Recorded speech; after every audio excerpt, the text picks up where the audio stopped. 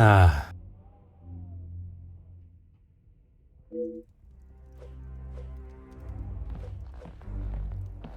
Aha.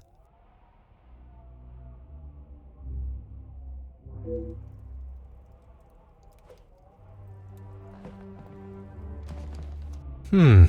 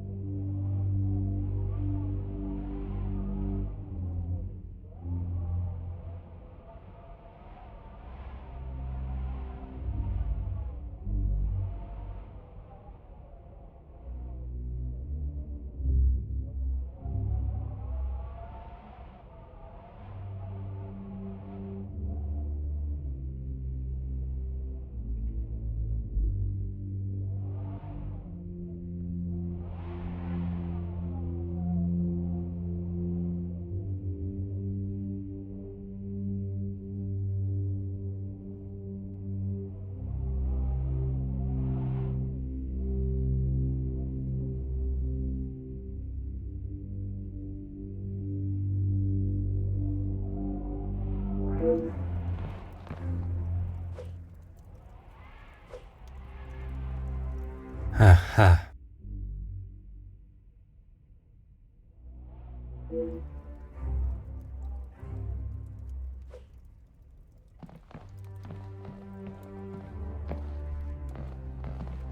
Huh.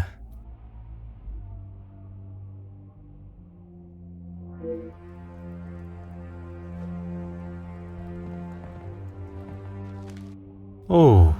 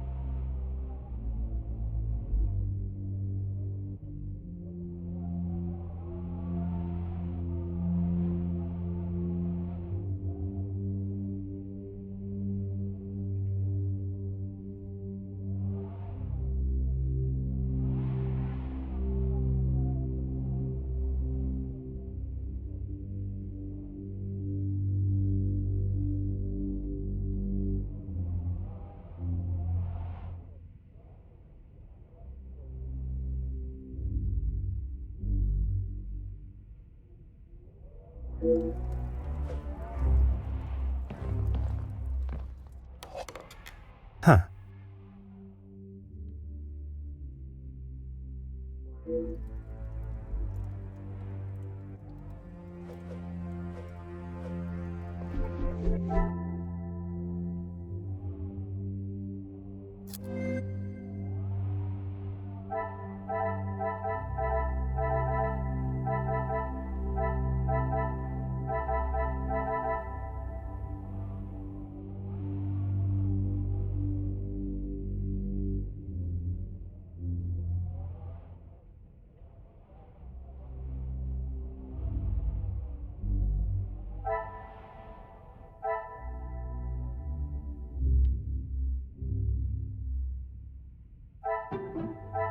Things are beginning to become clearer.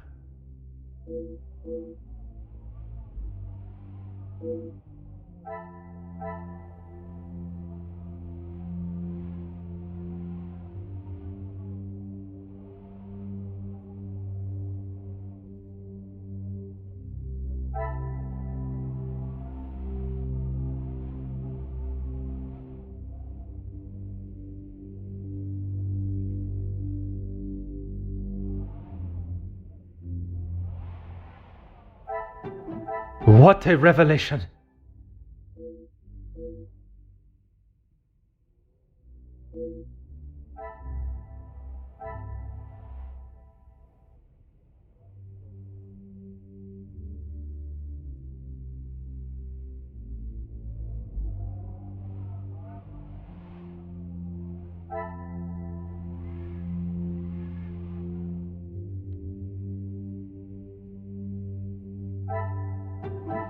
Magnifique.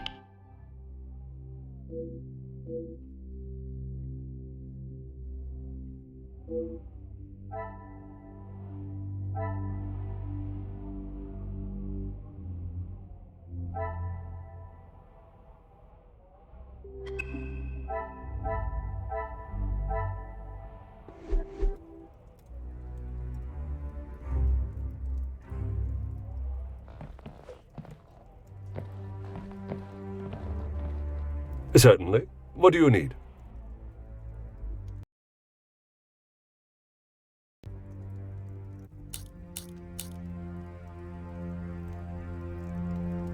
The male guests, I believe, he knows in a business capacity, but I'm afraid that's all I know.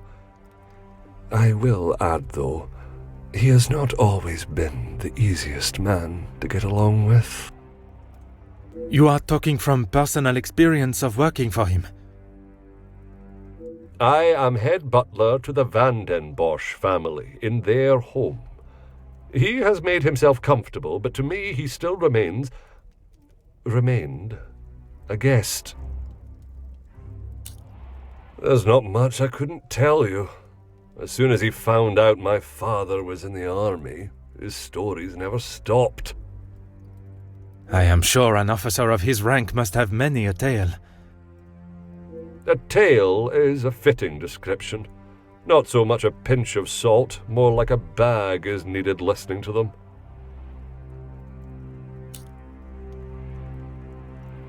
You've lost me, detective? I struggle to believe they were both helping her out of the kindness of their hearts. Could they have been fighting for the madame's affection? Ah, that didn't take you long to spot.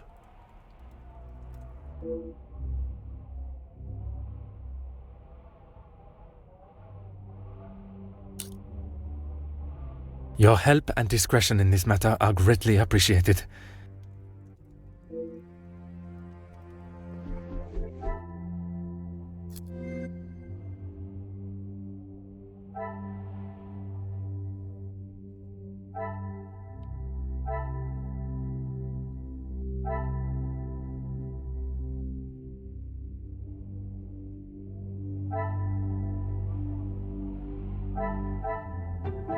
The pieces of the puzzle are finally coming together.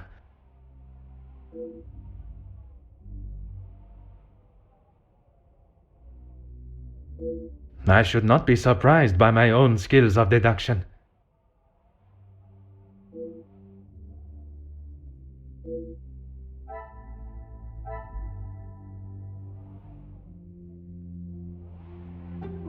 I cannot see the logic in this.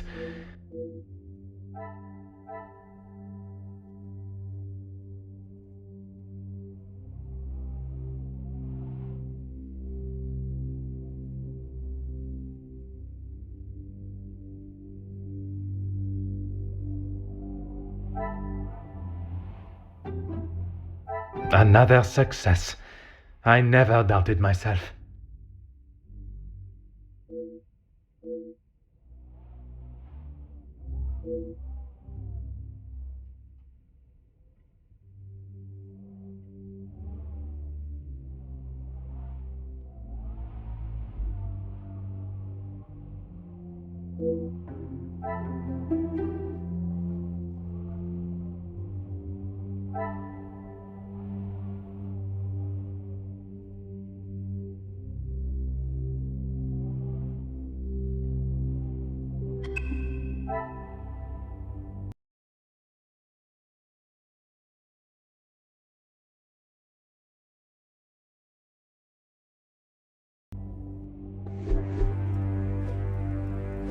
Certainly. What do you need?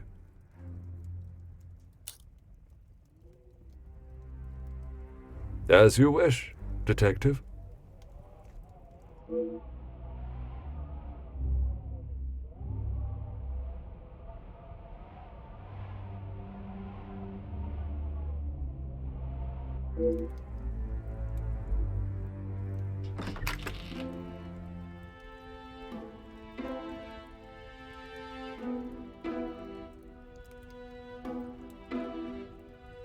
The guests are waiting for you, Detective. I informed them of what has happened, but divulged no details.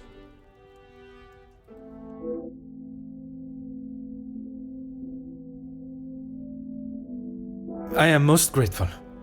Madame Vandenbosch is here also? She's in her room with Miss Angeline. It may be better to speak with them privately tomorrow. Oui, merci. I shall come find you again once my questioning is complete.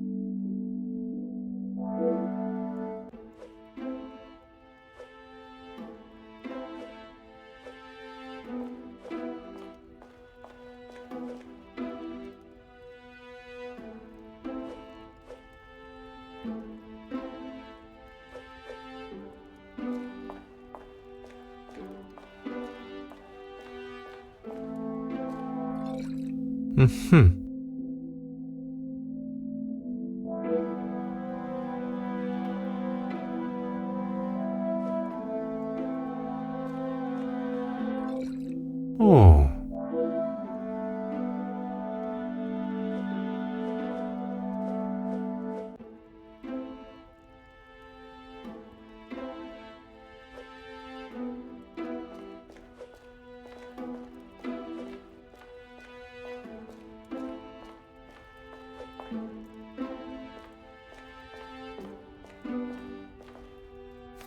Huh.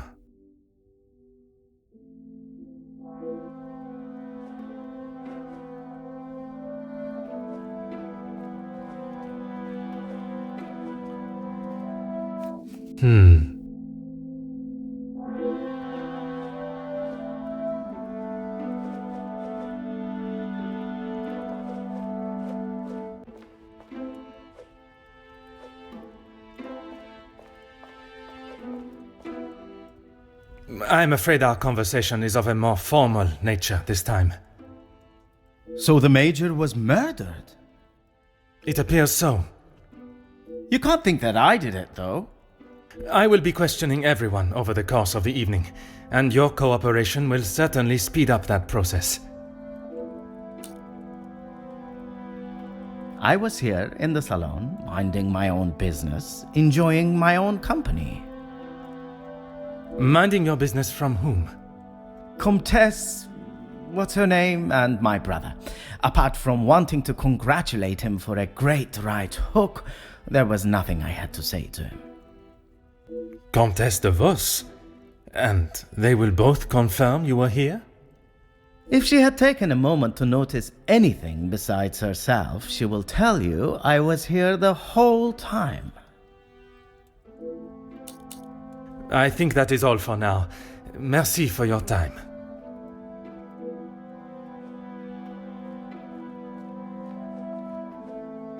Bonsoir, Monsieur Beckers. Merci for speaking with me. Monsieur Poirot, or should it be Detective Poirot now? Detective Poirot is perfect, merci. I would like to begin with a few questions. Go right ahead, Detective Poirot. I took great pleasure in seeing the Major's ego as well as his face take a bruising, and then I made my way to the library. Where you spoke with Mademoiselle Conrad. And yourself? Yes. We were the only two that you spoke with. One of the servants bought me a drink and I was telling her about the benefits of joining a union. She didn't understand what it truly meant to be a part of something. Something bigger than just her. I was trying to explain to her how... Monsieur. Oh, yes, it was just the two of you and the servant.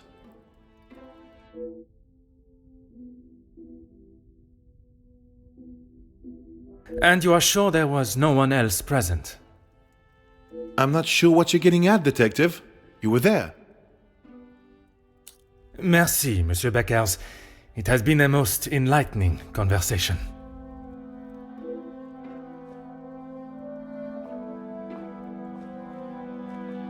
Monsieur de Silva, merci for obliging me. A detective comes to a party and a dead body shows up.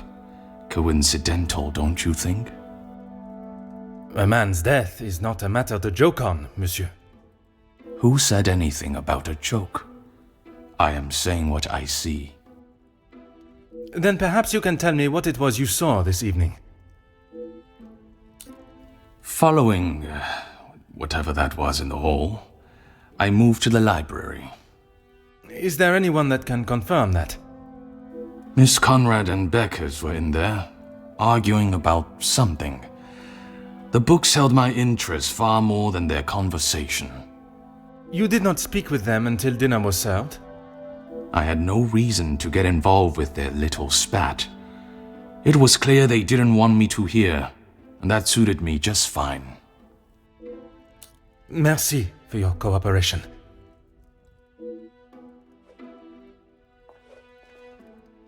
Monsieur Demire, I am sorry your celebrations have taken a rather dark turn. As am I, Detective. I hope we will be able to bring this investigation to an end post-haste. With your cooperation, I will do my very best. I was here in the salon. I thought I would have a moment of peace to calm myself, but the Comtesse and my brother followed behind. Did they inquire into the reasons behind the fight in the hall? I think they both saw it as some light entertainment, more than anything else. The Comtesse does not strike me as one to enjoy violence. And not so much violence, but karma for the Major, perhaps. You did not hear how he spoke to my wife-to-be. She is still rather upset about the whole thing. If you would be so kind as to stay here, I may require your help further.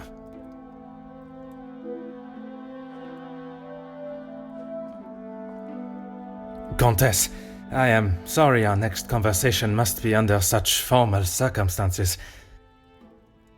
It is not the first time Felix has ruined a good party. The current state of tonight's celebrations is the least of my priorities, Comtesse. Well, it's at the top of mine, detective. I did not come here for a wake. Perhaps then we should proceed with my questions and you can get back to celebrating. It would be my pleasure, chérie. I did. I thought by staying in one place, it would be easy for the staff to bring me my drinks. How wrong I was. And who else was present in here? The handsome groom-to-be and his brother, although Zachariah, is it, made a rather sharp exit at one stage. Did he say where he was going? He barely said 2 words to either of us. I think he was more concerned with his drink.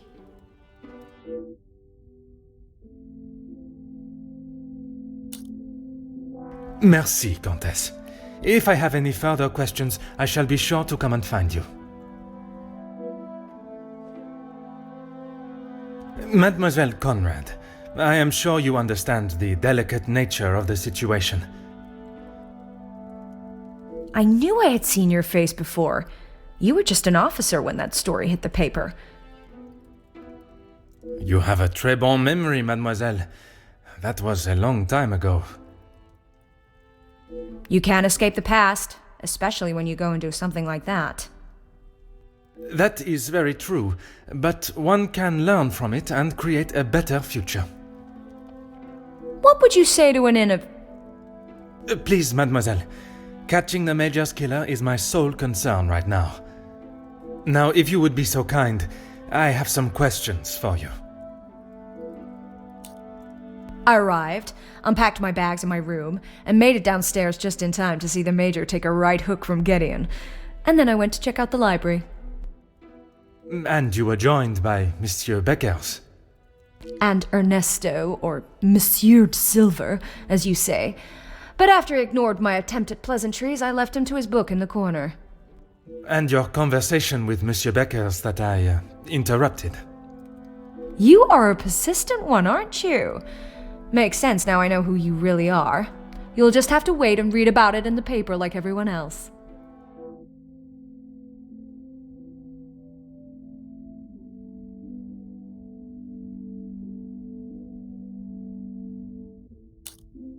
You have been most helpful.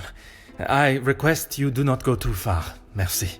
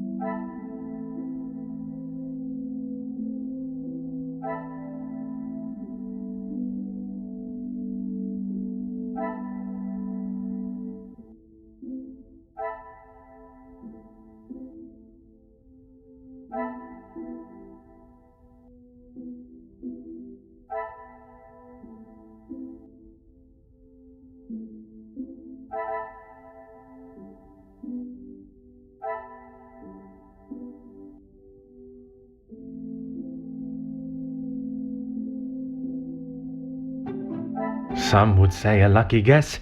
I would say a moment of genius.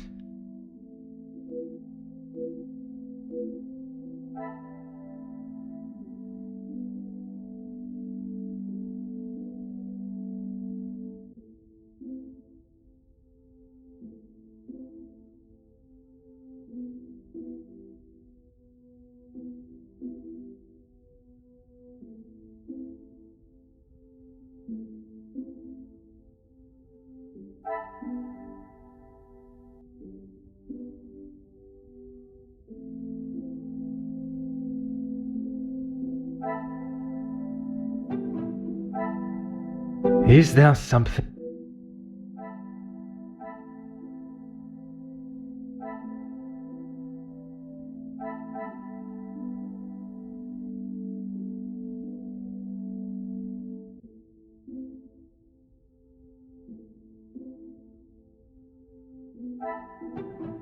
Another success. I never doubted myself.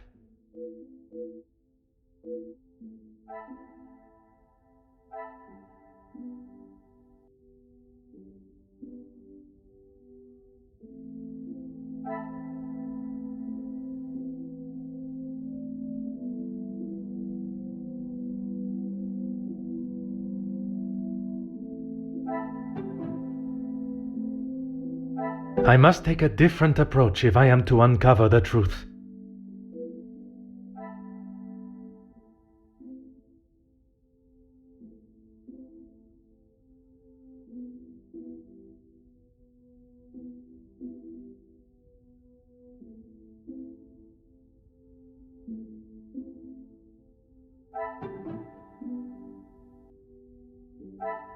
I must act on thought and fact, not on impulse.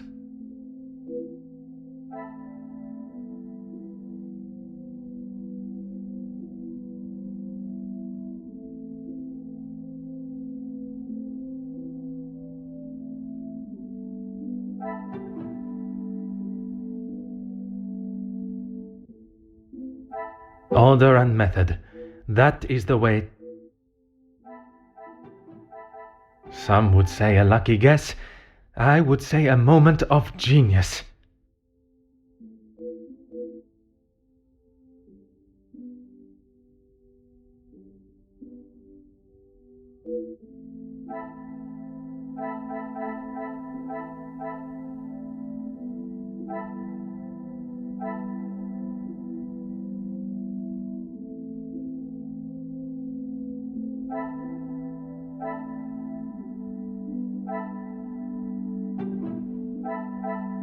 Things are beginning to become clearer.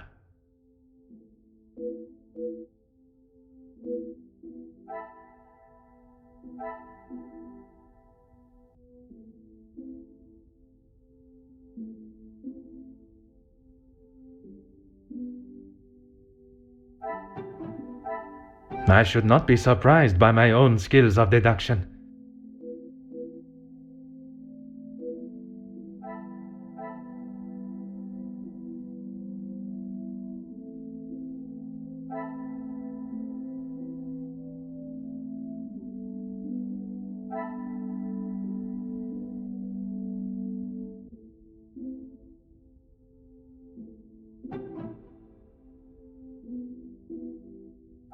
What a revelation!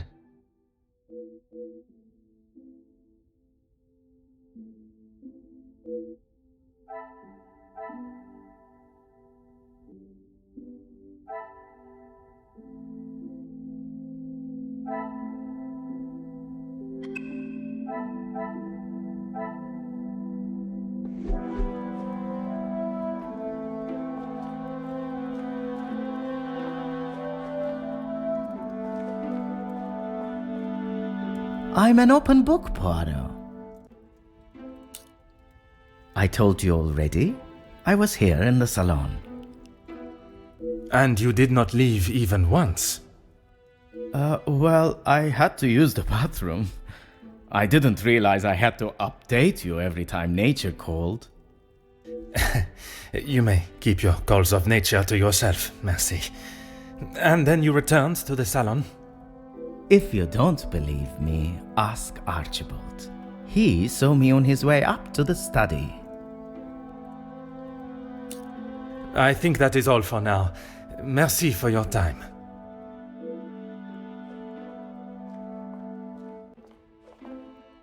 Whatever you require, Detective. I know you are probably used to dealing with criminals, but not everyone is trying to hide something. I hope for your sake that you do not hide anything from me. What is it you think I'm hiding? I struggle to believe you did not know of Monsieur da Silva's presence in the library. Is that what this is about? I saw him hiding in the corner, pretending to read. I'd be surprised if he even could. I did not speak to him, and he certainly didn't make any attempt to speak with me. Monsieur Demire invited you here to speak with him. You didn't see that as a fitting time too? I was speaking with Jacqueline, and quite frankly, I was in no mood to be dealing with that man.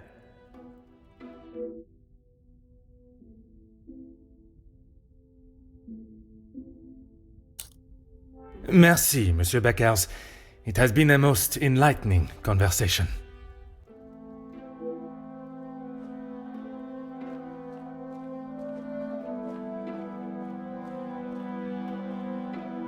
Can you confirm seeing Monsieur Demire in the hall this evening? Zachariah, yes. I was on my way with a bottle of whiskey to the Major. He shouted a rather ignorable greeting to me and asked for directions to the bathroom. I presume you showed him the way? Aye, Detective. I showed him to the hall bathroom. I didn't think it was wise to attempt the stairs, not in that state.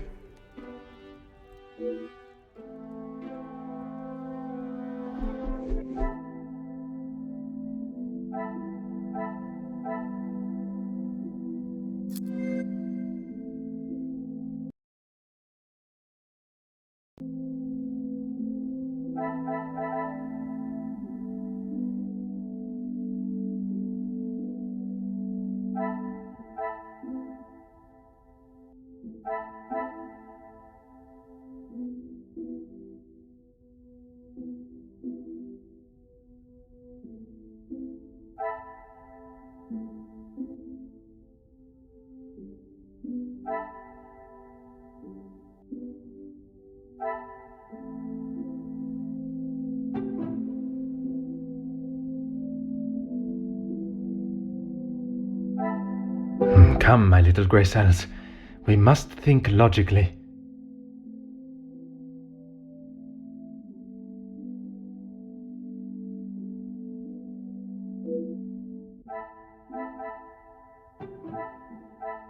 The pieces of the puzzle are finally coming together. Magnifique.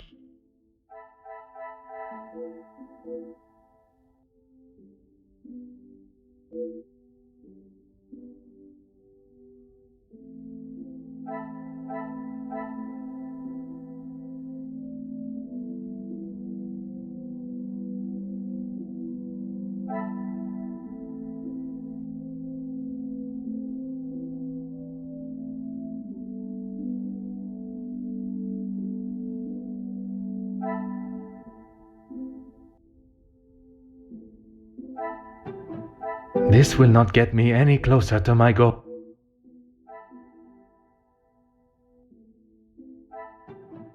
Another success. I never doubted myself.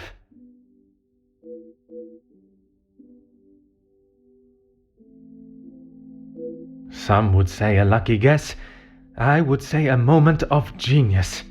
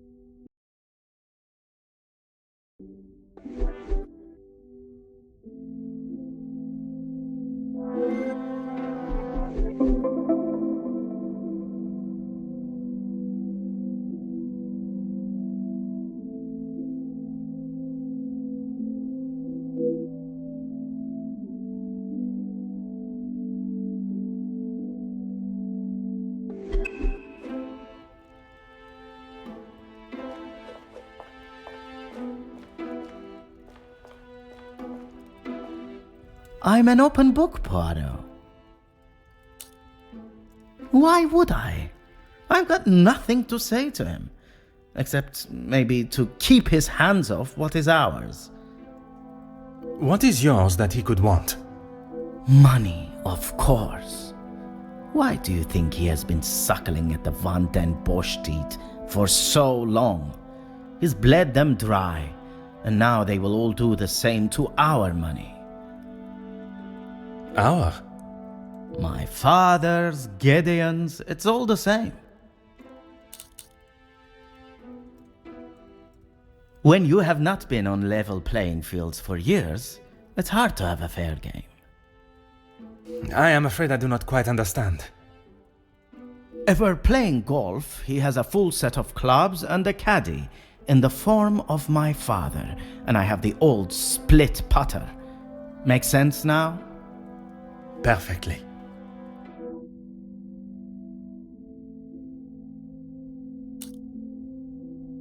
I think that is all for now. Merci for your time.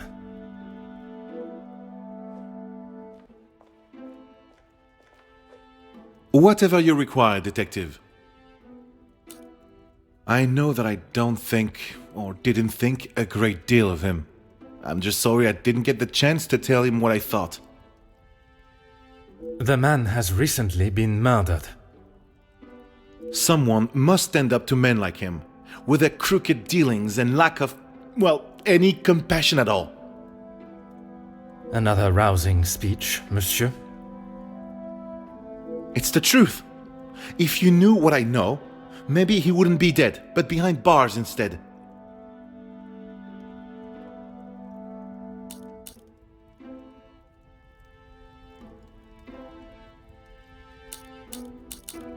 Yes, Gideon invited me.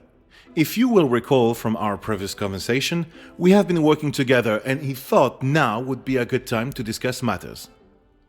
To discuss business at the celebration of his engagement? We're all here, so what better time? He thought Da Silva might even let his guard down if he was in a more jubilant mood. It would be wise to not continue to ignore us any longer.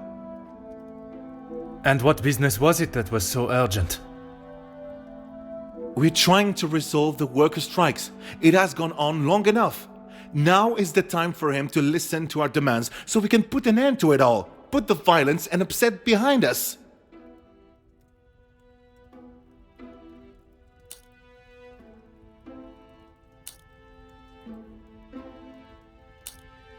Anger, yes, but that's all. I wouldn't kill a man. You must see why this leads me to have suspicions. You can't honestly think I did it. I am a man of peace. I make changes with words, not with violence.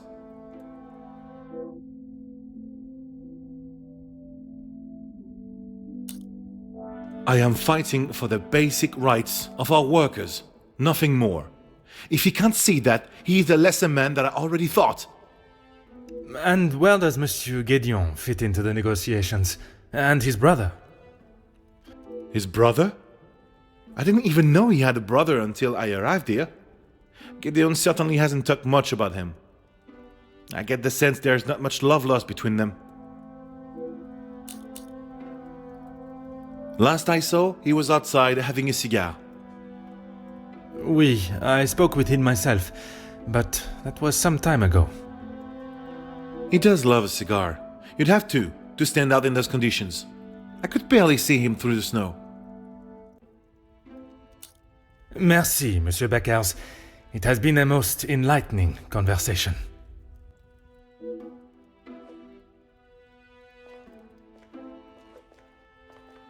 More questions? I suppose so. Felix, I didn't know him that well. We spoke a handful of times. I met him through Cassandra. I thought him to be rather pompous. But you remained polite, as any gentleman would. Of course.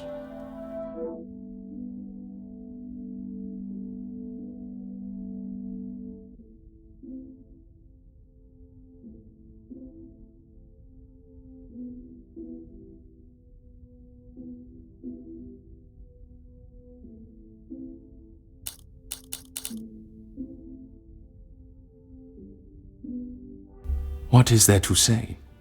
She's a remarkable woman, and I admire her. Even after Edwin's death, she held herself with such poise. It sounds as though you hold her in the highest regard. And why shouldn't I? Women these days could take a leaf out of her book on how to present themselves. He had approached me about doing some business together. I like to know who I'm getting into bed with first. And you both went ahead with your business venture. Not so much a business venture, more security related. But there is no need to discuss that any further. Is there something you wish to remain hidden about your partnership, monsieur? It was far from a partnership. I hired him to run security at my factories. If the workers were going to get violent, I wanted to make sure I was ready to protect my property. That is correct.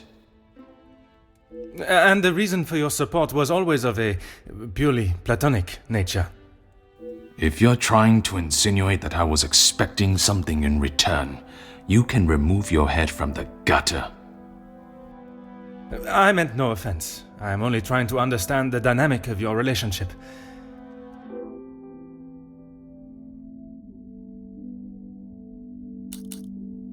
Merci for your cooperation.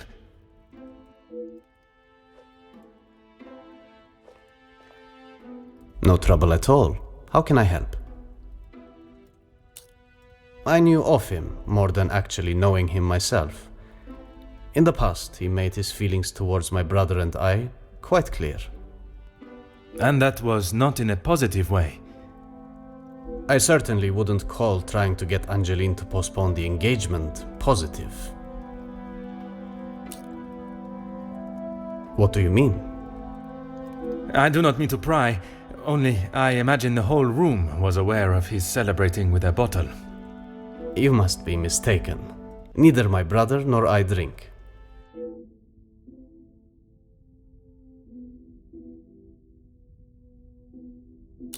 We aren't the closest, but what brothers are? I would argue that many are. We've lived very different lives. Our priorities are different. He does not see things the way I do. There isn't much more to say.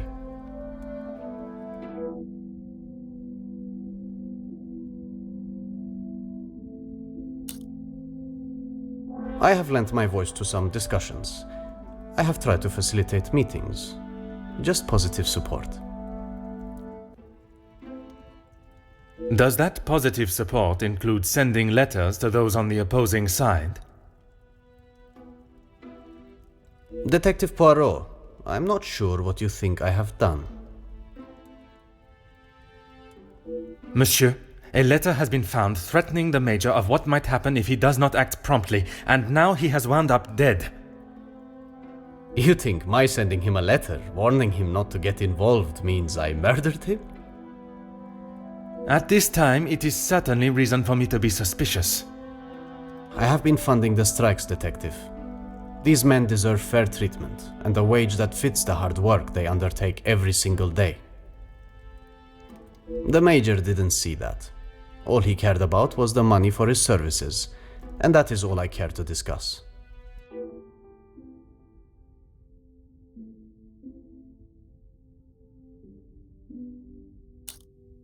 If you would be so kind as to stay here, I may require your help further.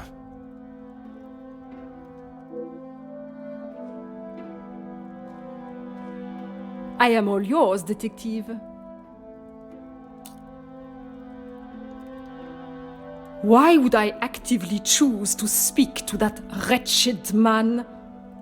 You were quite adamant of your protection of Madame. If he was as awful as you portrayed him to be, there must have been some words spoken, or perhaps written? He was quite aware of how I felt towards him, and the lengths he has gone to remain close to the family. That is all that needs to be said. I must admit, I would not want to be on the receiving end of your tongue's wrath, Countess. Wise thinking, Detective.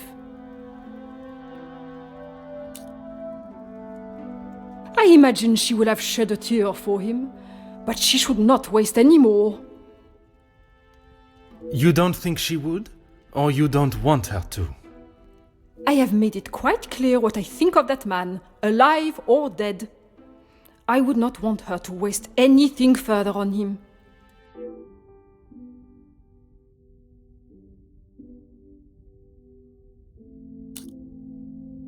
What of it? Do you believe there was something more to their friendship? As I have said, Detective, I am not one to gossip. I would not even consider your name and that word in the same sentence. Because it is not gossip when it's the truth.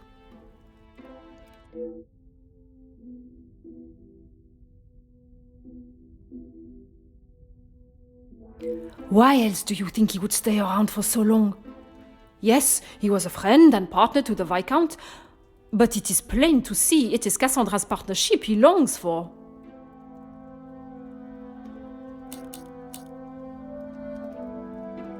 He was a disgusting leech that was driven only by money and power, like most men.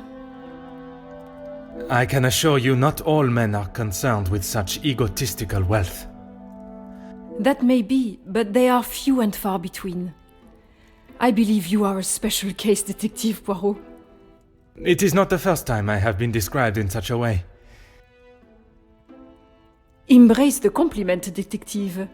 You have set yourself apart from the horrid crétins that seem to somehow make their way into positions of authority and power. And that is what the Major was doing? Using Madame Van den Bosch as his ladder to the top? You are finally seeing the man he was. A weak and self-indulgent social climber.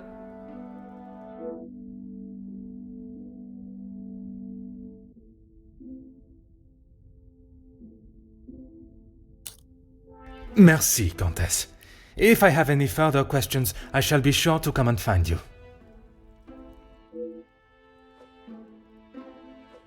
You came to the right place.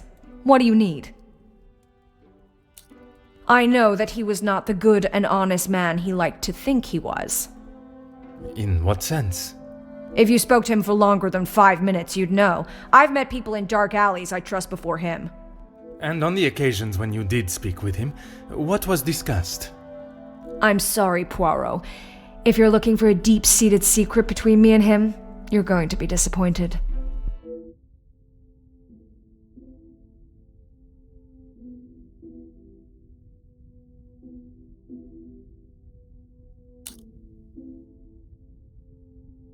That man has got some real anger issues. I get why he's frustrated. He's trying his best for the workers, but holding on to rage like that, something's gonna burst.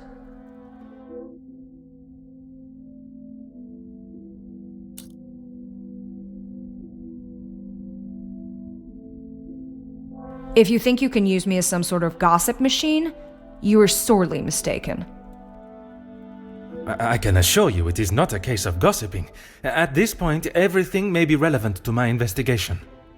So I would be helping you potentially solve a crime? You should have said that off the bat. To say he's smitten is an understatement.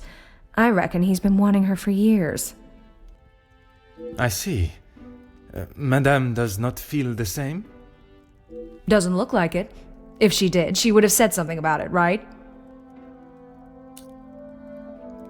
I don't know if you really would. She's got a mouth the size of Texas, except when it comes to truths about her. She wants everyone to think that she's the savior of these girls at the shelter. But there's a side to her I don't think anyone gets to see. And what side is that? One that she is keeping tucked away under her very expensive dress.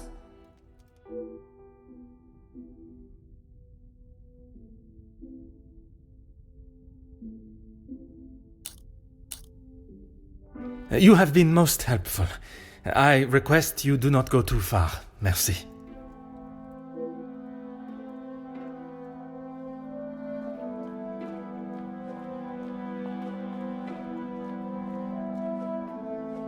I'm an open book. That doesn't surprise me, and yet no one actually asks. I am asking now. I should have expected that, shouldn't I? What is there to say? We used to be close, but not so much anymore.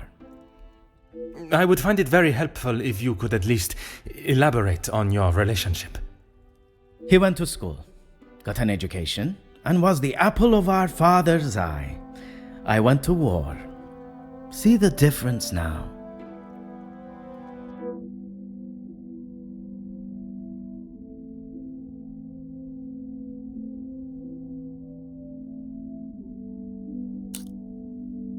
If you want to know about Gideon's part in the Union, why don't you ask him? So, you are aware of his support for them? Yes, well, he... Oui, monsieur? It'd be best to just ask him.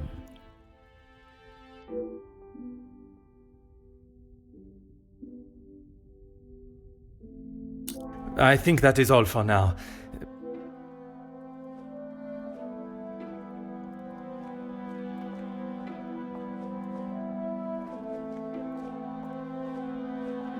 No trouble at all.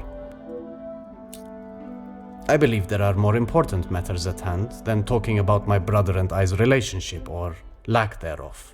The murderer is in his house, and by holding back information that may help my investigation, you only make me suspicious of your involvement. Monsieur Demire, if you continue to withhold information, I can only assume you are hiding something, and must treat you as a prime suspect in the Major's murder. I have nothing to hide. If you must know, we have not been on the best terms for years now. As I said, we are different people.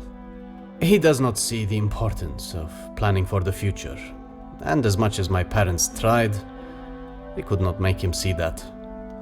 I suppose that is why he sees me as their favorite. He still believes that now? I assume so. We barely talk anymore. I was hoping we would be able to sit down and talk and leave the past behind. But this evening has not panned out that way.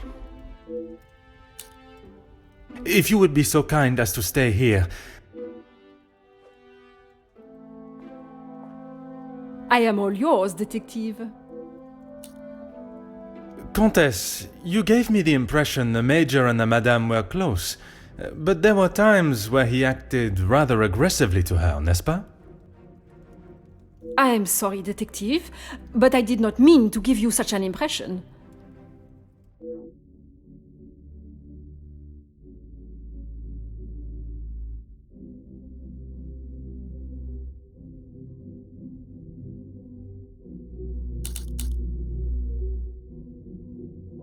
ever the charmer detective. I would talk more on it, but I'm afraid Cassandra would think I am talking about her behind her back.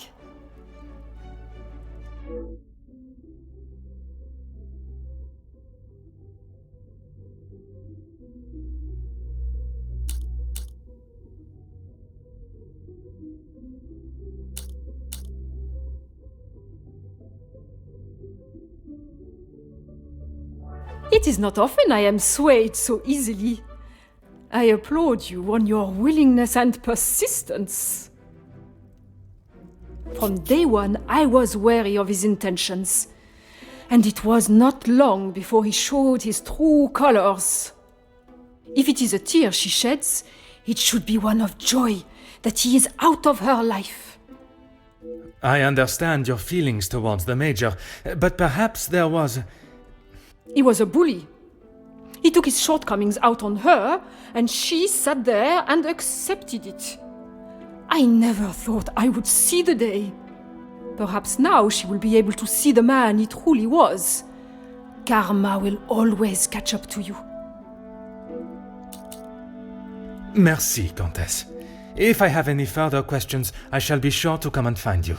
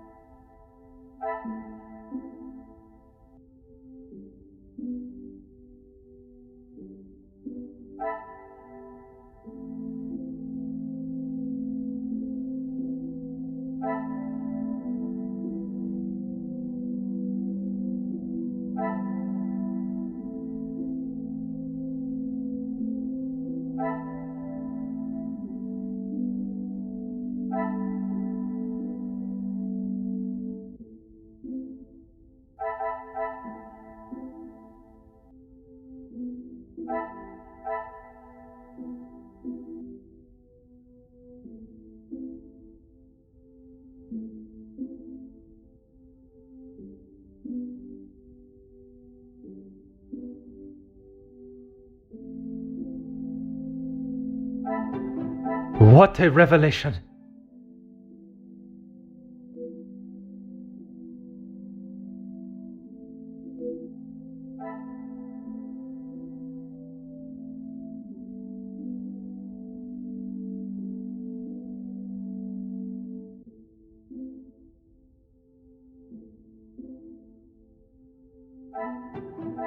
The pieces of the puzzle are finally coming together.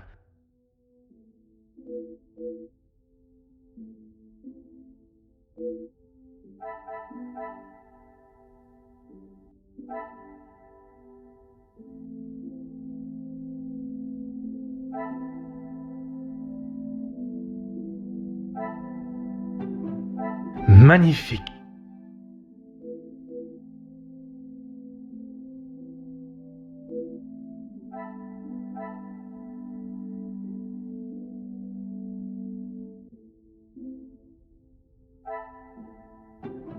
Things are beginning to become clearer.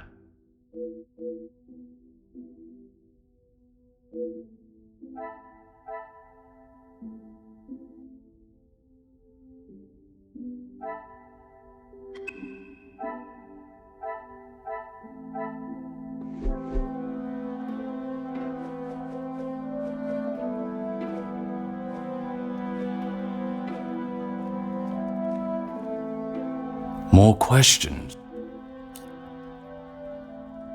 Mademoiselle Conrad was quick to talk of your hidden feelings towards her, perhaps only hidden to Madame Van den Bosch herself. What has this got to do with the Major's death? Does Cassandra know you have spoken to others about this? I have only tried to help her.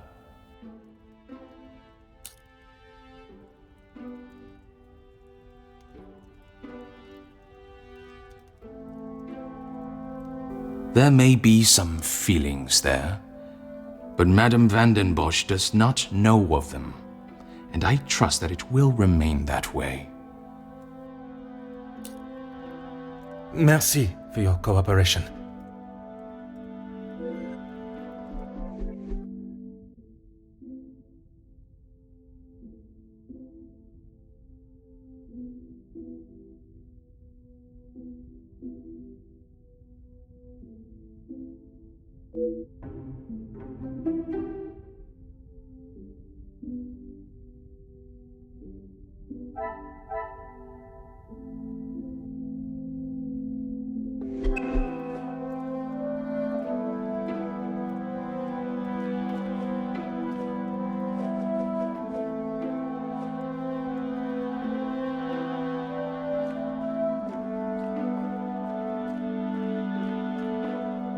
My time with the guests is complete, for tonight at least.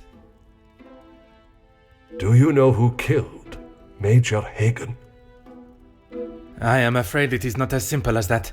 There are many steps that lead to the truth.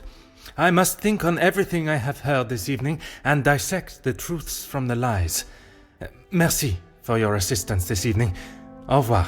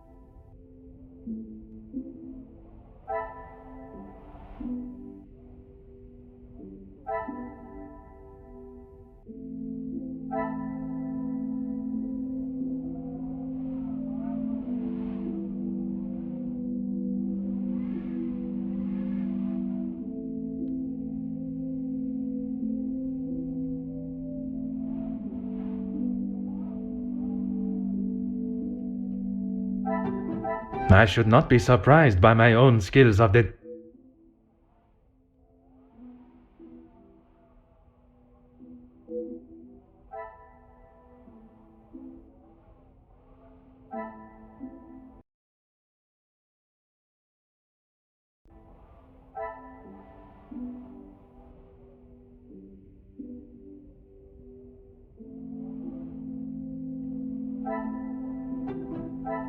Magnifique.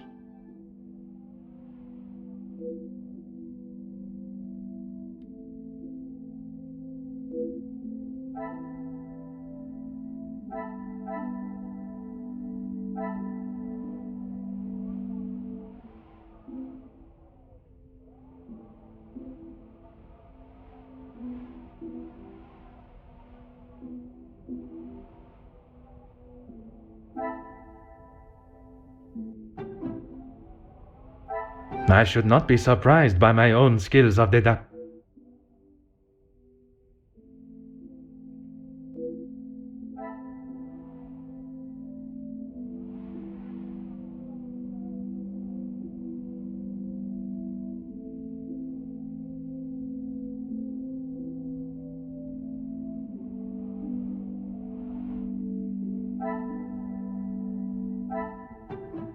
Some would say a lucky guess. I would say a moment.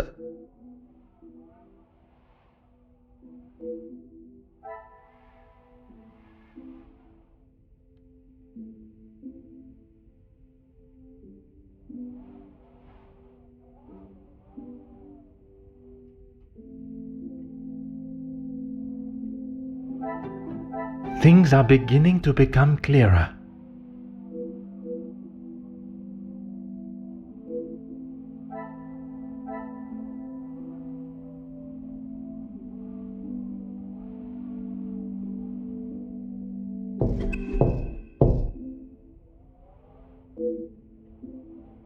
Entrez.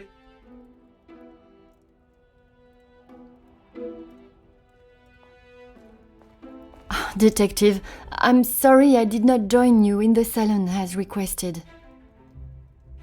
Please, mademoiselle, there is no need to apologize. I was with Maman in her room. She would not allow anyone to see it, but I could see she was terribly upset. Most understandable. Do you have any suspicions as to who could have killed him? I'm afraid my suspicions extended across all of the party's guests. While it seems as though their alibis all corroborate one another's, the disdain and hostility towards the Major makes them rife with motive. I know there was some bad blood between the Major and some of the guests, but not enough to kill him, surely. She may seem tough on the exterior, but she's really quite kind when you get to know her. The Countess? She is a formidable force I would not want to come up against. Don't be silly, Detective. She wouldn't hurt a soul. Jacqueline, I mean. I assume that's who you were talking about, Detective, after what happened between them. That is a story I have yet to hear. She must have told you about the piece she was writing on us, about Gideon's work and our marriage. Somehow that was the only thing she did not mention. That's strange. I thought that is what she would have started the conversation with. Well, she had come to the house to interview me, and when I entered the library, she was there with Felix amid a rather heated conversation. Do you know what this conversation regarded? I'm afraid not, but Felix was quite enraged. He picked up an envelope from the table and stormed out, slamming the door behind him. And Mademoiselle Conrad? She was equally heated in the moment. She had a few choice words for him that I wouldn't care to repeat. Better, thank you, Detective. She's resting in her room. It is the best place for her. And you, mademoiselle? I'm not quite sure. It is a rather surreal feeling. I did not think I would miss him like I do. It is understandable. He has been a close friend to your maman for many years. And to me, Detective. We had grown close. After Father's passing, he was always there for me. And now, he's gone as well. You must try and not think on it like that. It is easier said than done, Detective. I have no doubt, but you can be assured the culprit will not remain at large for long. You have my word.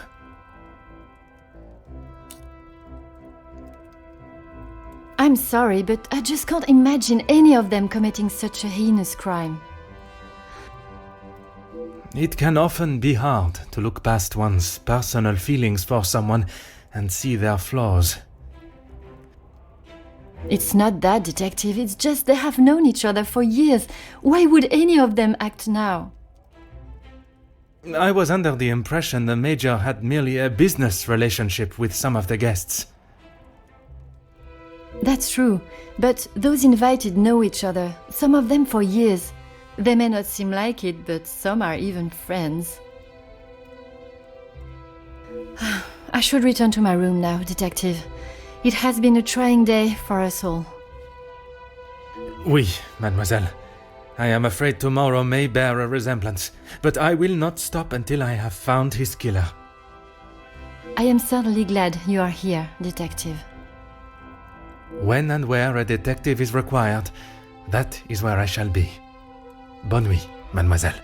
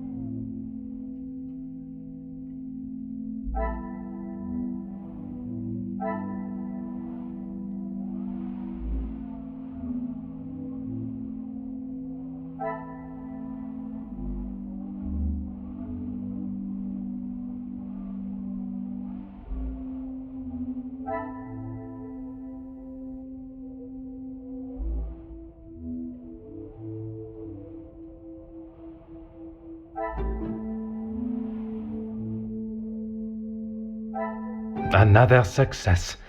I never doubted myself.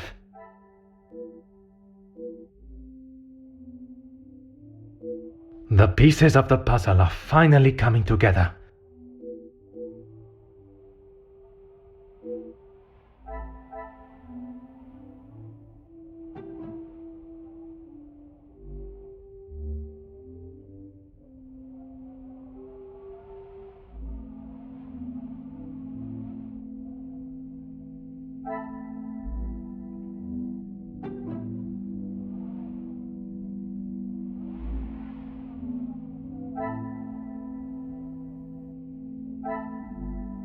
What a revelation!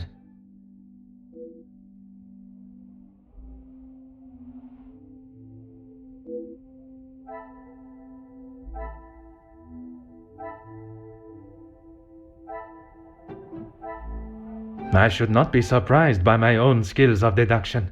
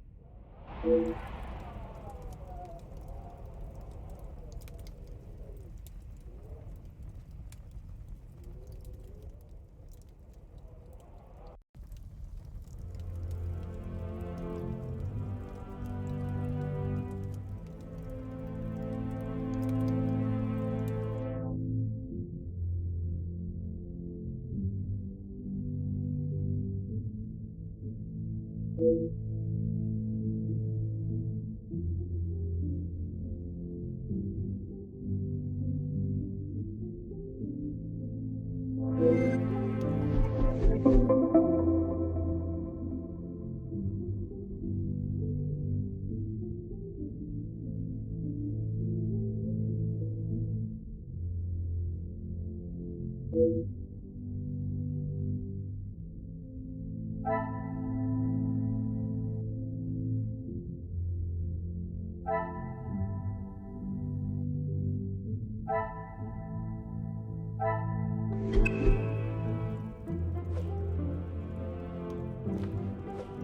morning, Detective.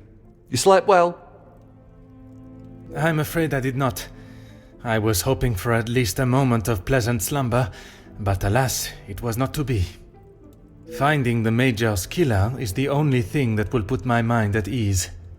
In that case, Detective, what can I do to help? In that snow? If someone was out there, we'd have another body on our hands. I realize how strange it sounds. I would not believe it myself if I had not seen it with my own eyes. Staff have reported seeing things in the dark before, but it always just turns out to be shadows. It was likely just your mind playing tricks. I'm afraid our Lizzie is not well. I think the events of yesterday were too much for her. We'll have to just make do without her this morning. As Wordsworth once stated, rest and be thankful. Perhaps a chance of peace and relaxation will work wonders. She is currently eating breakfast alone in the dining room.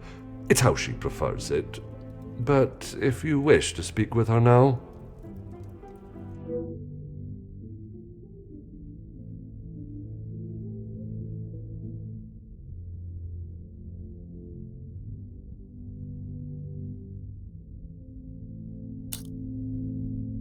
I would, but I'm afraid I found this morning that the telephone lines aren't working. The snow continued through the night and must have damaged them. Even if we could use the telephone, I don't think anyone would be able to reach us. In that case, it will be up to myself alone to solve the case. I'll let you know if anything changes, but until some of the snow clears, enough for the carriages to arrive, we are snowed in.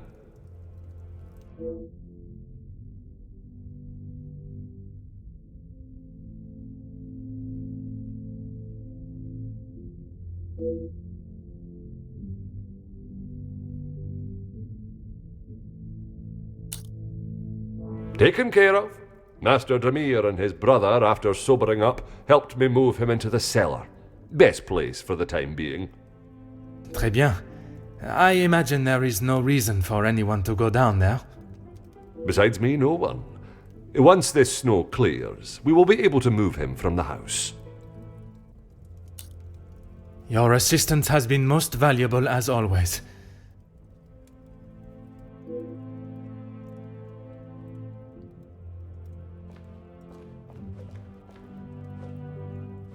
Good morning, Detective.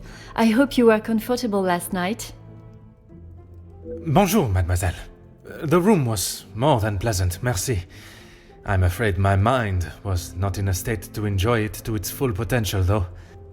I can't imagine any of us slept soundly last night. Hopefully, guilt will be weighing heavily on someone's shoulders this morning. I'm sorry if I was not much help last night, Detective. On the contrary, your inside knowledge of the guests was of great help to my investigation.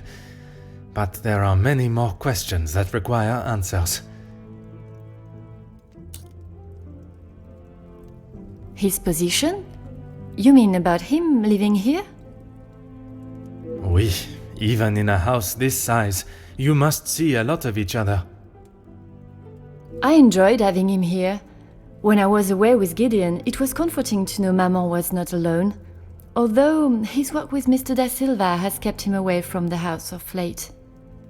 What can you tell me about their relationship, working or otherwise? There is not much to tell, only that there is no love lost between them. He was always quite private about his work.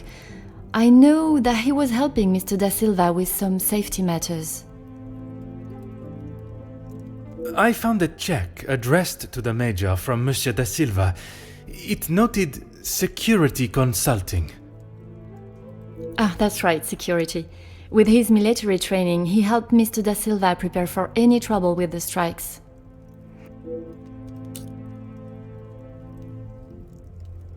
A development?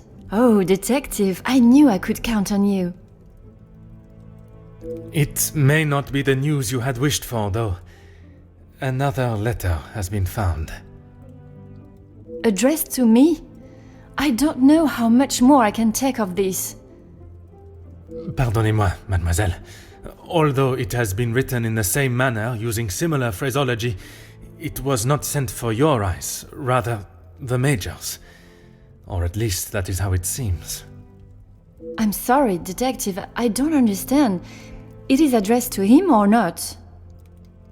I found it in the Major's study yesterday while conducting my preliminary search. Whether he is the author of the letter or the recipient, I am still yet to discover. Heavens no! He could not do that! You did not hesitate for a moment.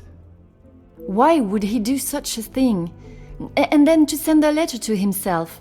It just doesn't make sense. Merci for your time, mademoiselle. You are to a detective what an umbrella is to a traveler on a wet day. Useful? Exactement.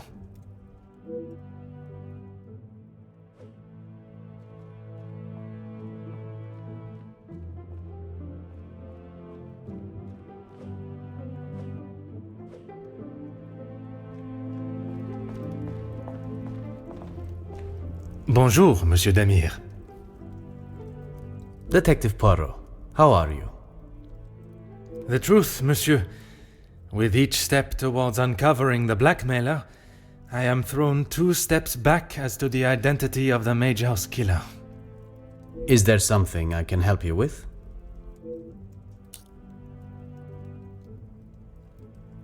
Archibald came to me and asked for my help in the matter. My brother and I dealt with it. Merci for your help. It is a job that only the professionals should have to undertake.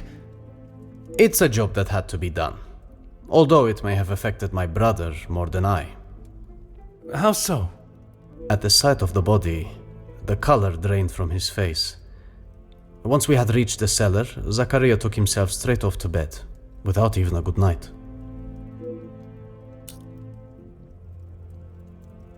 Felix and Madame van den Bosch are the only ones with keys, as far as I'm aware. Oh, and Archibald. I'm sure I heard Felix asking him to return something to it once.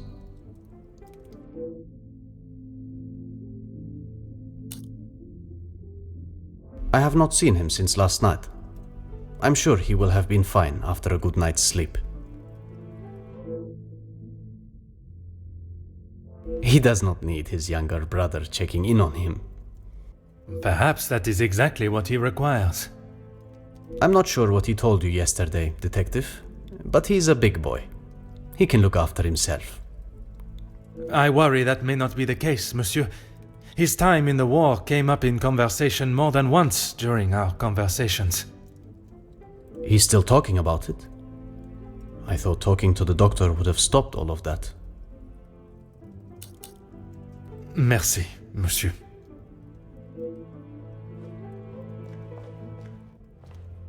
Comtesse, I wonder if I could ask you some questions. That is it, detective? No small talk? No inflating of one's ego? I am afraid not, Comtesse. With the murderer still loose in the house, my mind is rather preoccupied. Well then, detective, perhaps I can be of some assistance. Comment, madame? I thought you might like to know what I found on the Major's body. That certainly piqued your interest. A man has been murdered, and you find it acceptable to fool around and joke. Oh, please, detective. Do you really think so little of me? Archibald asked for my assistance. He knows of my medical training from my days as a nurse, and I thought I would be able to help. Even if it has been some years. It was not his place to grant you access to the body. I shall remember to keep my assistance to myself next time. A single stab wound, which you no doubt already knew. The knife was held in their right hand. I would say their predominant hand.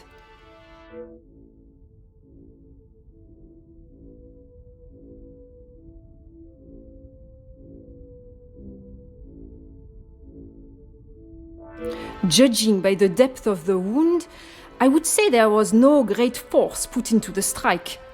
More a sign of defense than attack. If I had to say what weapon was used, a small sharp knife or dagger. I understand it may be difficult for one to keep such information to yourself, but I ask you to try. Your involvement has already tainted my investigation. You are welcome, detective.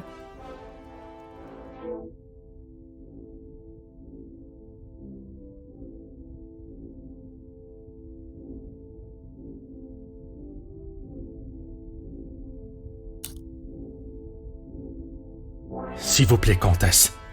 Keep this information to yourself.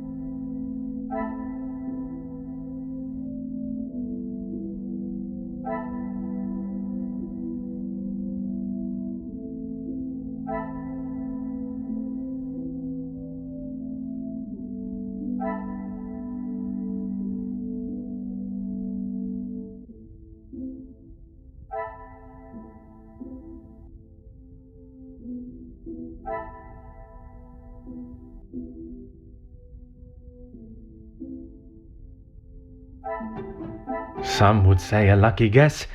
I would...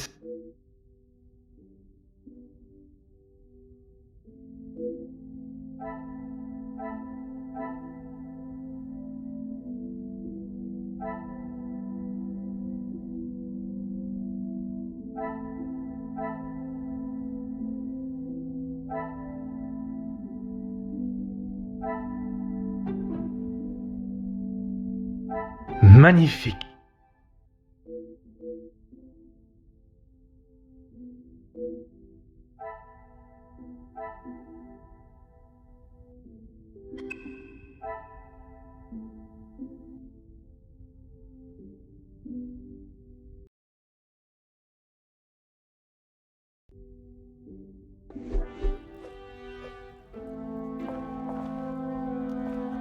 If it will help you find the Major's killer, of course. When he returned from the war, he was a different man. Everything became about what he had seen. I cannot speak from experience, but I can only imagine the horrors he must have witnessed. The first weeks he would wake in the night, screaming. I found him one night, cowering behind the desk in the study. And when I tried to help him out from beneath it, well, that was the first time I had ever feared for my life. That is not why you two are no longer close? And not at all, detective. We were always very different in nature. While I had always wanted to follow an academic path, Zachariah was more of a free spirit, or at least as free as our father and the laws would allow. And yet, he ended up in the military. Quite the contrast. Our father demanded that he at least try to do something with his life. And when some of his friends joined the army, he signed up with them. It wasn't long before he moved out from the family home after his return from the army. I always assumed that he had put the war and everything that came with it behind him and was moving on.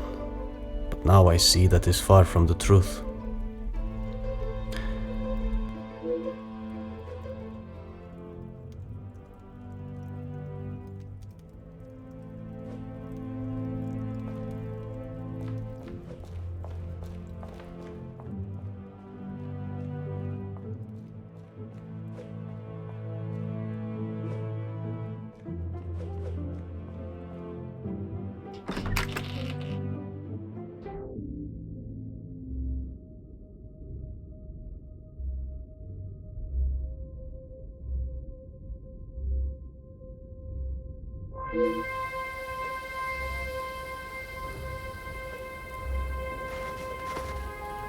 Ah.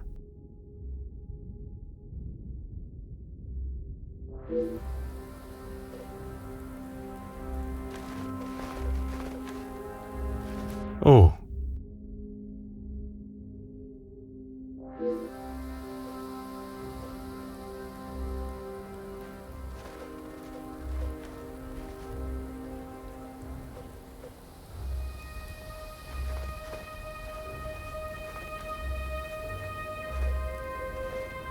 Aha.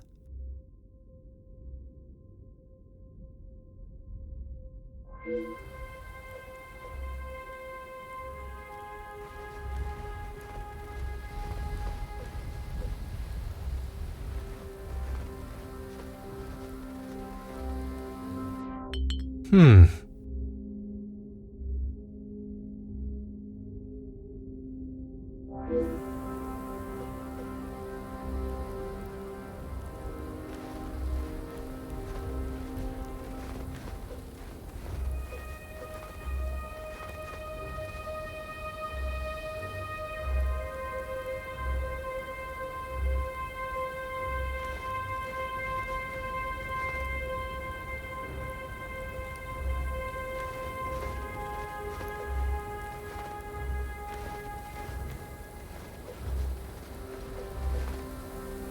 Ah.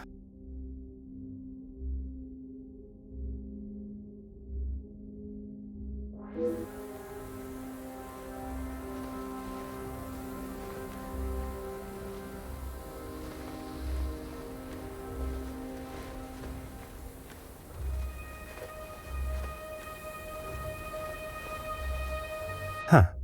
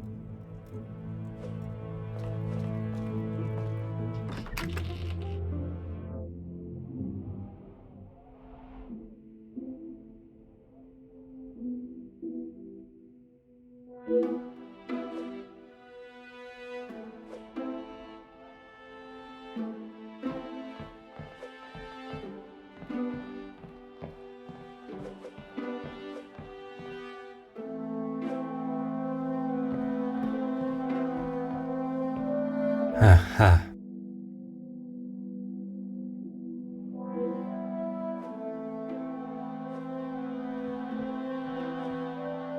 Mm-hmm.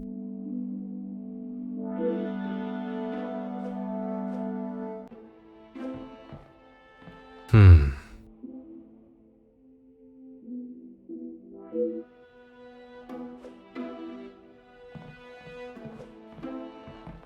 Huh.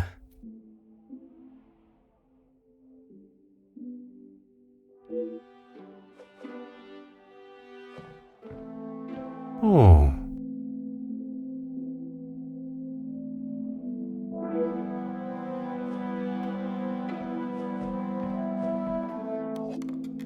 Oh.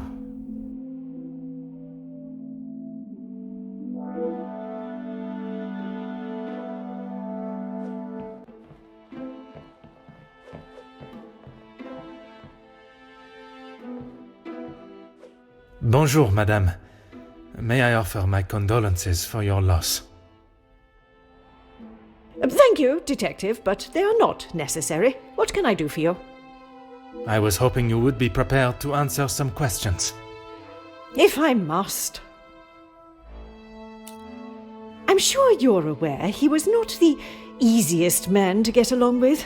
His hot temper made him a number of foes. A hot temper is reason enough to kill a man.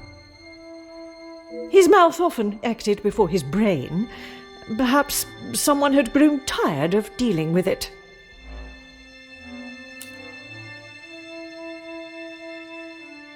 Seeing as I heard Mr. Becker's in what I would describe as an unnecessarily loud exchange of words yesterday, he would be my first suspect.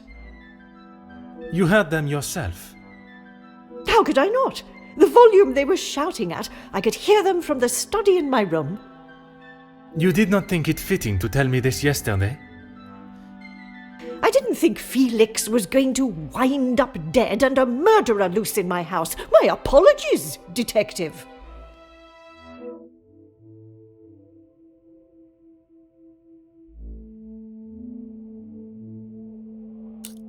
I assume you are talking about the supposed blackmail letter.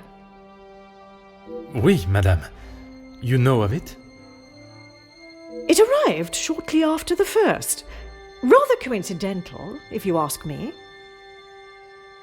I'm not sure I understand what you're trying to say, madame.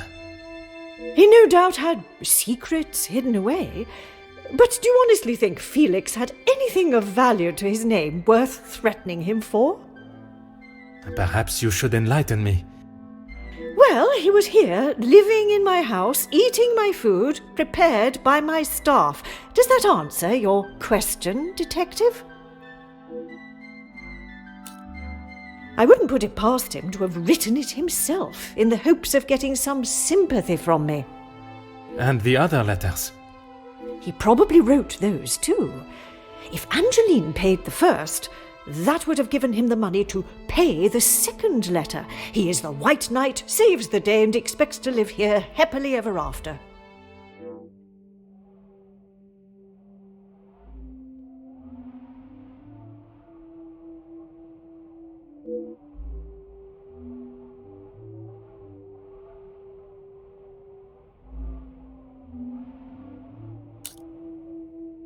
What is it you wish to know? You two have been friends for some time now, and while I do not mean to pry, has your relationship only... If you are trying to insinuate that Mr. De Silva and I are running around like schoolchildren, you could not be further from the truth. He was friends with my husband, for goodness sake. Oui, I understand they worked together. Investments, if I am correct. Mr. De Silva was the voice of reason that my husband should have listened to more often, instead of throwing our money at businesses that were already on the verge of bankruptcy. Merci, madame. I shall not bother you any further.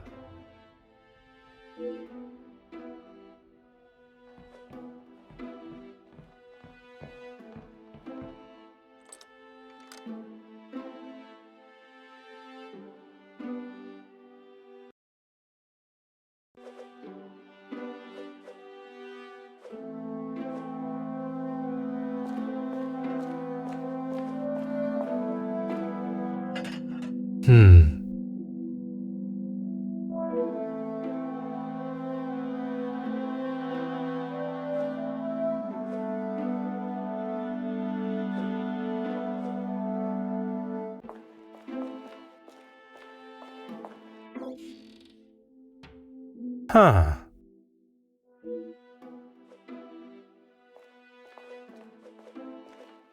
Aha.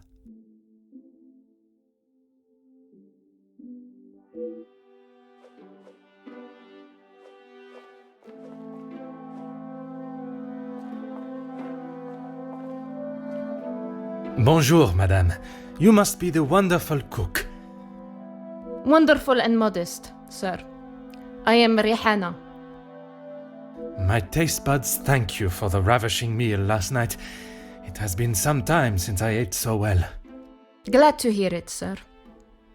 S'il te plaît, madame. A detective is fine. In that case, mademoiselle is fine for me, and I will ignore your presumption of marriage. Très bon, mademoiselle.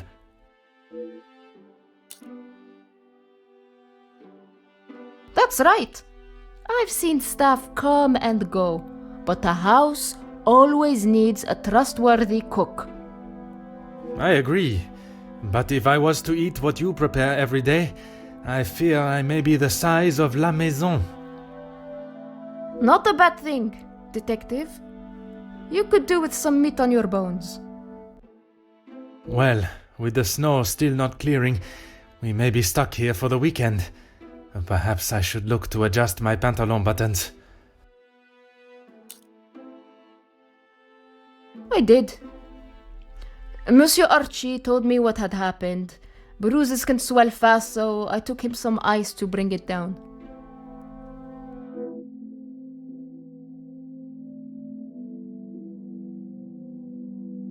How was the Major when you saw him?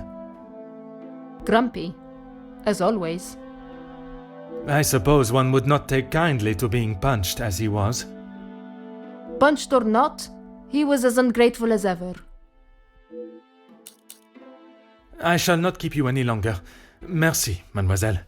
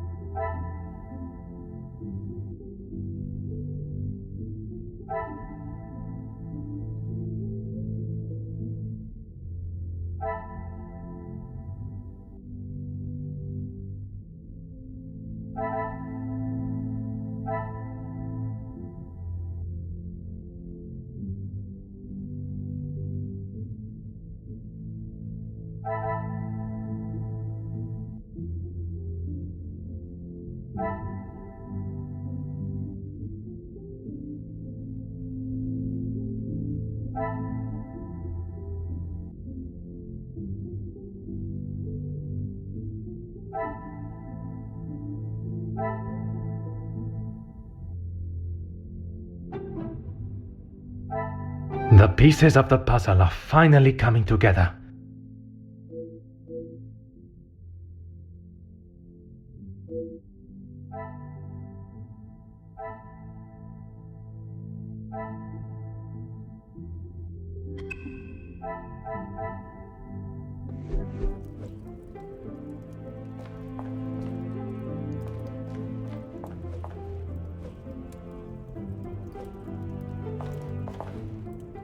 Is there something I can help you with, detective? You have got the wrong end of the stick, detective.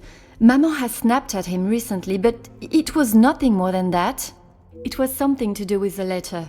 I heard them in the library before Maman shouted and he stormed out of the room past me. Could it have been the blackmail letter that instigated their argument? Why would Maman be upset with him over the letter? Madame is of a very different opinion from yourself regarding his connection with the letters. She believes him to be the author. That is what she told you? She has always been one to make a quick, if not rash decision, but she cannot truly believe that. I don't recall telling him directly. I did not want Maman to find out it had been paid. If he knew, surely she would. Madame believes he may have been behind all the letters, and taking your payment of the first, then used it to pay the second and be the hero in you and your mother's eyes. I never knew Maman had such an imagination. Where would she get a story like that from? That is a question I was hoping you may be able to answer. You have met him. Do you really think he's capable of such a devious plan? It is a plan only the most crooked and underhanded could create. Is that the Major? I am not so sure.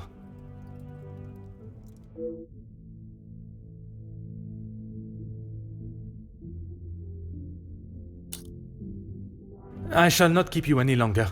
Merci, mademoiselle.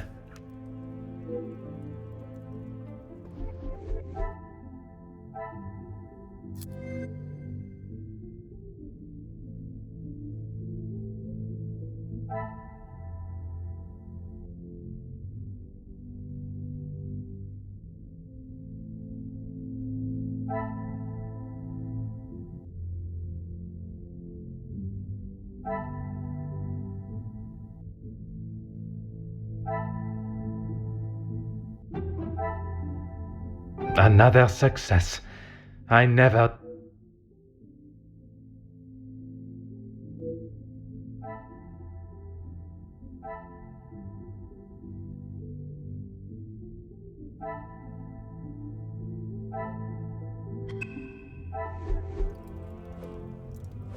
Is there something I can... I'm afraid it had been that way for some time. Maman is not forthcoming with her emotions, as I'm sure you are aware, but I could tell she had not been happy with their arrangement for the last few months. What gave you that impression?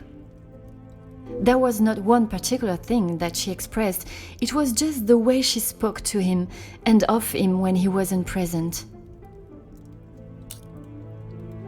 I shall not keep you any longer. Merci, mademoiselle.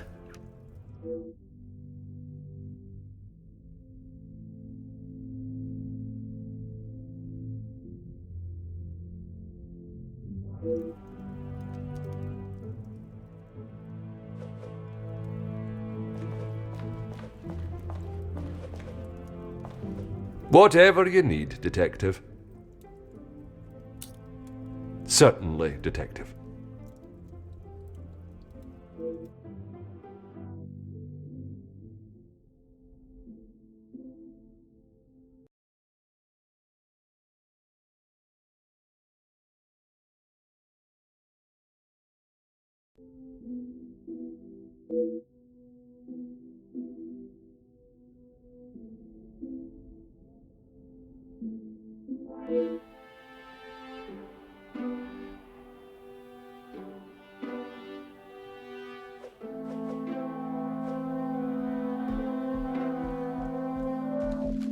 Oh.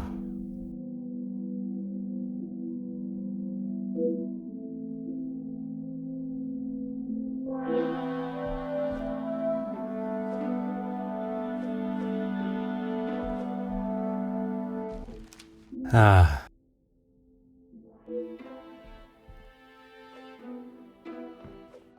Oh.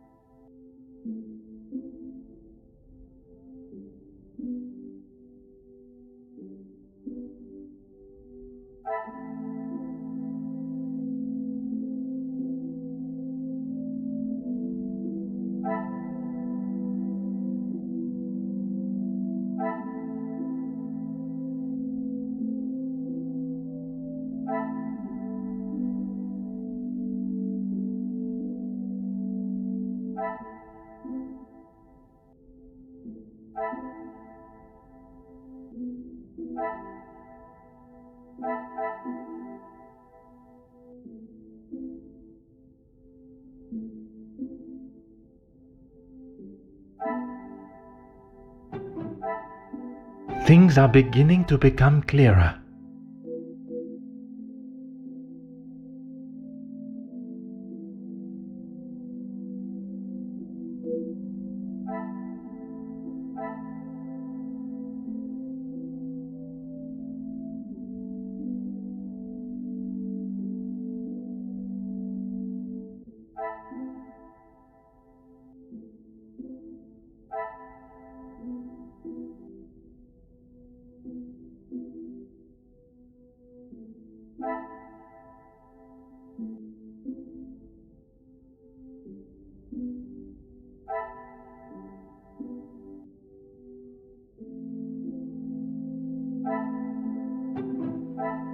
I must take a different approach if I am to uncover the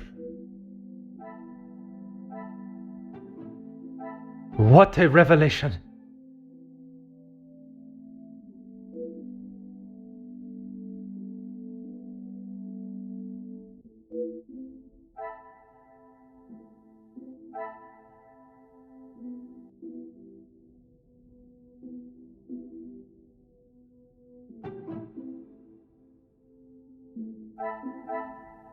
Things are beginning to become clearer.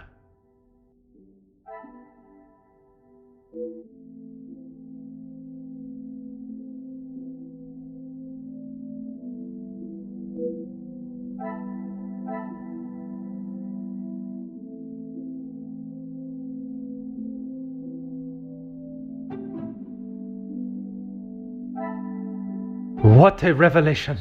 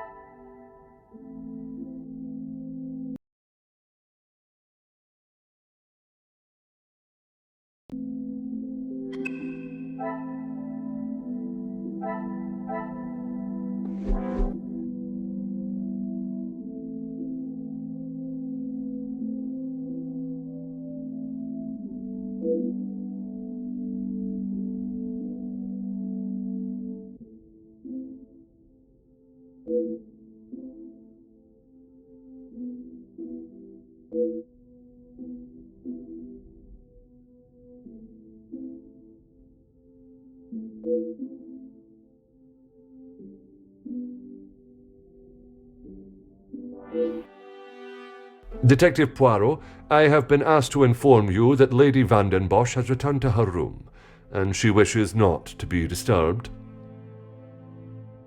Merci.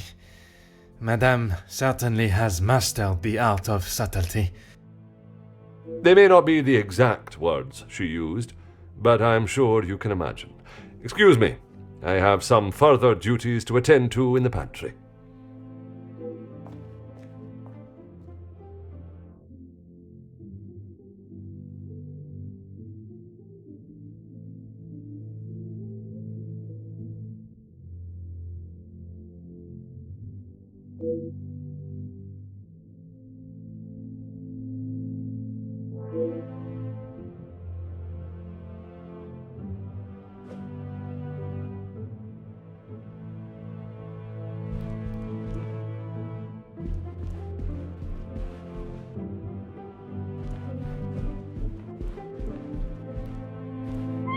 Aha.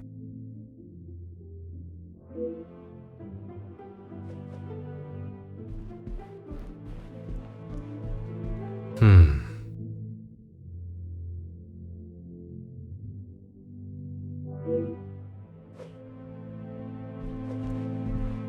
Hmm.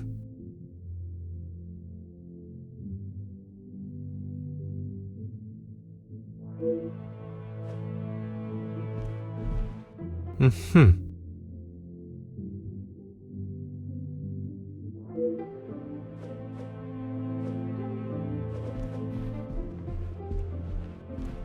Oh.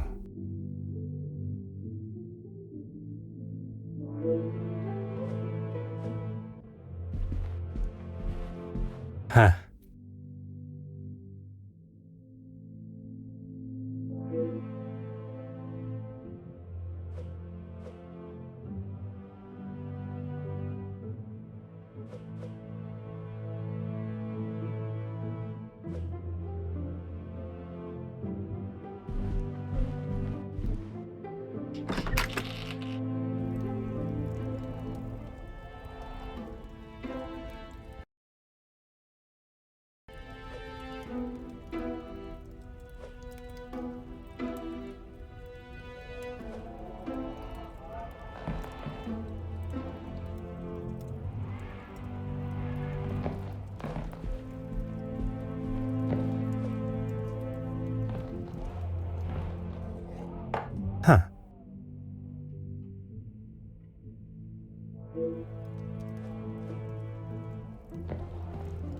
Ah.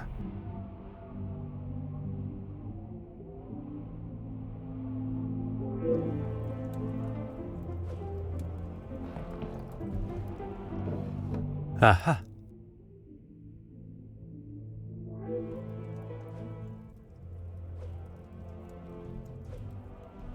Hmm.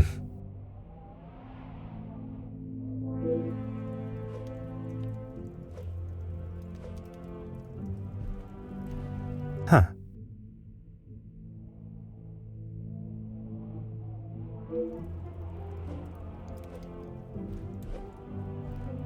Detective Poirot, what do you think you are doing in here? I have something I wish to discuss with you.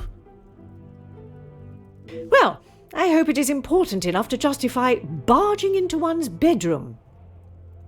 I assure you it is. Good, because this has gone on far too long. We are snowed in this house while a murderer runs amok. I can understand your frustrations, but it is not as simple as... You were once an incompetent officer, and now it seems you are just as incompetent as a detective. If I was not being lied to and misled at every turn, perhaps the murderer would already be in custody. I hope you are not suggesting I had something to do with Felix's murder. I am suggesting that if I had the support that everyone claims they are offering, we would be in a very different situation. If you have something you want to ask, I suggest you ask me now.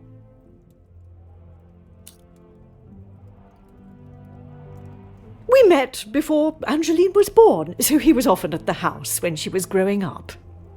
And where was it you two met? I was attending an event. Felix was also in attendance as a serving officer. A conversation was struck. So it was not through the Viscount that you two met? I did not require my husband to start conversations on my behalf. It was you that instigated it then? My, detective. That active imagination of yours has taken you on quite some journey.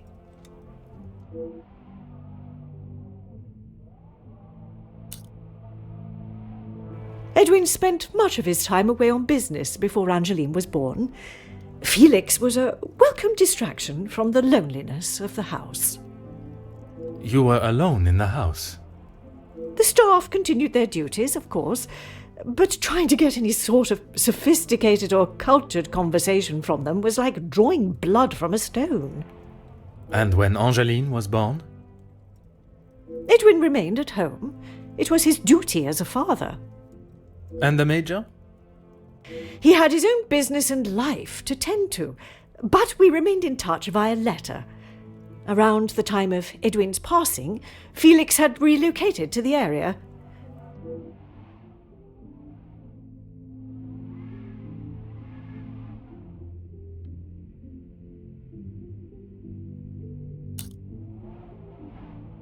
I'm sure he has hundreds of letters in there. Most of them could and should have been thrown away a long time ago. You are going to have to be more specific. I refer to the letter addressed to you, the one of a romantic nature. Romantic nature? Oh, please, detective. Felix did not have a romantic bone in his body. He made his intentions quite clear in the letter. I must admit I myself was surprised. You really do have quite the active imagination, detective. If that is how you wish to interpret it, so be it. But I can assure you, the Major did not think of me that way, and certainly did not include it in a letter. I think that is all for now. Merci, madame.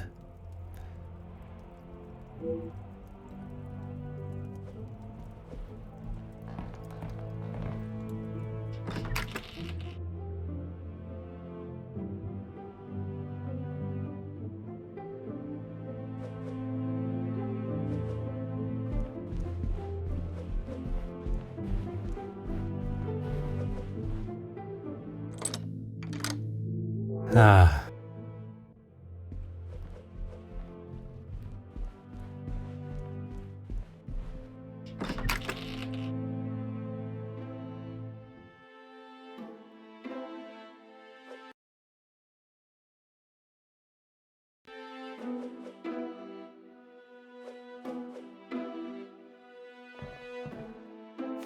Hmm.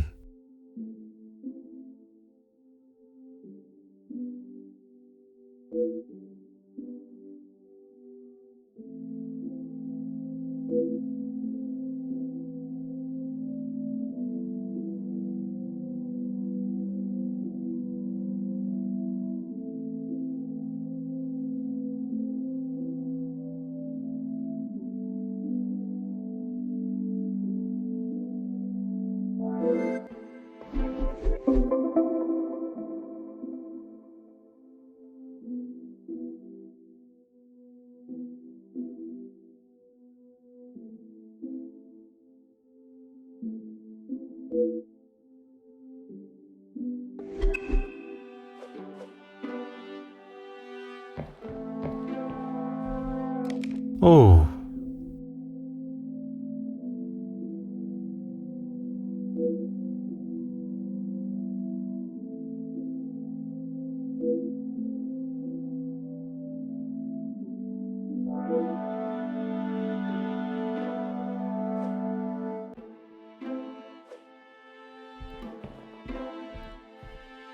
Mm-hmm.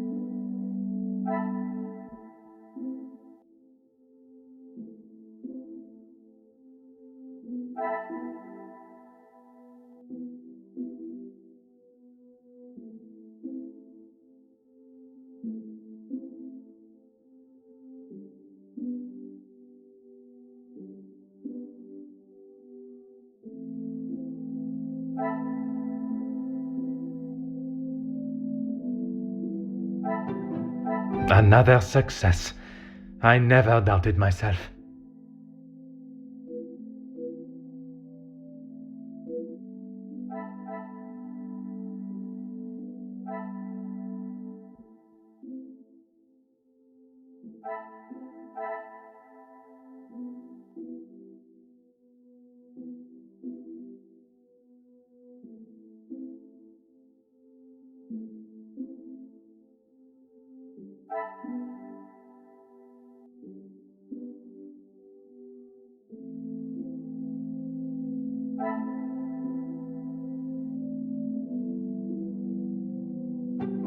I should not be surprised by my own skills of deduction.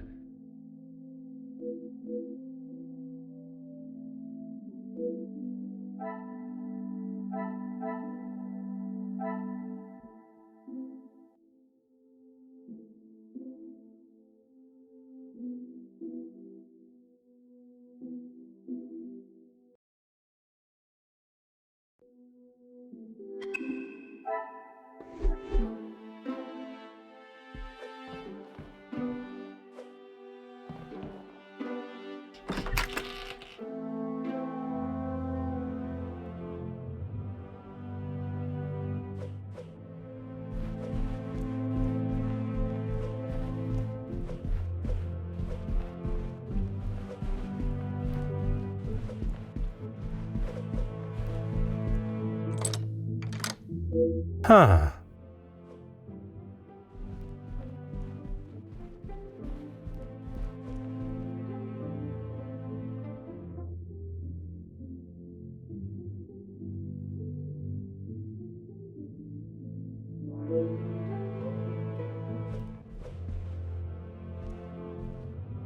Detective Poirot, are you any closer to uncovering the truth of Felix's involvement with the letters? I am, mademoiselle. I can confirm that he was not the author of the blackmail letters. So the author is still out there?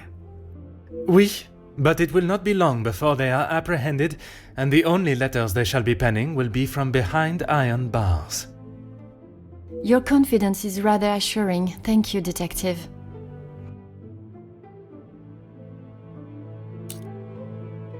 I'm sorry, Detective. I did not intend to leave your mind so full of thoughts. No apology is required. It actually made me question my whole chain of thinking. What if there had been a collusion between them, and the Major's murder was planned, organized, and orchestrated to make the investigation seem almost impossible? Oh my, Detective, that is quite a theory. Every guest has a motive. You confirmed that with the mention of Mademoiselle Conrad and the Major's fight. Supplying one another with a rock-solid alibi would surely throw off any detective. But not you. Correct, mademoiselle.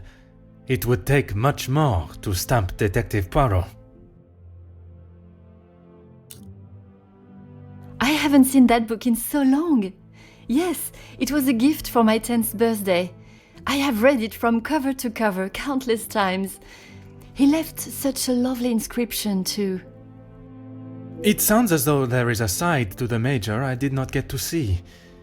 Was it common for him to bring you gifts? Not common, but if he had been away for some time, he would bring me a small memento from his travels. He hasn't done that in some time, though. There were. I'm afraid they may have gathered some dust being in the storage room for so long. I kept them in hope of giving them to my child when the time comes. It sounds as though he had always cared about you. His presence at the house was comforting for us both after Father died, even if sometimes he was a little too overprotective.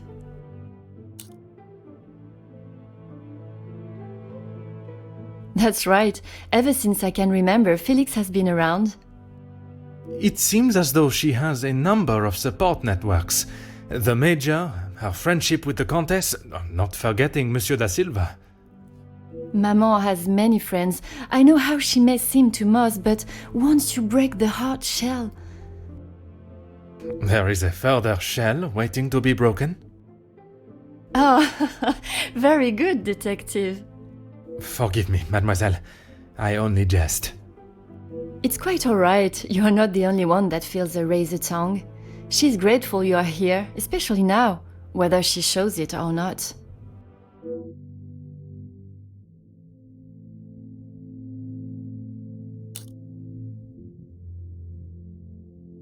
They have often come to blows when it concerns Maman. They are both trying to protect her, but they themselves cannot seem to get along. She spoke of his desire to join the, how do you describe it? Social elite. This isn't the first time she has vocalized that concern. She thinks the Major was just using our family name to make his way to the top. And you do not agree? I will not deny he has shown interest in Maman's social circles, but they have been friends since even before I was born. Surely all those years of friendship was not just to raise his social standing.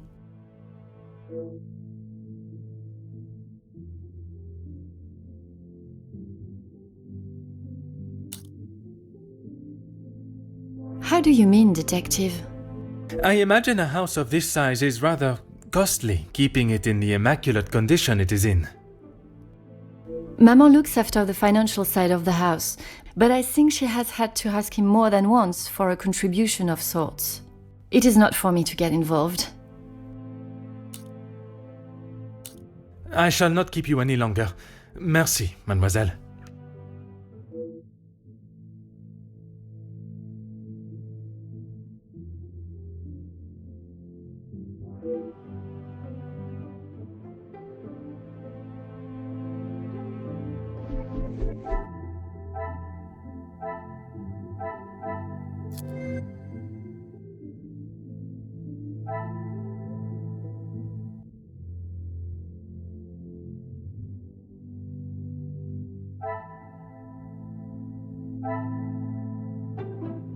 Some would say a lucky guess.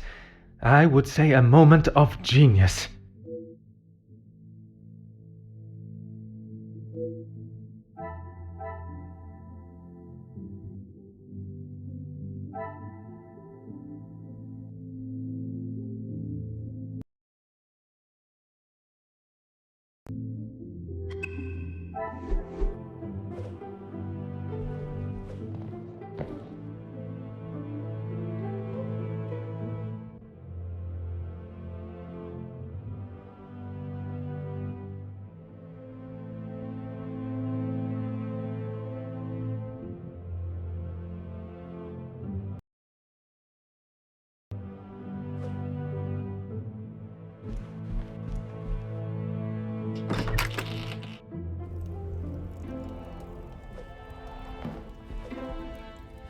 Is this really... He may have stayed in my home, but Felix was a grown man, Detective. What he kept, hidden or otherwise, has nothing to do with me. But it does not surprise you that he had such a photograph? We have been friends, and he has been there for Angeline for many years, but you find it strange that he keeps a reminder of us? Perhaps that says more about you, Detective. What I do find strange is that if he did hold a flame for you, why he would never express it. If he did, it was not reciprocated. I have not even considered another since my husband's passing. Not that it is any of your business. I think that is all for now. Merci, madame.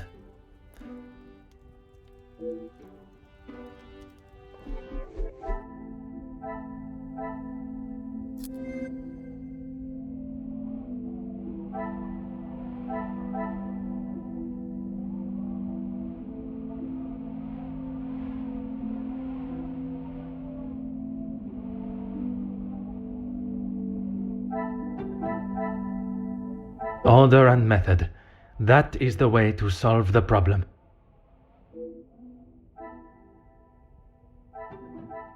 Magnifique.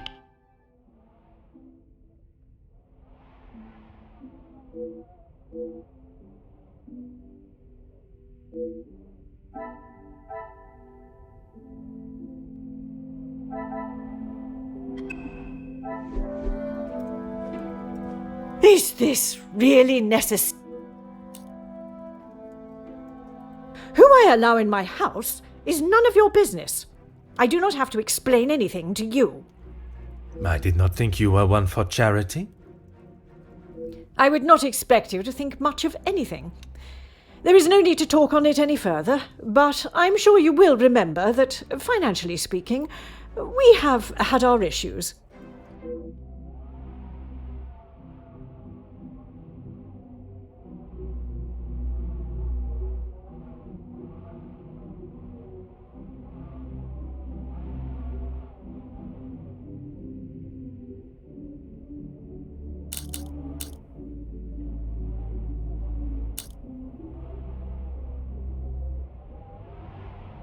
He was a man that required no protection, Detective, especially from me.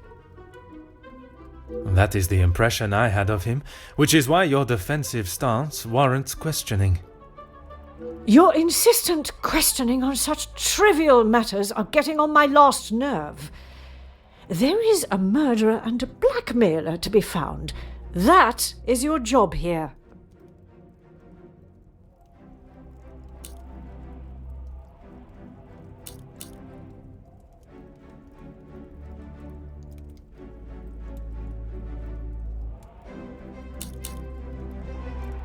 How many times do I have to tell you?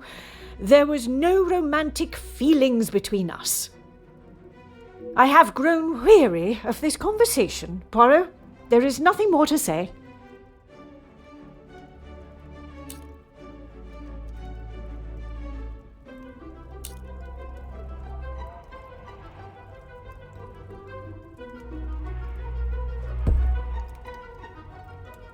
Madame, you continue to withhold the truth. And you continue to get on my last nerve. I am not obliged to tell you every detail of my private life. But when it impedes my investigation... If only you were this focused on finding the blackmailer and... Madame. Very well. I did not lie about how we met. I was attending an event, raising money for... Oh, I cannot recall now. It had been some time since I had returned home, and was rather missing English soil. I was aware of Felix's invitation, or at least that there was to be several British officers attending the party, and that is where our friendship began. He was a warm reminder of home, and I enjoyed conversing with him. We shared walks in the park and read together. As I said, he was a welcome distraction from the days spent alone. I shall go no further with the details, but I will say, I had no intention on being unfaithful to my husband. It was never our plan to go that far. Once I found out I was pregnant, I knew it had to stop. The Viscount never questioned Mademoiselle's birth? In his mind, he had no reason to, and he shouldn't have had to. It was my mistake to bear. If he knew the truth, our lives would have been ruined. I told Felix that he was to stay away, but he had no intention to. He became an uncle figure to Angeline, and they grew closer after Edwin's death. I could not tell her the truth. Too much time had passed. The secret remained only between him and I. Until now. And what were the Major's thoughts on revealing the truth? He wanted to tell her everything. He wanted her to know exactly who he was. But I told him no. It would not have been the poignant reconciliation that he expected. She would not understand. I tried to retrieve them from the safe after everyone had retired last night. But when I opened the safe, they were nowhere to be found. I assumed he must have hidden them somewhere else. When I entered the study this morning, they were as visible as a red notice on a police station wall. I would appreciate if you did not compare them to the face of a wanted felon. Pardon, madame. But that does mean someone else in the house has seen them. I don't understand. Why would they return them? A mystery that is still yet to be solved.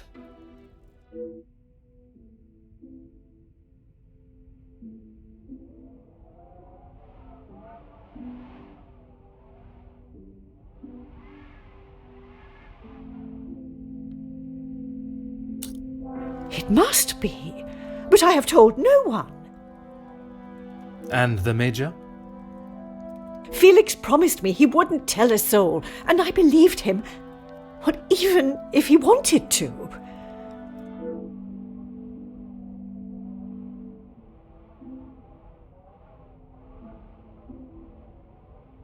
You did not think anyone knew, and that is why you disregarded the letter.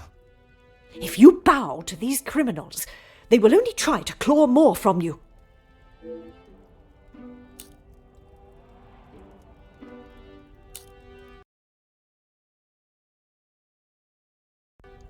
I think that is all for now.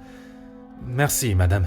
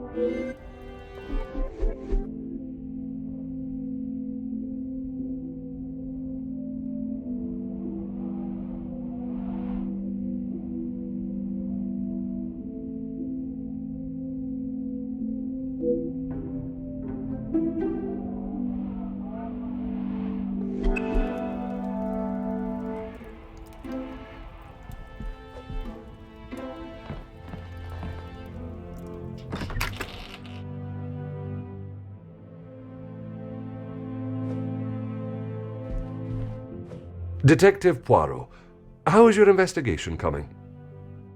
Monsieur Sterling, I must admit, I have learned much more than I was expecting to. You'll be wrapping the case up soon, then? One has never finished learning, monsieur, and in this case, I shall need to continue if I am to find the Major's killer. It might help to vocalize your thinking. I'm all ears.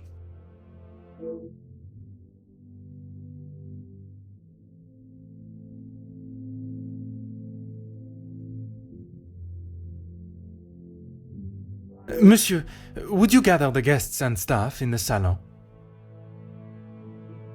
Right away, Detective. Can I ask for what reason? I shall reveal all once everyone is together.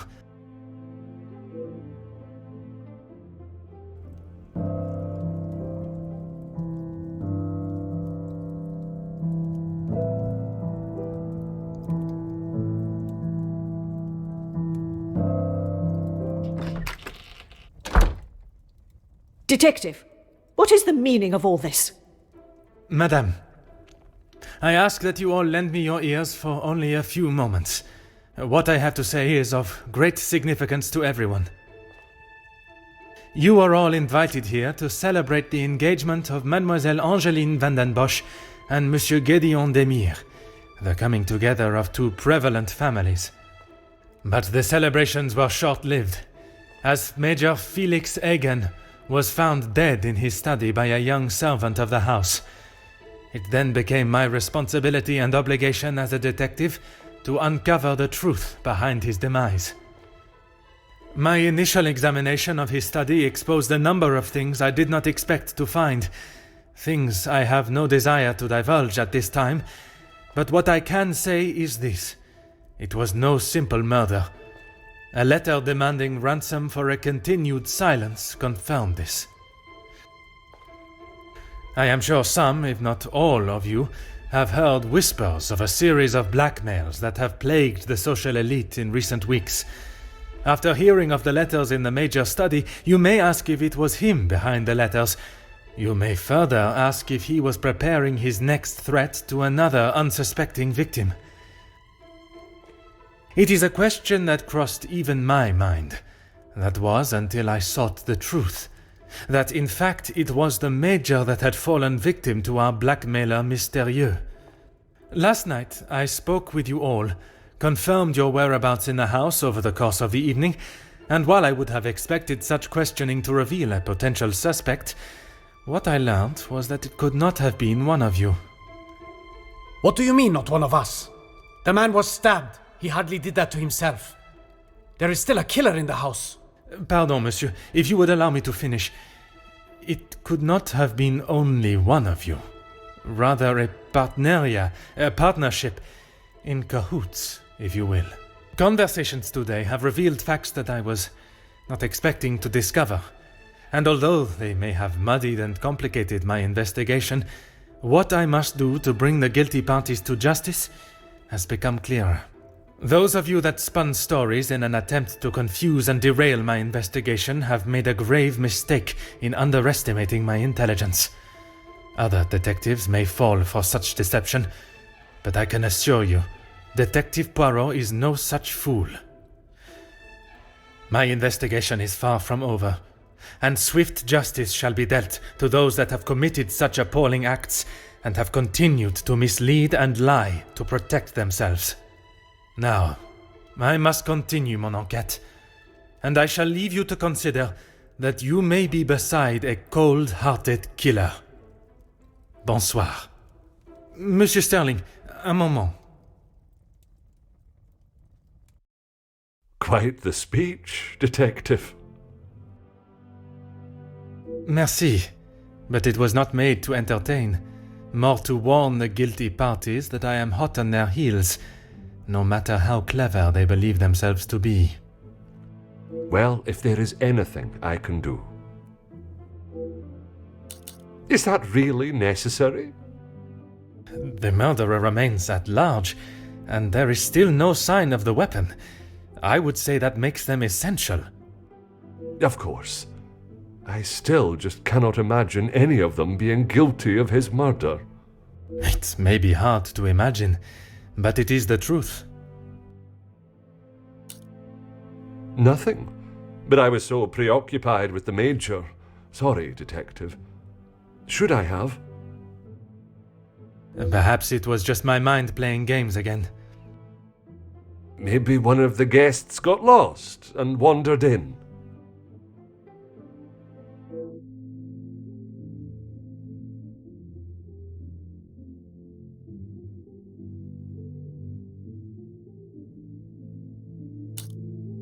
Master Hagen had a key, obviously, and Lady Vandenbosch.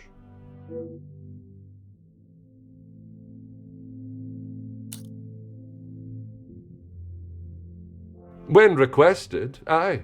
If something is required from there when Master Hagen is not around. Forgive me. If he is not around, how is it you access this safe? It's not what you think, Detective. What I think is that you have been trusted with a copy of the key, and you have lied to me about it. I only lied because of the trouble I can get into with Lady Vandenbosch. At this moment, monsieur, you should be more worried about the trouble you shall find yourself in with the law.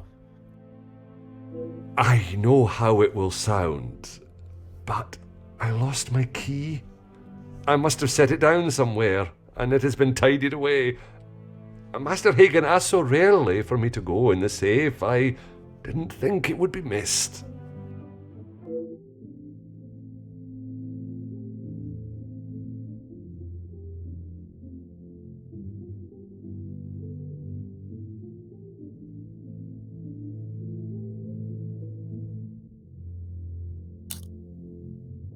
I should have said this morning. I'm sorry. Monsieur, I am not quite sure you understand the severity of what has happened. I am well aware, Detective. I just thought she would be able to help.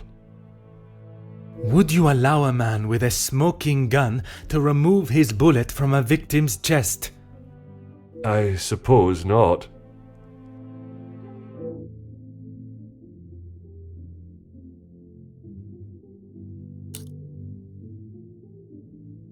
I would like to begin my searches now. Since it is closest, I will start with the west wing. I may not be back when you return. Here is the key to the other rooms. Please return it when you're done. Merci. I shall guard it with my life.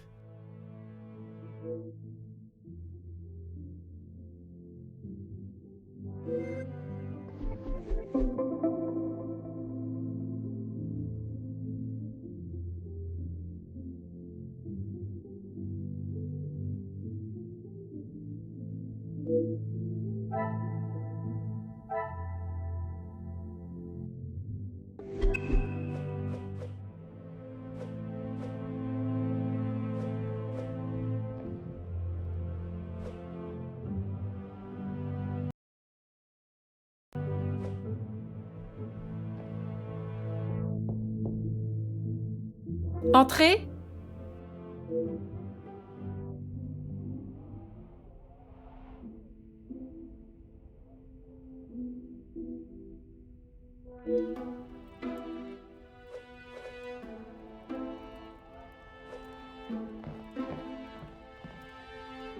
Detective, what a pleasure.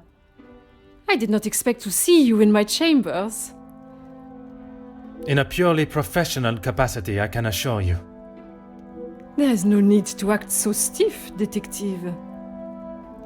Madame, after the revelation of your actions last night, I'm afraid my sense of humor is all but gone. I will not apologize again for merely trying to help. Shall we get straight to it then? Let us not waste your time any further, Detective.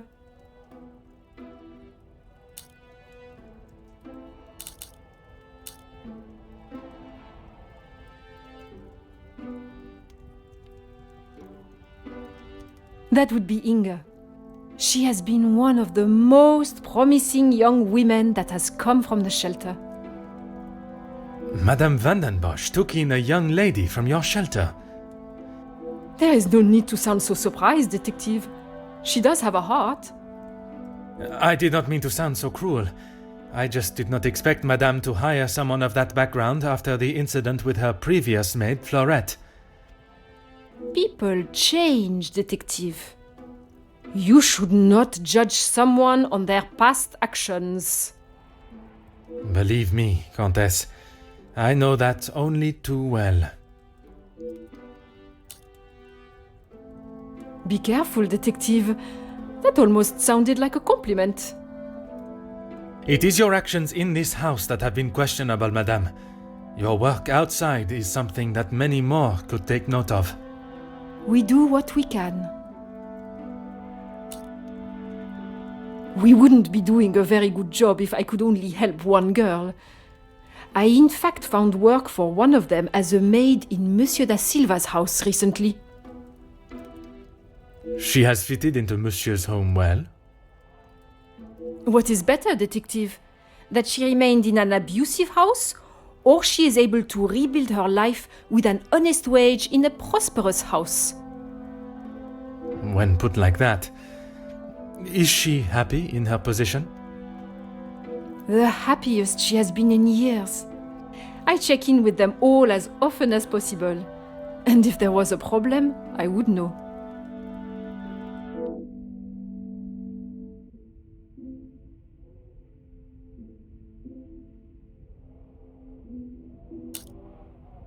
Merci, madame.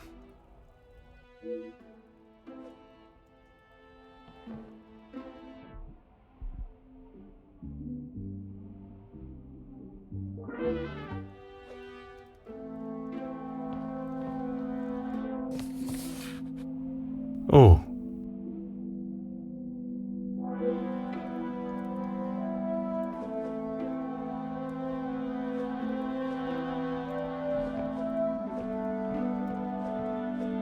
Aha.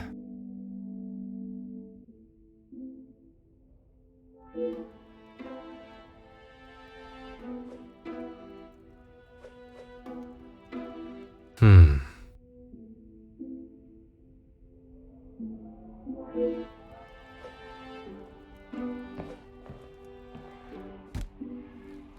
Oh.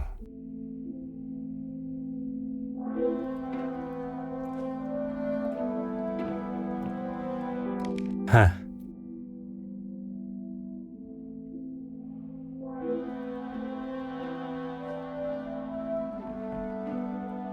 Huh.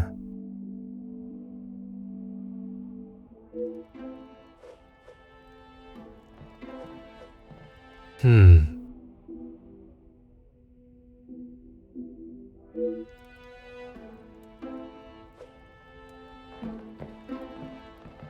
Oh.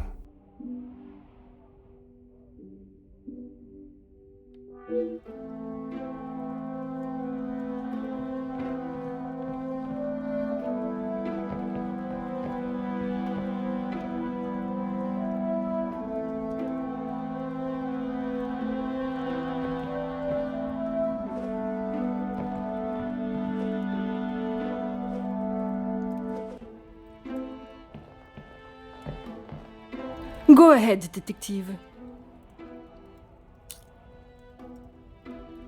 A compliment and now an apology. Well, detective, you certainly have changed your tune. There was something I was still unsure of. You mentioned that your training was some years ago. From my days as a nurse, oui. If that is so, why would you have brought several pieces of equipment usually found in a physician's bag? One must always be prepared, detective. Prepared? At an engagement celebration? If I had not brought them, I would not have been able to assist you last night. Perhaps you should be thankful for my precaution and not so suspicious.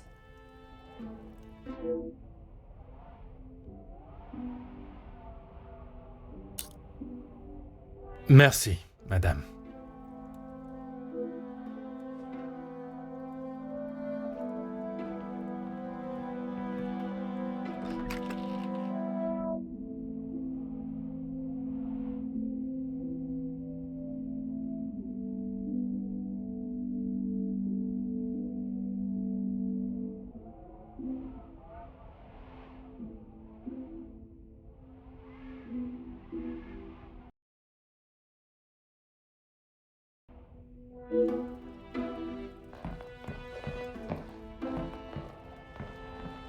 Detective, what can I do for you? Mademoiselle, I am sure you understand my reasoning for such intrusion. If it's going to clear my name, be my guest.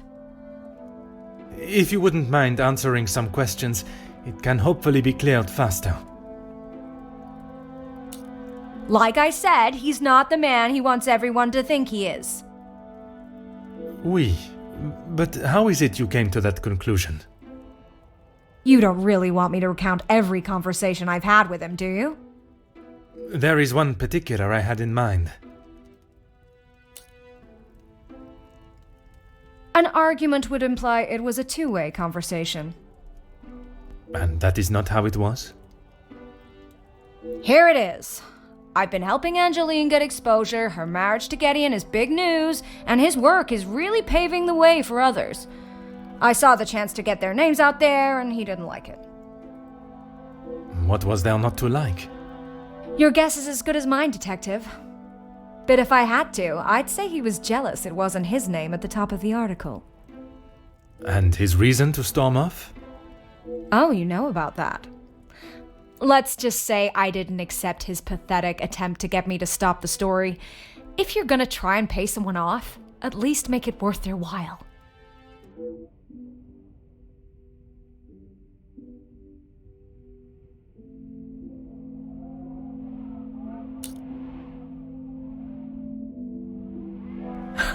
You've really got a fascination with that guy, huh? I would not say fascination. An interest, perhaps. Well, I'll save you the bother of trying to find out more about him. He's not that interesting. In fact, he's a bit of a wimp if you ask me. That is not the impression I got of him. That's because you've only seen the side of him he wants you to. He knows what to say in front of the right people. But behind closed doors, he's clueless. Let me guess. The first thing he told you was that he was a union leader. No, the voice of the people. A man that is proud of his work is not something to be sneered at.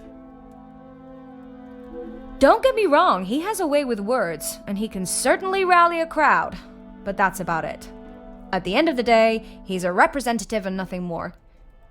He's got to play the part, not just learn the lines.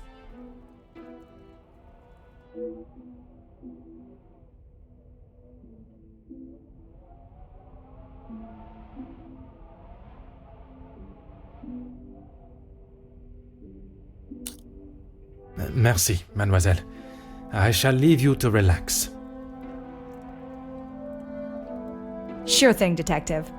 And if you change your mind on that exclusive about that shooting... If I do change it, you shall be the first to know.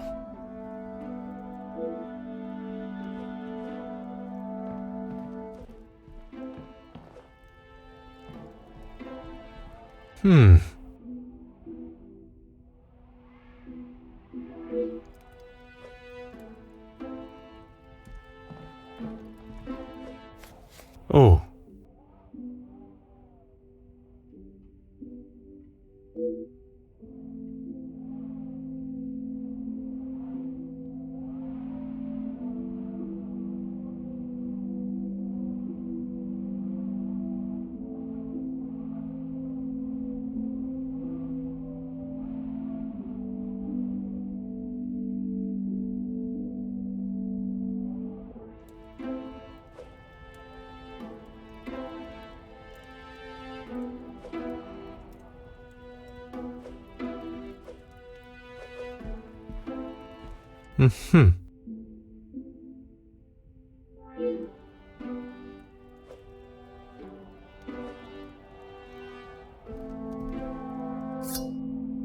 Aha.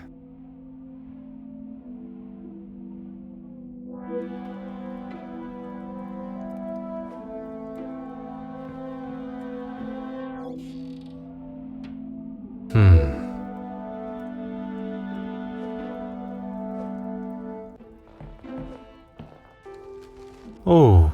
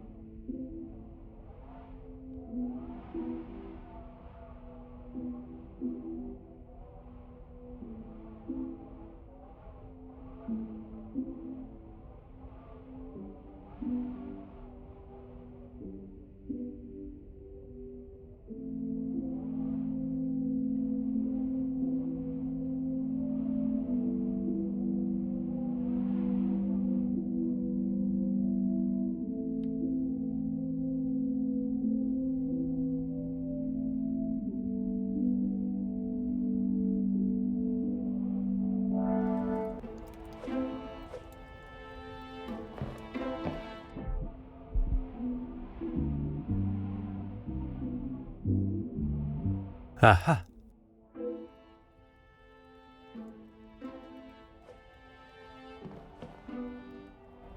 Go right ahead. All Felix cared about was money and filling his pockets with it. That's why he got into bed with De Silver. The Major was not in need of money, though. Need and want are two very different things. Did he need to move here and leech off the Madame? No, but he wanted to. As far as I know, De Silver hired him to work security. He was worried what could happen to his precious factories if things got ugly. And your reporters were there to cover the story when it did turn that way. My reporters go where there is news to be told. And you predicted the violence that occurred? Anyone could see that was gonna happen. If you ask me, Hugo should have acted sooner. Merci, mademoiselle. I shall leave you to relax.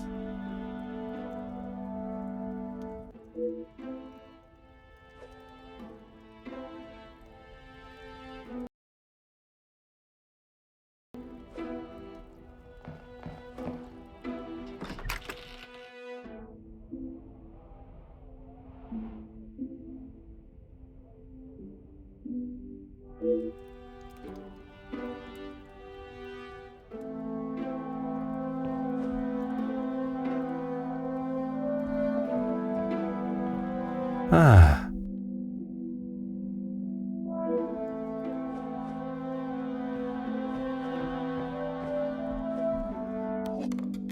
Huh.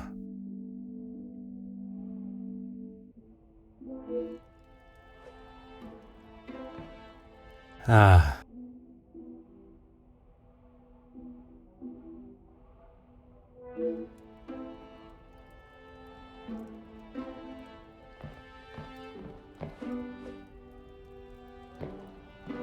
Hmm.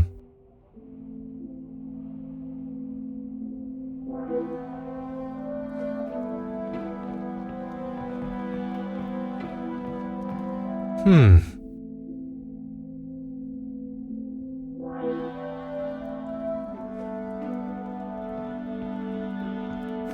Huh.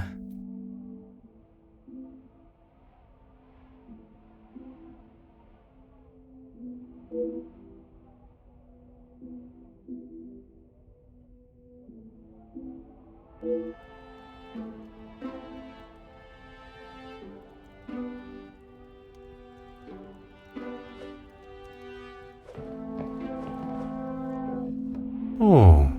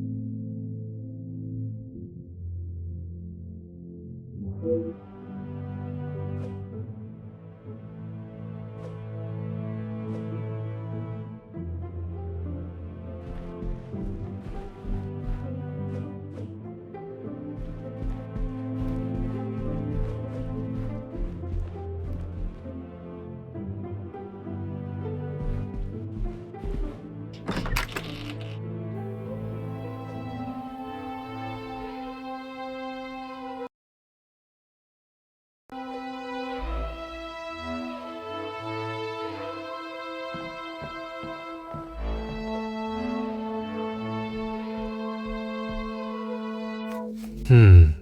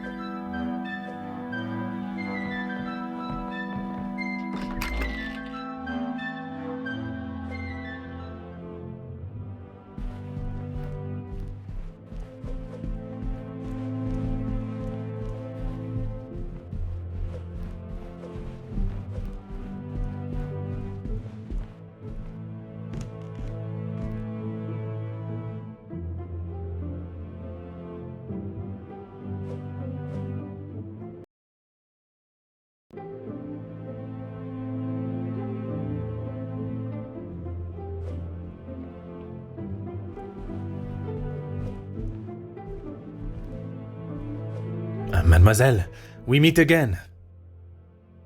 Bonjour, Monsieur Poirot. Pardon, Détective Poirot. Just a detective is quite all right.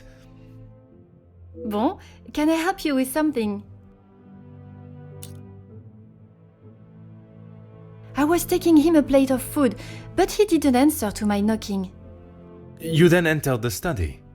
I did. He wasn't moving. He just lay there. I did not mean to upset you again. Seeing him there would be troubling for anyone, and I'm sure it is not a memory you wish to relive. I suppose we're like a family. We argue, but most of the time we get along. You must all be quite close, then. Some more than others. You refer to whom, mademoiselle? Well, Maman Ray, sorry, Rihanna, she's been here the longest, and she's very close with Lizzie on account of Luc. Maman Ray is Luc's sister. You didn't know that?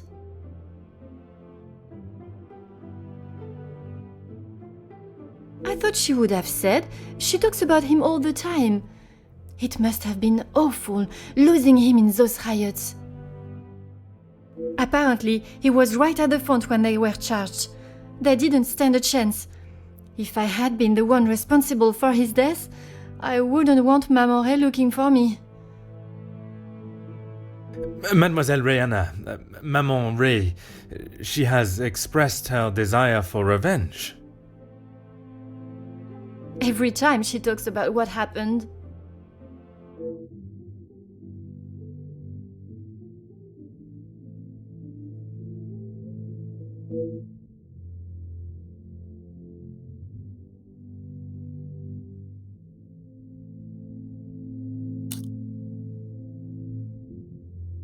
I guess you wouldn't know anything about life on the streets.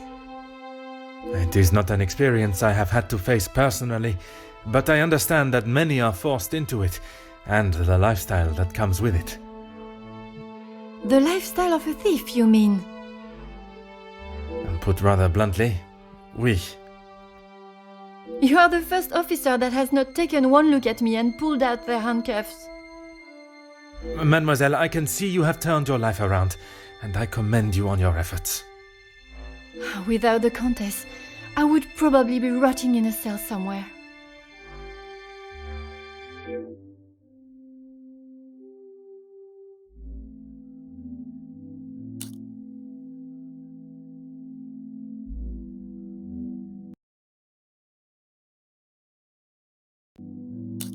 Merci, mademoiselle.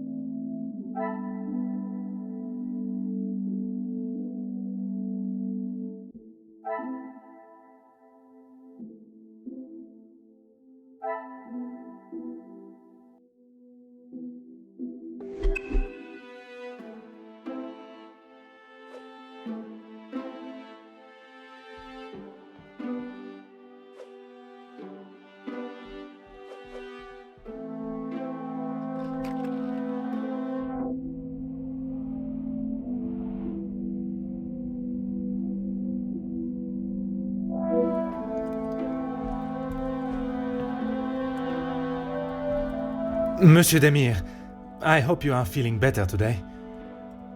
Nothing a good night's sleep couldn't fix. Très bien. I wonder if you would be up to discussing certain matters with me. Whatever you need.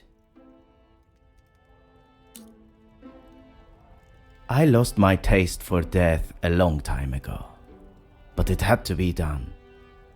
I'm certainly in no rush to be carrying a dead body again, though. Most understandable. I shall extend the same gratitude to you as I did to your brother. You've spoken to him already. How is he?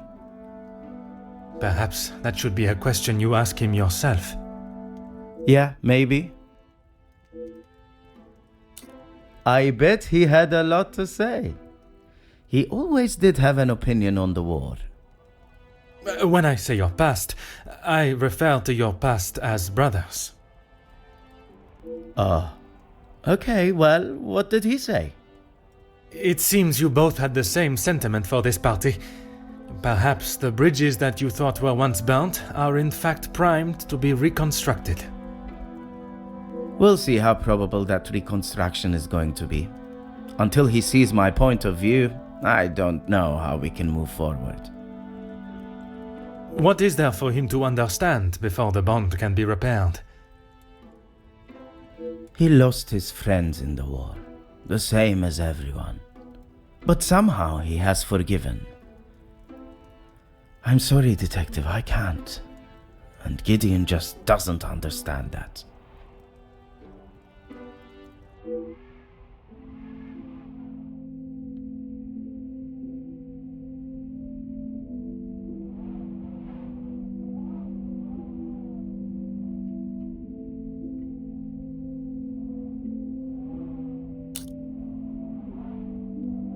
Those two, close.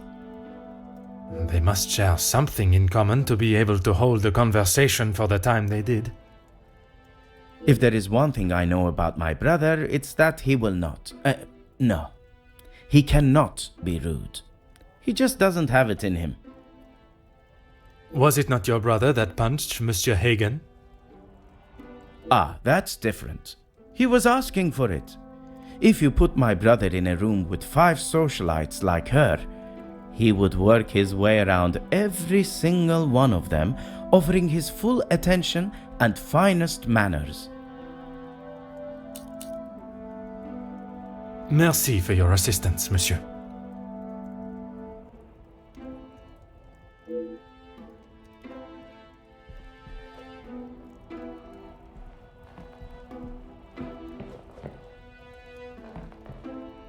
Aha.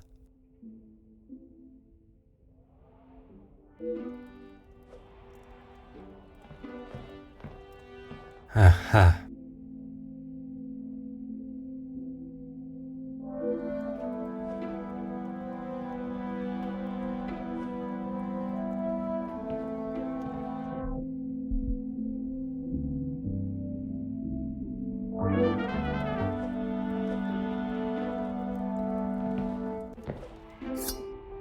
Huh.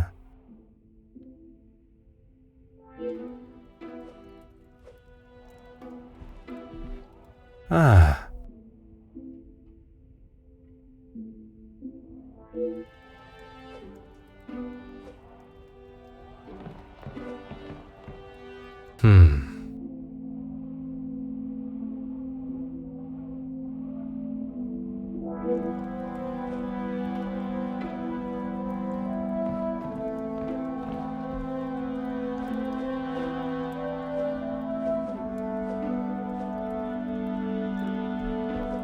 Always got time for my favorite detective.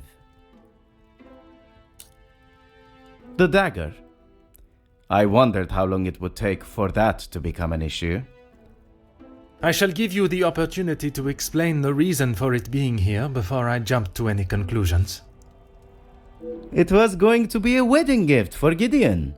I've maybe not been the best brother in recent years. I thought this could make up for some of it.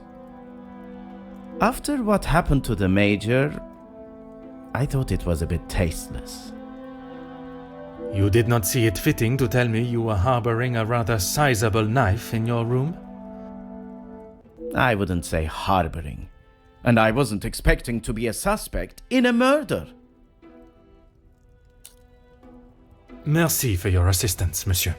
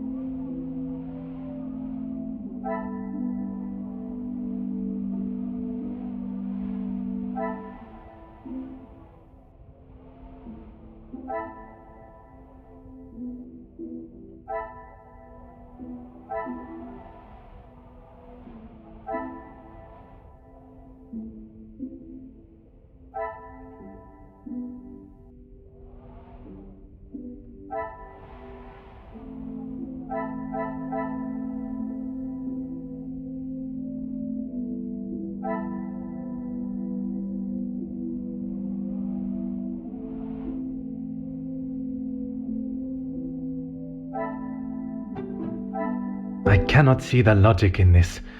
Perhaps a second look.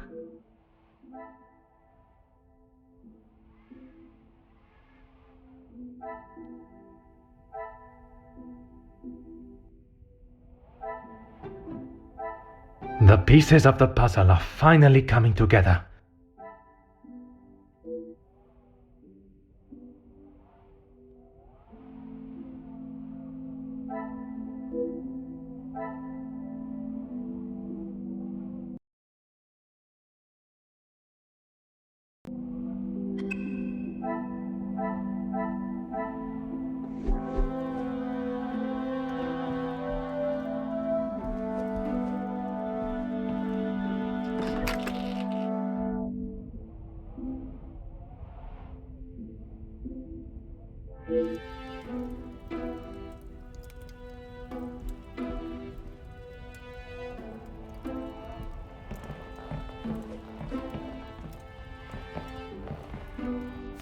Oh.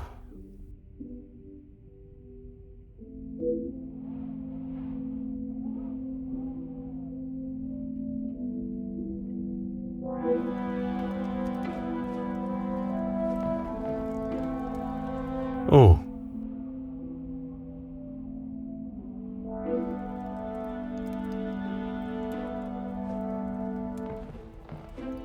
Huh.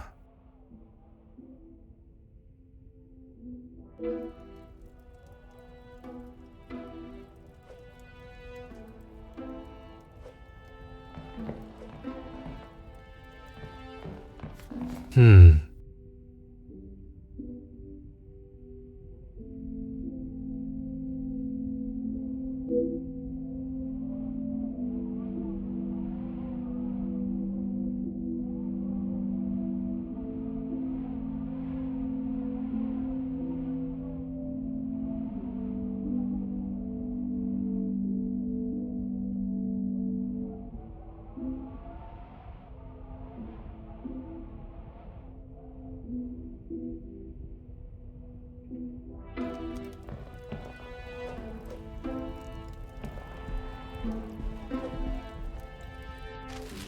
Oh.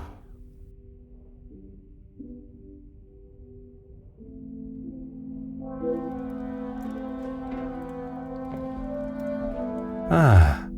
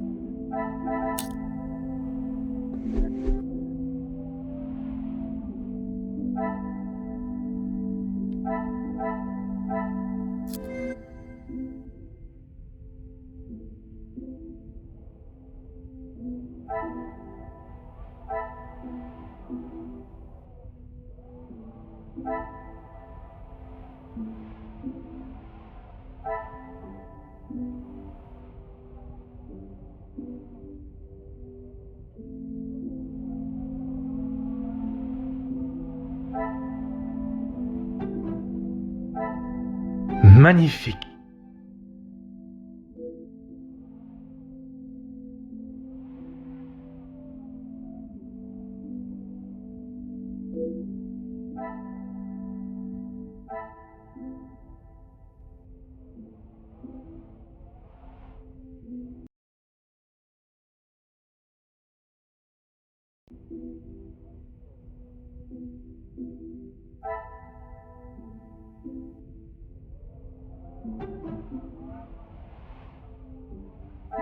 What a revelation!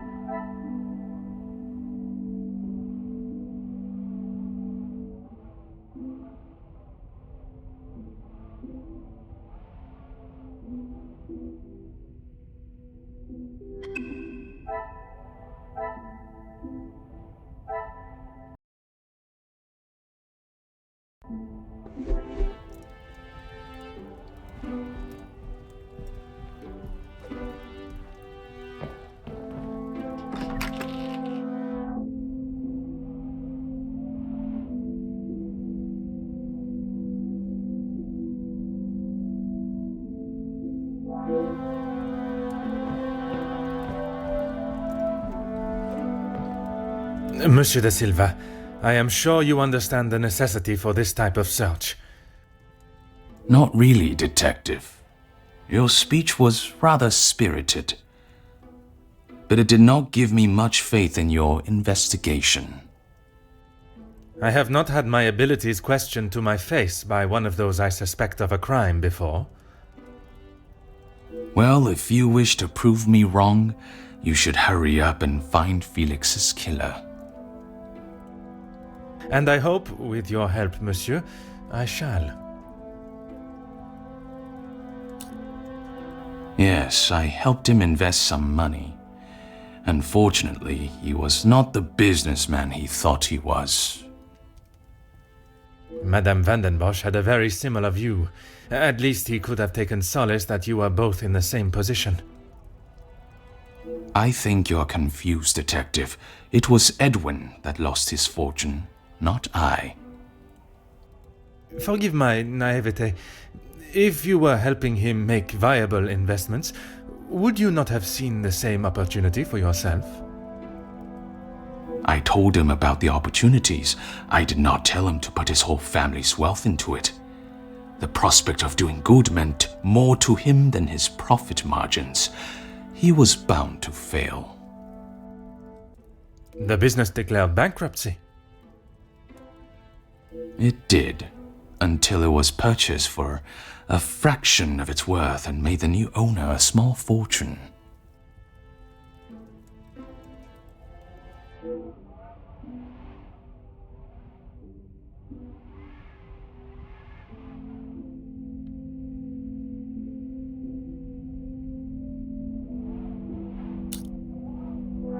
Everything that I want to say on that matter has already been said. I understand, monsieur. But what I would like to know is, was the late Viscount aware of your feelings towards his wife?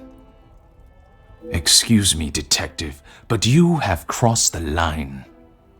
Crossed the line like an attempt to bankrupt a business partner and friend so that you be able to swoop in and impress a certain target of your affections. You make such ridiculous accusations without a shred of proof.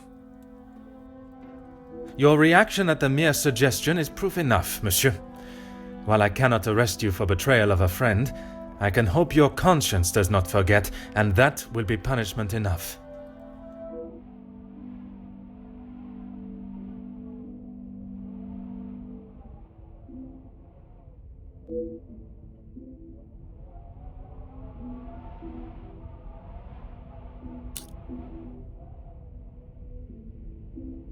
He didn't have much to speak of. I was always surprised at the life he lived. Surprised in what way? Well, considering it wasn't that long ago he came to me asking about work, I didn't think he was in such good financial shape. You offered him a position. Nothing that he was willing to lower himself to. That's when he began talking about what else he could do for me. If you can call what him and his team did security. For the money I paid, I did not expect them to be so reckless. It was a considerable amount you paid him? There's no need to divulge amounts, but it was certainly more than was expected.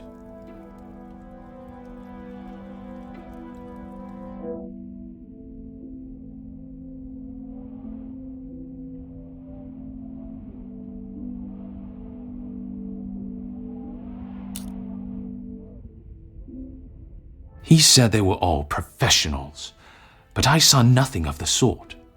He said he had worked with them all in the army as their superior officer.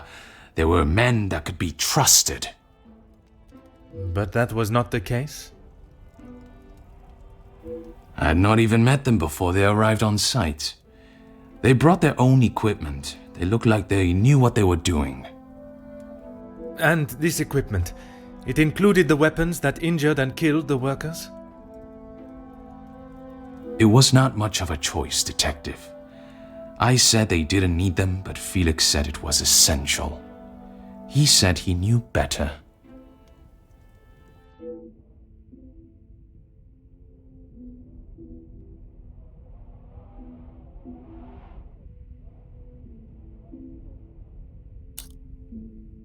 That is all for now.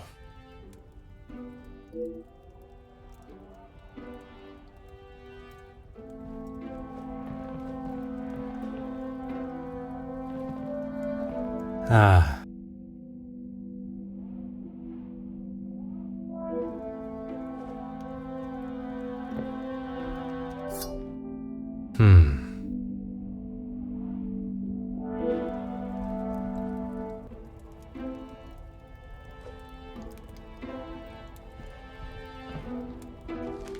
Huh.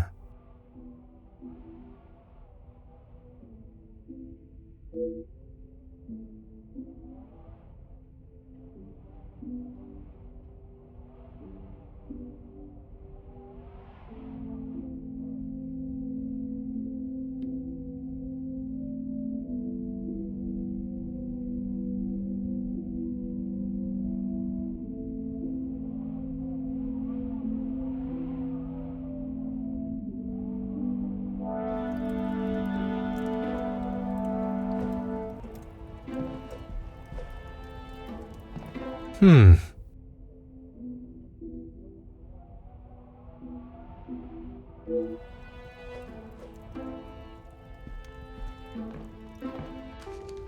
Aha.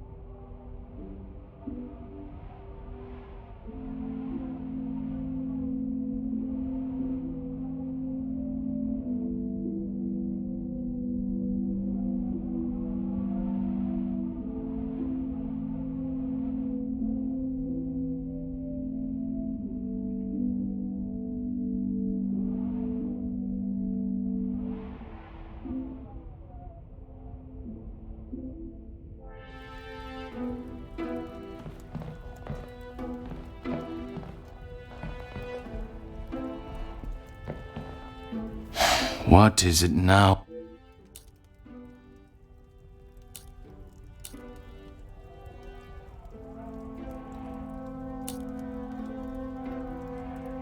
I have spoken of a potential blackmail ring, and yet you still kept your letter to yourself.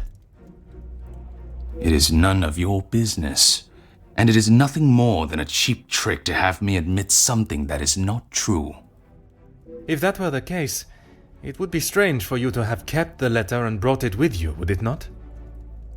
Your persistence is a trait I do not enjoy.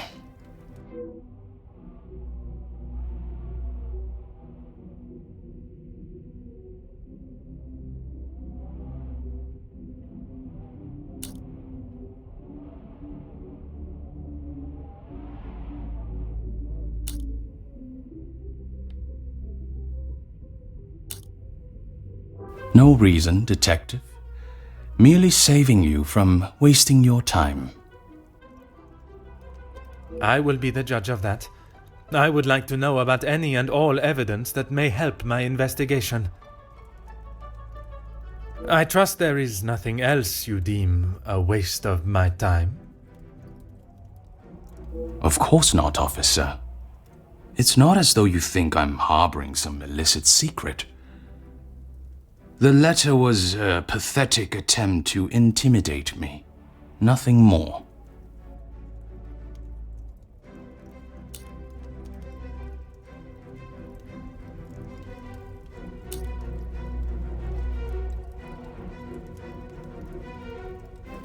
I have never heard so much rubbish in all my life.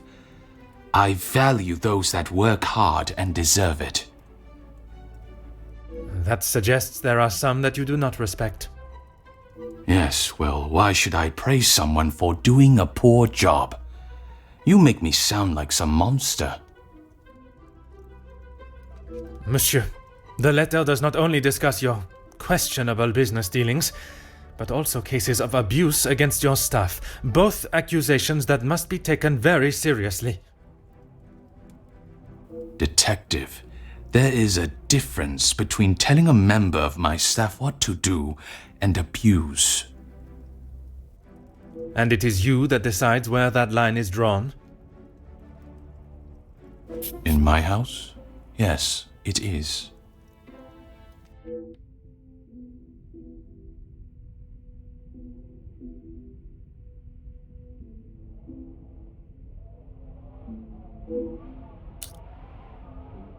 Excuse me?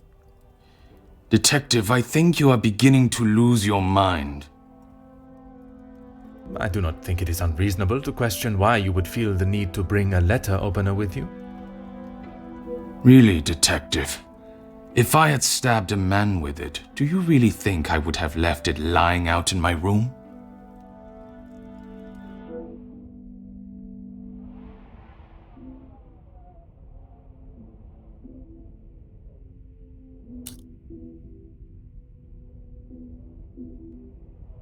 Yes, and no one asked them to. But surely it is beneficial to both parties. Your profits must have been affected. There are barely any profits to speak of. Why have those talks not taken place and a deal arranged? Monsieur Beckers has made no attempt to speak with me and offered no counter-offer. The ball is in his court, Detective.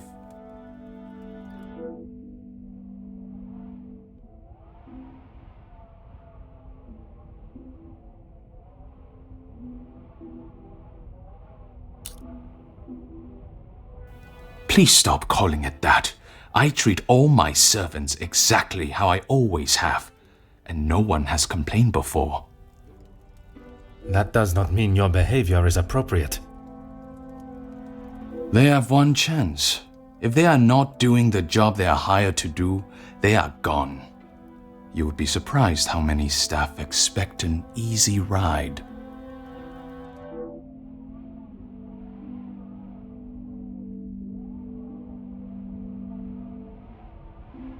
Is there a specific member of staff that may have expected such a ride? There is one girl, a new maid. I didn't expect great things from her, but Comtesse de Vos promised me she could do what was required.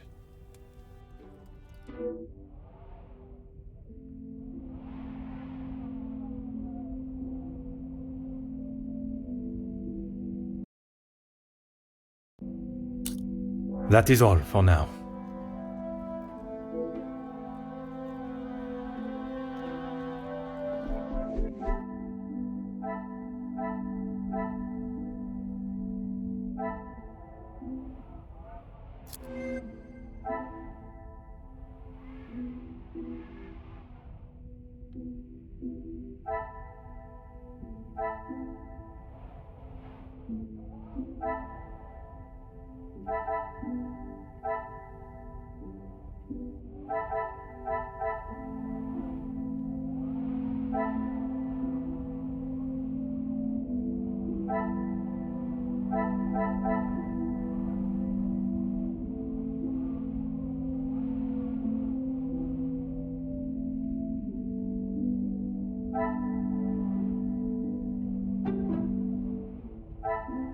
Some would say a lucky guess.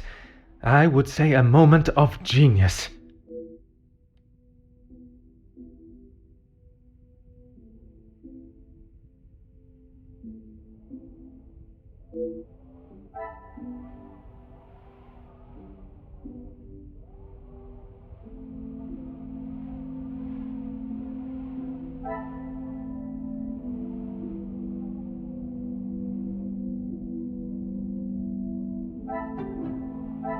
Is there something I am not seeing? This will not get me any closer to my goal.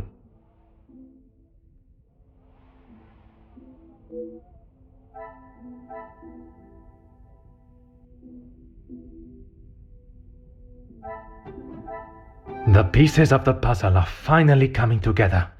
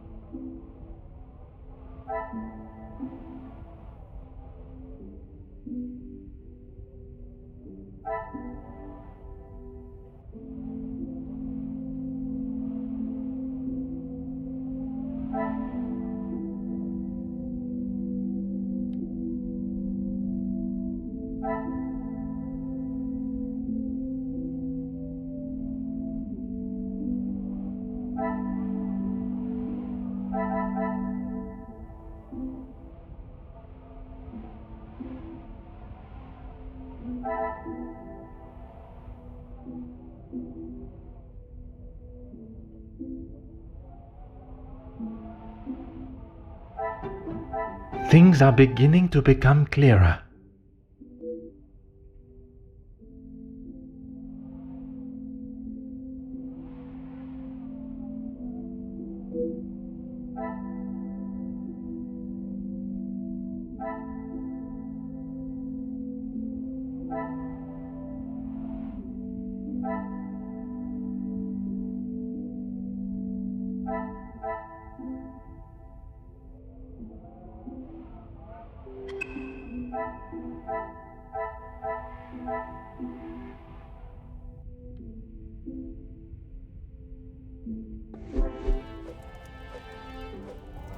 What is it? She approached me. I thought it was rather brash. In what way? Assuming that I would want to take on another servant, and one from such a troubled background. She is running the charity, not I.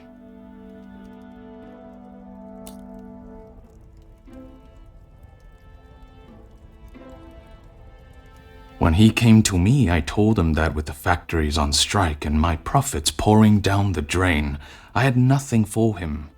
But he said he could help me get them all back to work and the factories earning. His rates were steep, but he said he knew what needed to be done, and he was prepared to do it. A week passed and they were all still on strike. In fact, even more had joined them. He made excuse after excuse, demanding more and more money for the job to be done. But he never actually told me what he was going to do.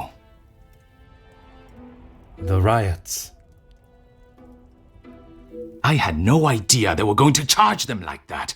How was I meant to know? And even following such a tragedy, he continued to demand money from you. He said if he wanted my silence, it would cost. Do you have any idea what it could do to my livelihood, my name? If it got out that I had paid the so-called security that did that. I have every idea, monsieur. You hired a militia to take action against your own workers. You deserve whatever name is chosen for being so morally bereft in your decision-making. I didn't know that was what he was going to do. You must believe me. I have to believe nothing but the truth. And the truth, monsieur, is that it is not only the Major that has the blood of those men on his hands.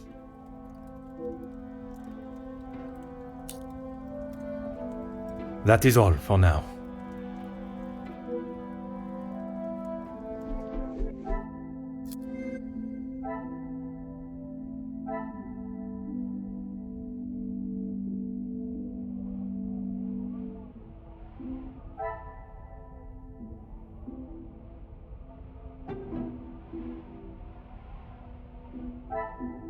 Another success.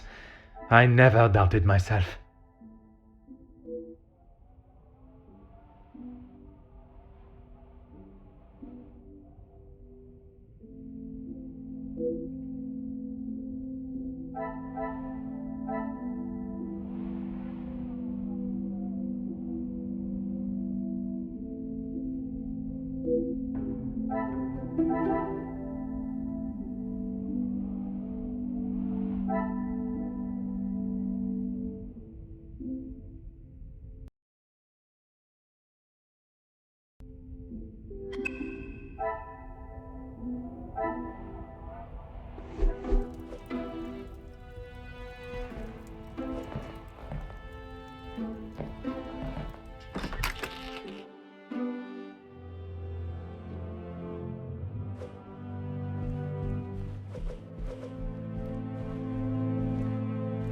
Is there something you need, detective? She helped me at the shelter and with this job. That I am already aware of. What I am not is what else she tasked you with. Pardon, detective? I know that your position as a servant in this house is not your only job. What did Countess de Vos ask you to do while in this house? She said I had to do what she asked, or I would be back on the street. I didn't want to do it. If anyone found out, I would be the prime suspect.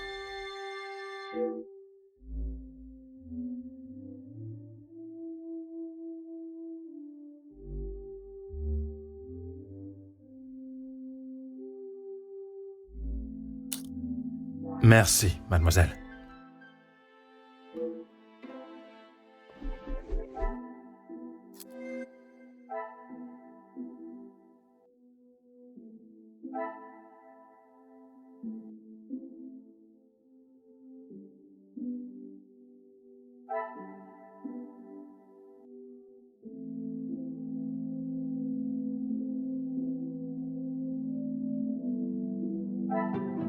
I should not be surprised by my own skills of deduction.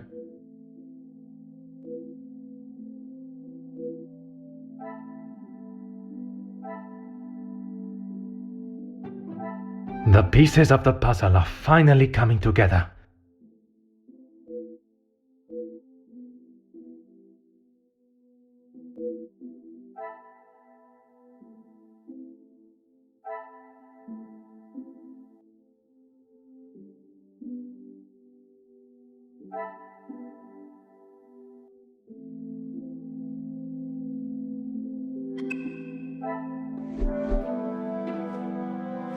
Is there something you need?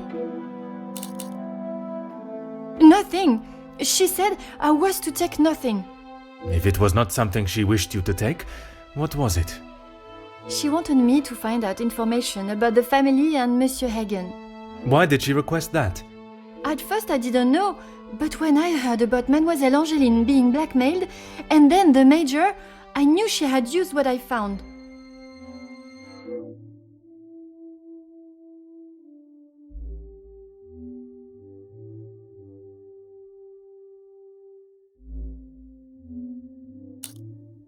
I knew Monsieur Archie had a key, and it would be easy to get it from him. You knew that the Major asked Monsieur Sterling to access the safe from time to time, and if anything was ever discovered missing, he would surely take the blame. I never took anything. I only told the Countess what I had found. And that was? About Monsieur Hagen and the Madame's relationship, and Angeline. I'm sure the Countess was pleased to hear such valuable information. She said I had done a good job, but I needed proof. That's why I went back and got the letters last night.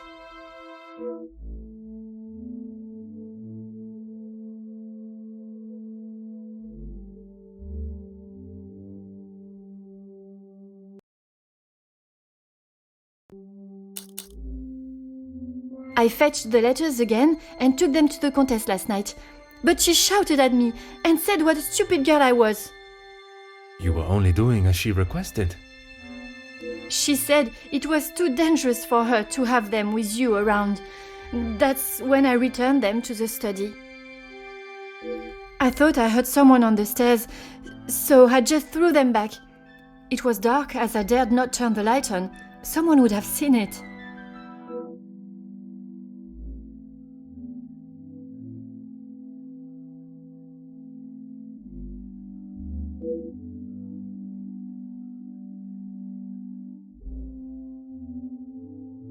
Merci, mademoiselle.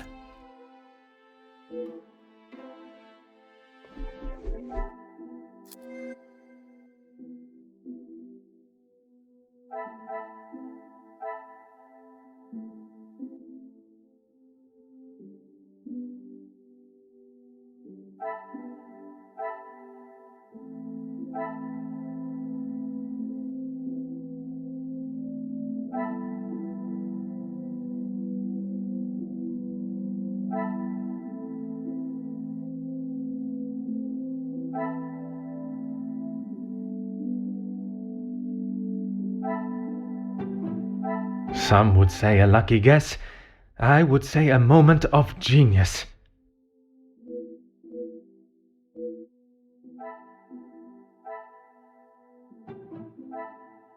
Things are beginning to become clearer.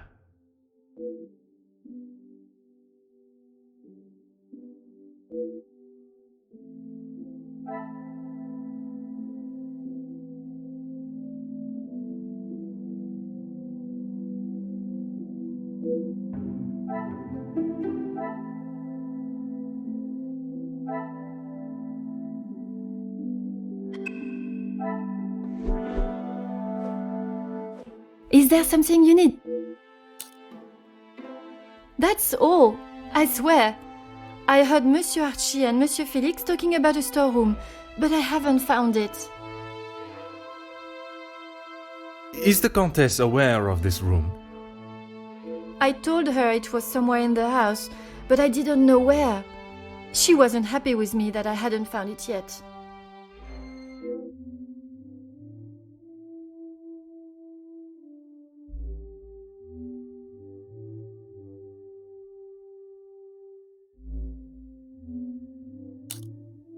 Merci, mademoiselle. Your honesty today has helped me greatly. I suppose that I will lose my position at the house now. That is not my decision to make. But when the whole truth is revealed, it will not be the pawns the law looks to convict. We shall be coming for the Queen.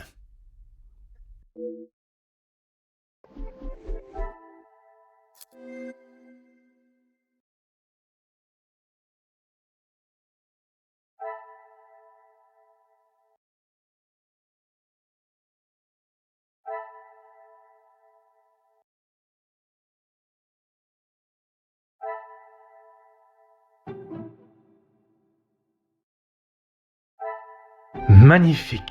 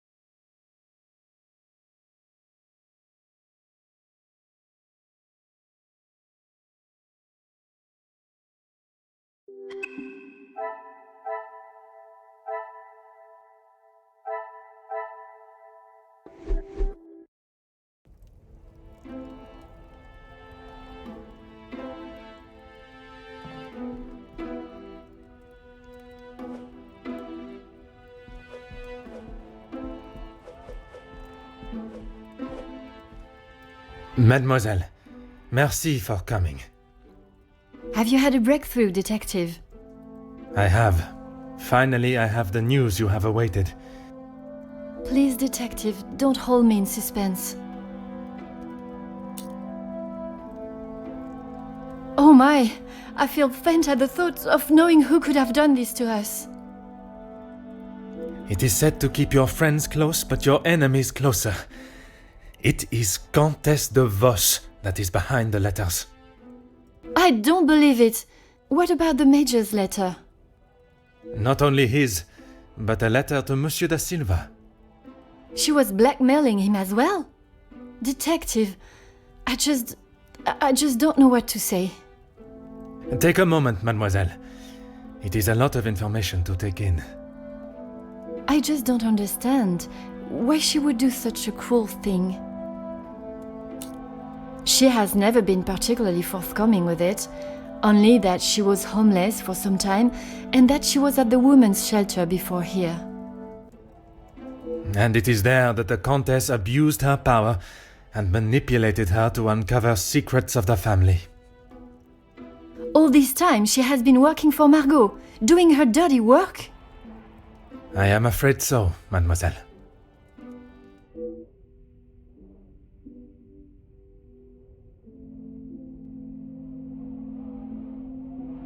Is Maman aware?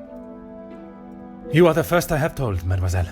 Next will be the authorities. I'm afraid that we'll have to wait.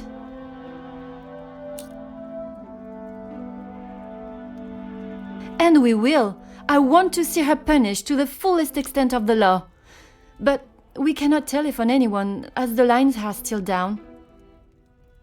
Monsieur Archibald informed me earlier I had hoped they would be working again. Last night's snow must have caused more damage than expected. Last night? They have been done all weekend, Detective. Detective? Are you okay?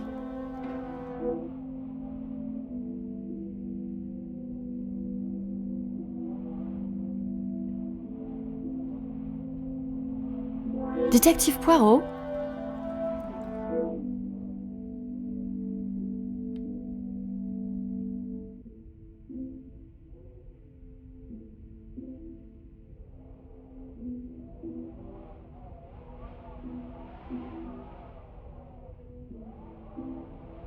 Would you like me to fetch you a glass of water, Detective? My apologies, mademoiselle. I was taken by surprise for a moment, but I have regained my composure. A glass of water is not required. Would you excuse me? Merci, mademoiselle.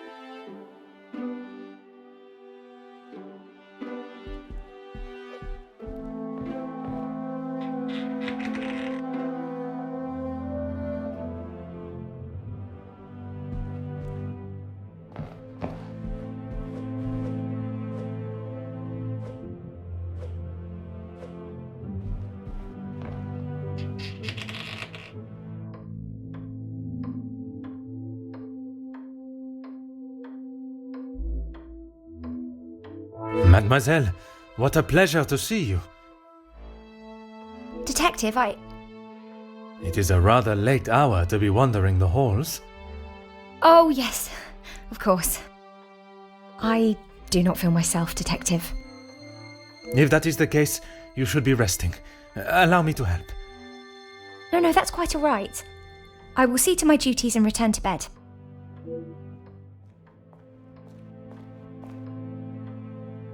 Lizzie, excuse me, Elizabeth. Lady Van den Bosch has been waiting for some time now. Oh, yes, sorry. Detective Poirot was just... I'll see to the detective. You just head on up. Off you go.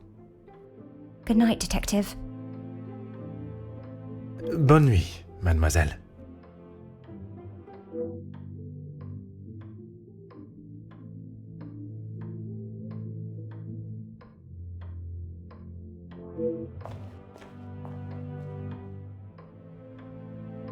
I'm sorry about her, Detective. As you can see, she is still not back to her usual bubbly self. This weekend seems to have taken quite a toll on her.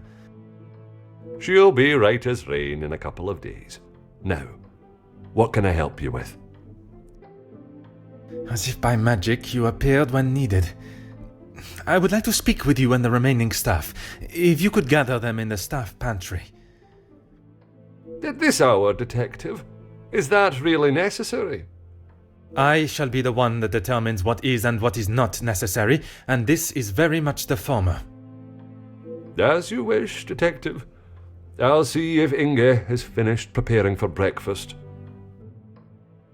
And Mademoiselle Rihanna? Yes, of course. I'll fetch her from the kitchen. Elizabeth may be some time with the lady of the house. Perhaps you'd like to start with us? Very well. I shall speak with Mademoiselle Elizabeth when her duties are complete. While I am gathering the staff, Mr. Beckers is in the library. If you wish to join him, I could bring you both a nightcap. I wish to keep a clear head, but there is something I wish to discuss with Monsieur Beckers.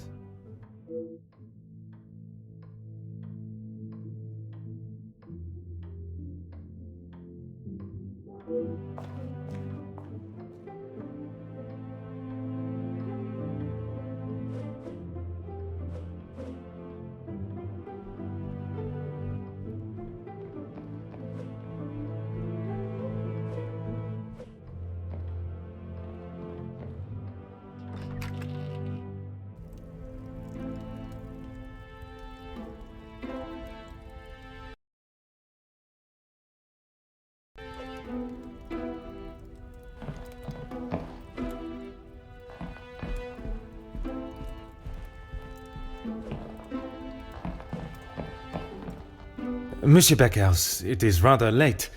The other guests have already retired to their rooms. I didn't even see the time. It's easy to lose oneself in a library this impressive.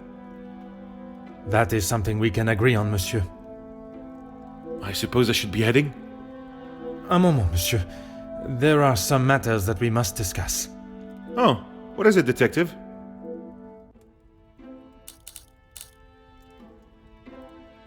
I'm not sure what you mean. Her proposal to make you somewhat of a star, a figurehead for the working man. What would you call that? There was certainly no talk of making me a star. That is not the type of man I am. She wanted to write a piece on my work with the union, and I was happy to oblige.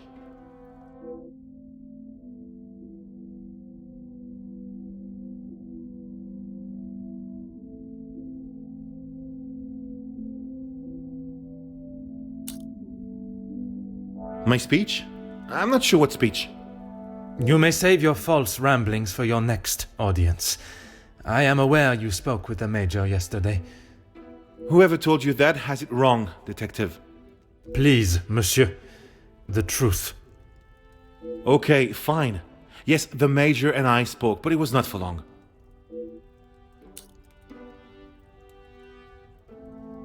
I was trying to convince him to speak with Ernesto. It's time we brought the strikes to an end. And that was best approached by a shouting match? He wouldn't listen to a word I said. I spent so long preparing how I was going to convince him, but men like him are only swayed by one thing: money.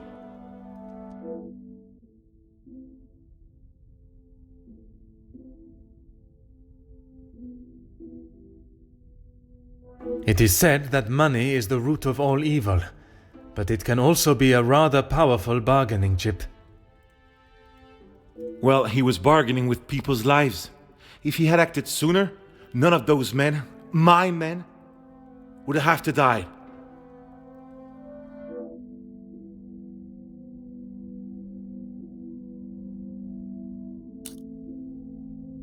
A deal? It was an insult. And that is why you did not sign it? I didn't sign it because the workers deserve so much more, not his pathetic attempts to get them back to work.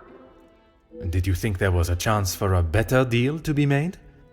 I know there was. He's a pompous swine that cares for only himself and filling his pockets.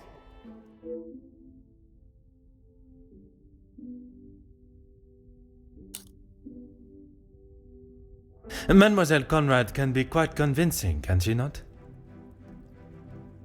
She has certainly taken several wealthy business partners by surprise with her knowledge and prowess. She knows how to use her womanly powers to get what she wants. But she did not surprise or use you? Me? Used me? Don't be ridiculous, detective. There were no games played at my expense.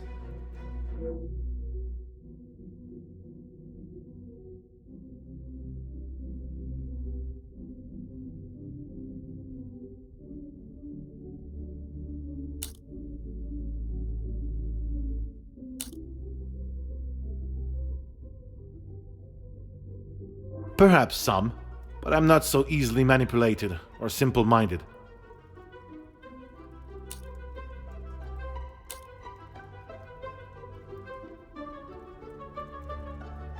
And I stand by that.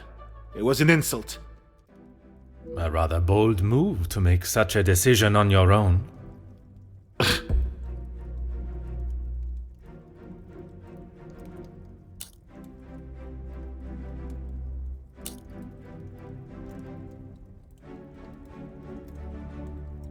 I may not be perfect, but I've done everything I can.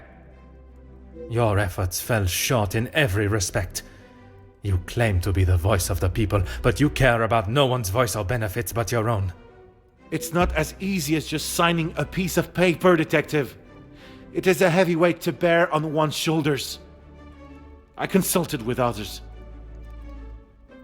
You yourself spoke of Mademoiselle Conrad's cunning in business. And I told you, I was not one of her targets. Tell me then, what was it she reminded you of? The acclaimed man of the people you would be known as if you pushed the factory owners for more? It wasn't like that at all. From where I am standing, it was she that was manipulating the terms of the deal, and you in the process. You were merely her pawn. Okay, yes, I know. I shouldn't have listened to her. But what else could I do? Remain an unknown my whole life? I didn't mean for anyone to get hurt. It may not have been your intention, but we both know the result. You rolled the dice with those men's lives for fame, and you lost.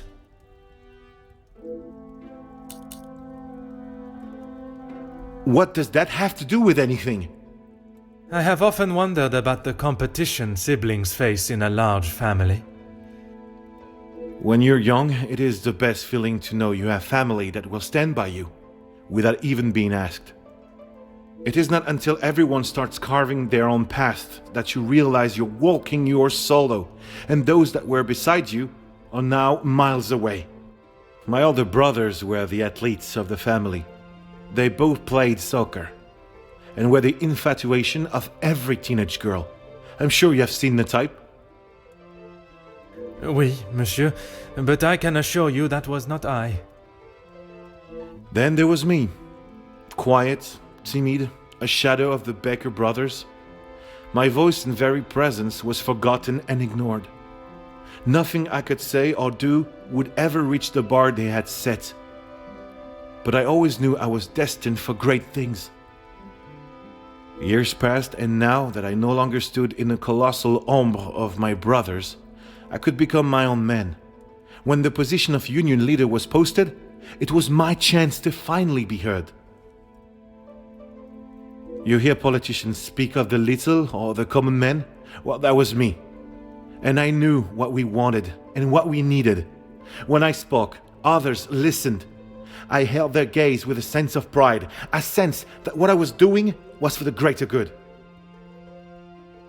It was supposed to be my crowning achievement, lead the men to victory over the money-grabbing oppressors. But instead, all I did was lead them to their deaths. Monsieur, it was not at your hands that these men died. The blame cannot lie solely on your shoulders.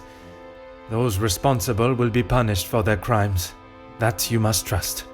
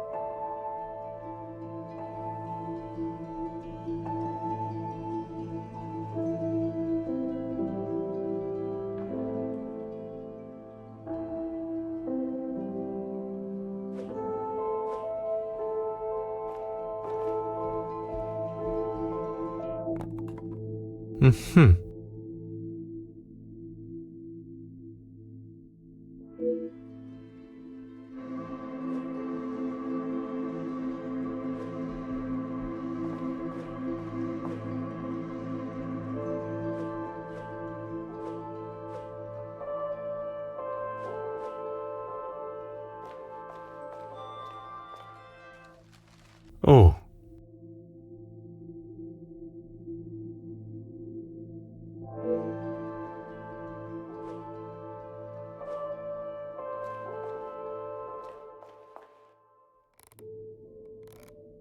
Oh.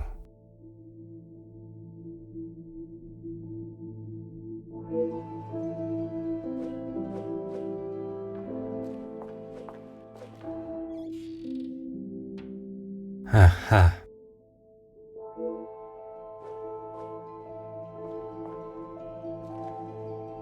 Ha.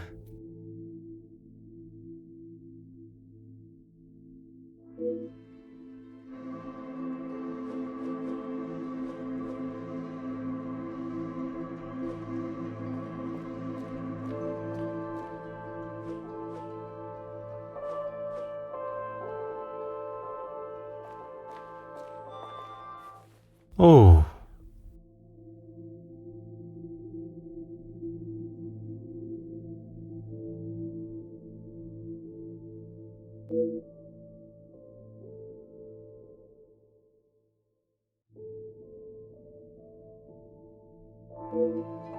Detective, what can we do for you?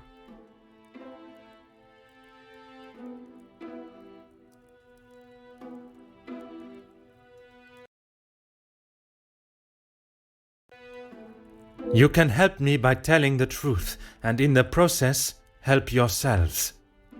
Sorry, Detective. It's a bit late in the night for riddles. It is no riddle, monsieur. If I do not receive the truth, you shall all be charged as accessories to murder. Detective, I think maybe you have been locked in this house for too long. We have already... You have told me a version, and now I require honesty.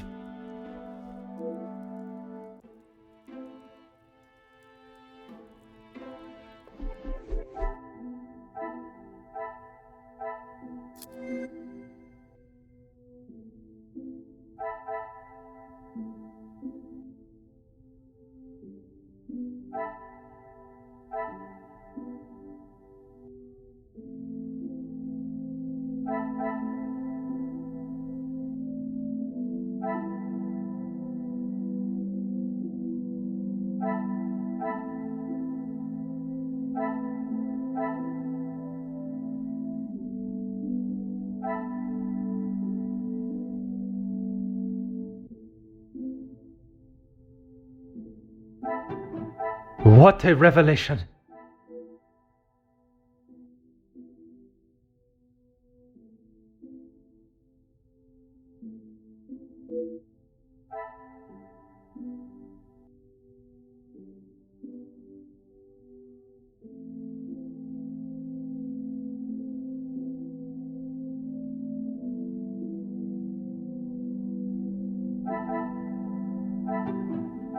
I should not be surprised by my own skills of deduction.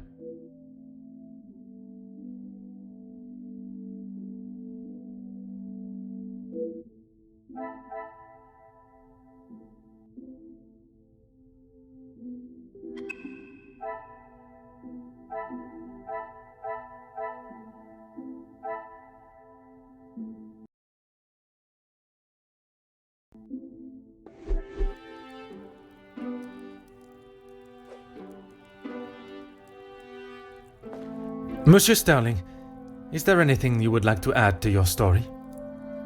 I'm not sure what you think I have done, Detective. Let us not string out this charade any longer. From his associate? I've already told you, Detective. I don't know who it was. Do not worry yourself on such details now. I suppose they were lucky to have called when they did. Otherwise, they may not have gotten through at all, with the telephone lines being down as of yesterday. Aye, Detective. Lucky, I guess.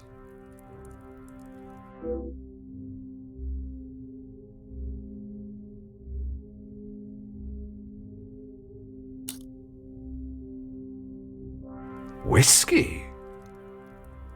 You took a bottle of whiskey to the Major. You spoke with Monsieur Demire en route. Aye, of course. It was a bottle he picked up from his last visit to Scotland. Rather smoky number from the Highlands. He was saving it for a worthy occasion. Drowning his sorrows must have been fitting enough.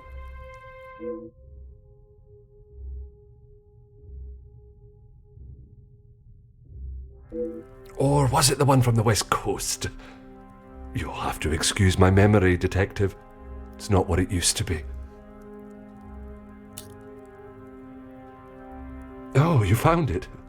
Thank you, Detective. I've been looking everywhere for it.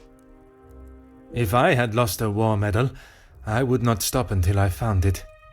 It's not what you think. I was... Exploiting a dead man's military achievements for your own personal gain? Nothing of the sort. He asked me to clean them up. I must have dropped it into my pocket when I was putting them back. An honest mistake.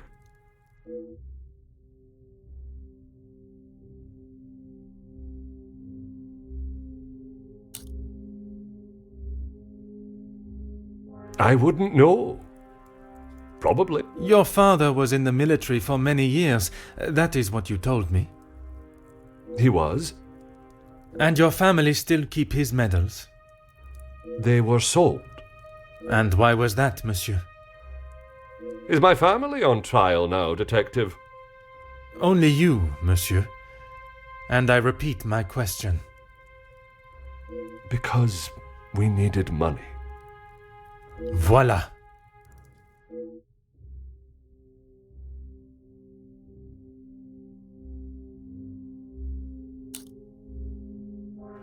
No, he keeps them safe with some of his old military documentation. Is that a typical job for the head butler? He trusts me to do a good job. I told him I used to clean my father's, so he asked me to do the same. And where does he keep these items? In the storage room. I know where everything is, so it's just easier if I fetch them for him as and when he needs them.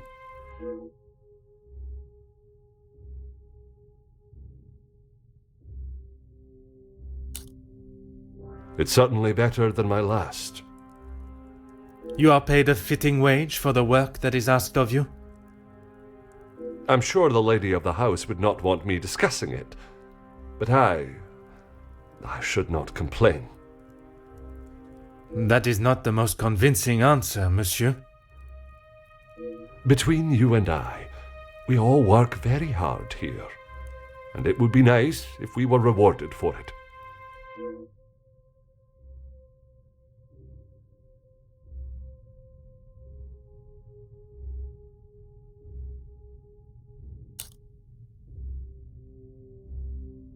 Please don't go anywhere. If I require more information, I shall call on you again.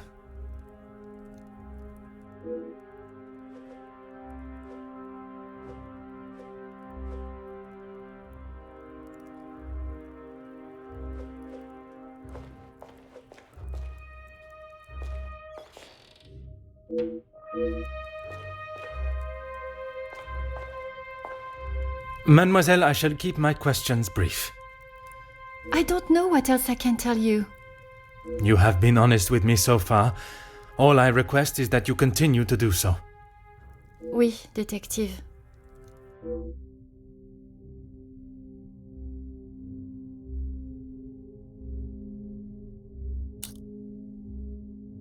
It was frantic in the pantry. We were working hard to make sure everything was up to scratch. Go on. Then Liz burst in, asking for Maman Ray's help. Her help with what, exactly? I don't know. She took Liz to one side, and I was needed in the salon. We spoke just after that in the pantry. You did not question what she needed help with? I was too busy. I love Liz, but she sheds a tear at almost everything these days. Although, I have never seen her look so pale.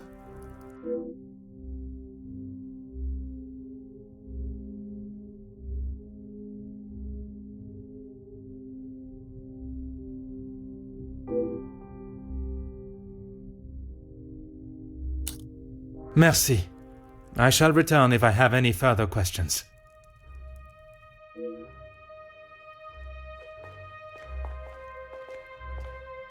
Mademoiselle, I shall be as quick and precise with my questioning as possible. Okay. What do you need? Merci. He was a good man. Taken too early. Forgive me, mademoiselle, for not extending them earlier, but I was not aware of your relationship. He was my only brother, and he died doing what he believed was right. If I ever get my hands on who took him from me.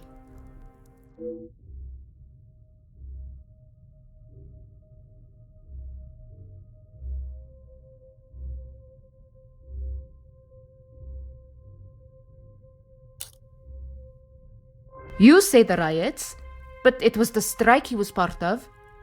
They started the riots, not the workers. By they, you are referring to the security forces. They were brought in to keep the peace. Security, huh? They were brought in to make an example of them. It was all peaceful until they arrived. Why would they need to make an example? So that the workers would stop rallying. No one is going to go on strike if they think they'll get killed. The security you talk of were armed and ready. The workers were pigs to the slaughter. What chance did they have?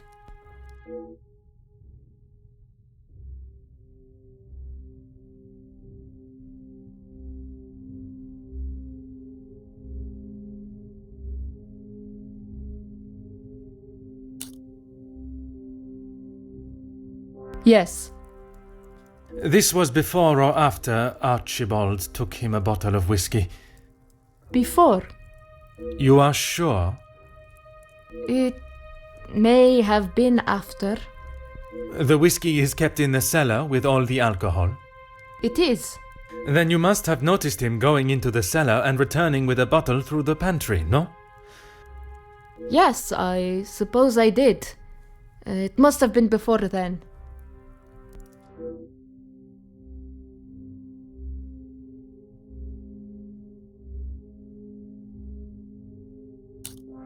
What is there to say?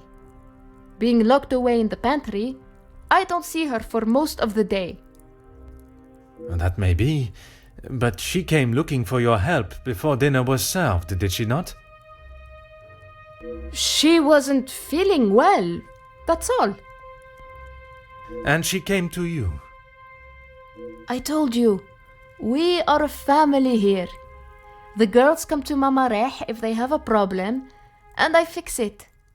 When I saw her earlier, I must admit she was not looking herself. Perhaps I should check on her. No! Just leave the poor girl. She'll be fine after another bowl of my homemade soup. She just needs her rest.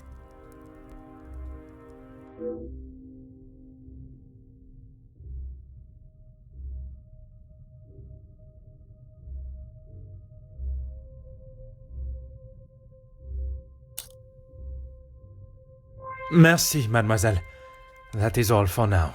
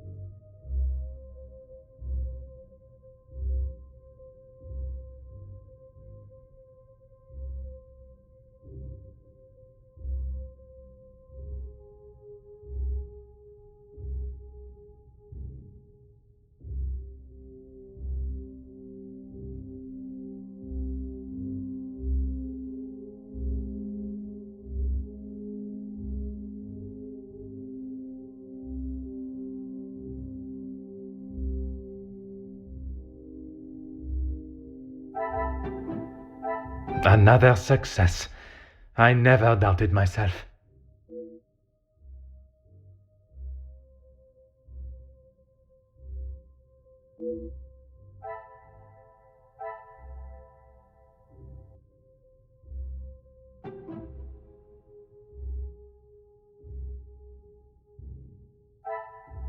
What a revelation!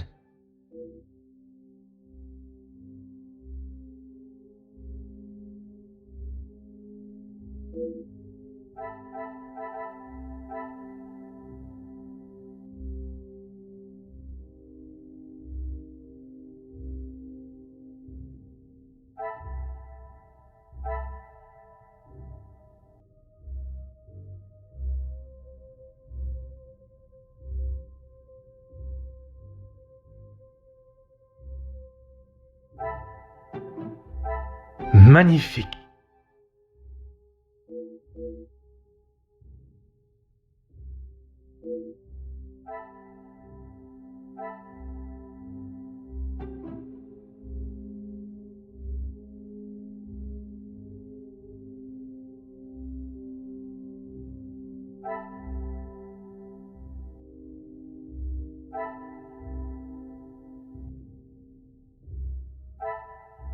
I must act on thought and fact, not on impulse.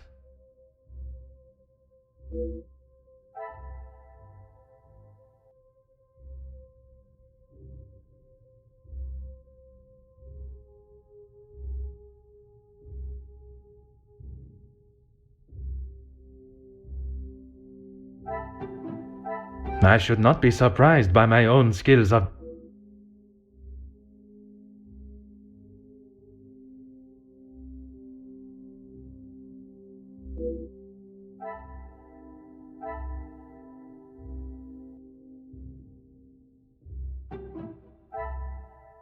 Come, my little grey cells. We must think...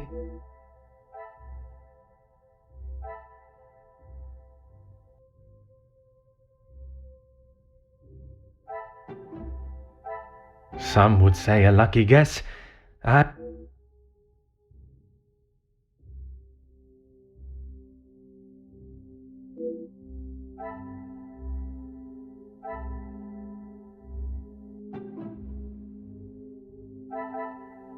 The pieces of the puzzle are finally coming together.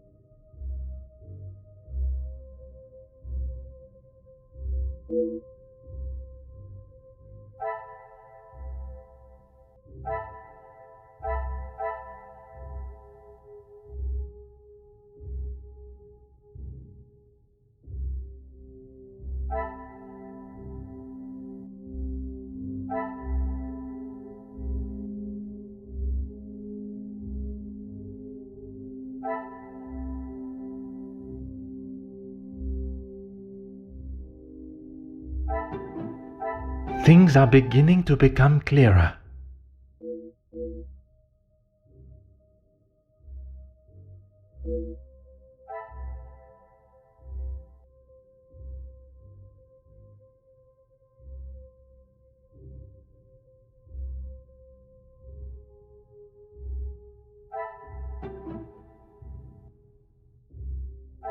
Is there something I am not seeing?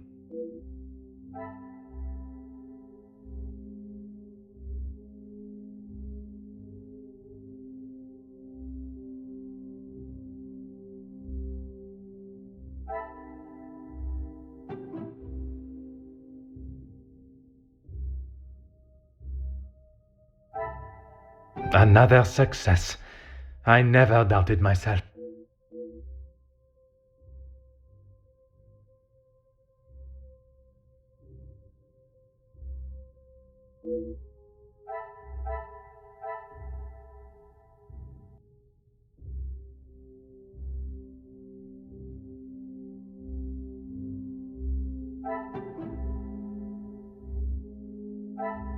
Another success. I never...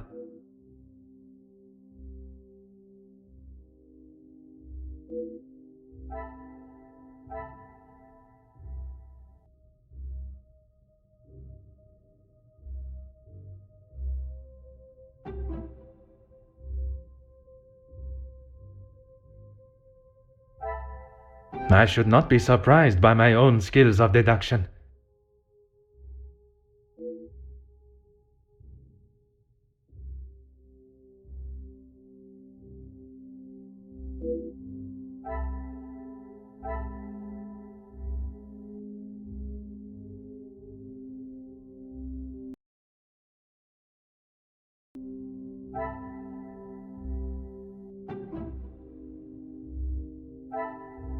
Order and method.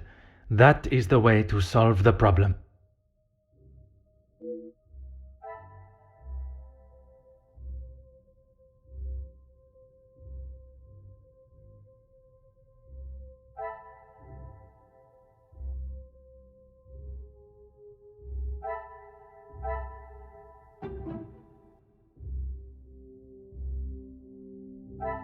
Magnifique.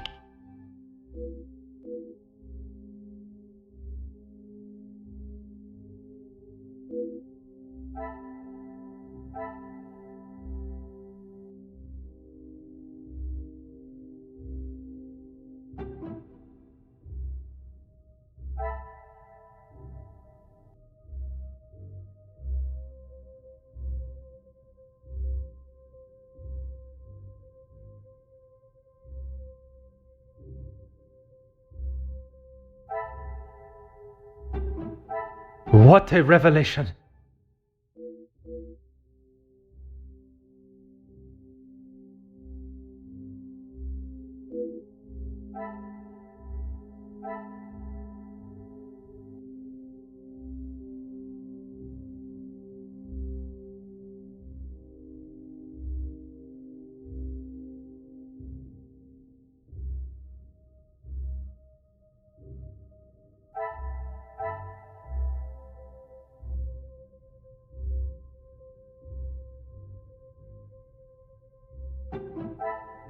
The pieces of the puzzle are finally coming.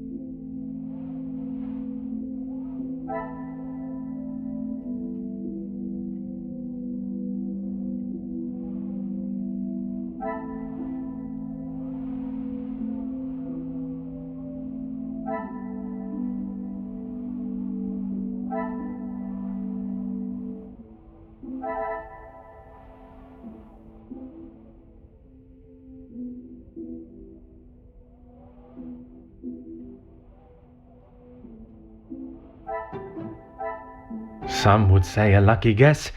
I would say a moment of genius.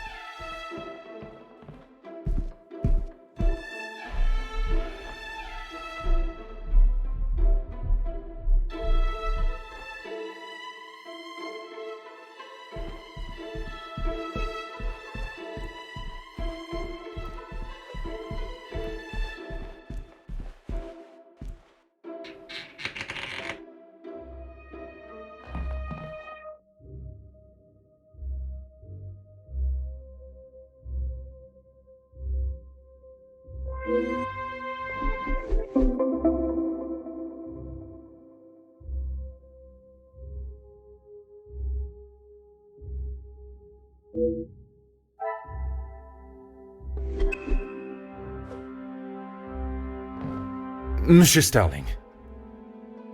Oh, Detective, I was just... Please, I eagerly await to hear what reason you give for being in the storage room at this hour. A butler's job is never... I am no fool, monsieur. You have spun enough stories this weekend. Honestly, Detective, you don't trust anyone. And with good reason. I've been thinking about my time with the family. I often think on fond memories, but it does not take me to a storage room in the middle of the night. There are many memories held within these walls. I just wanted to see them again.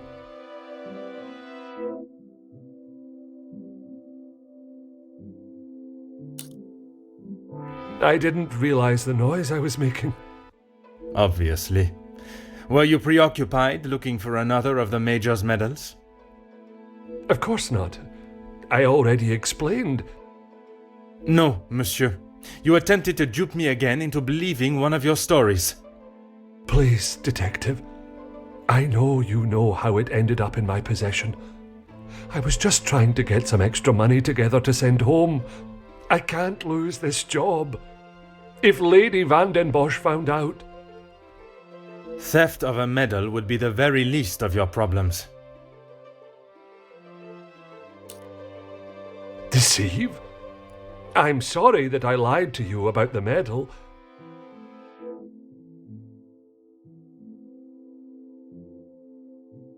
Would you care to explain the fake telephone call?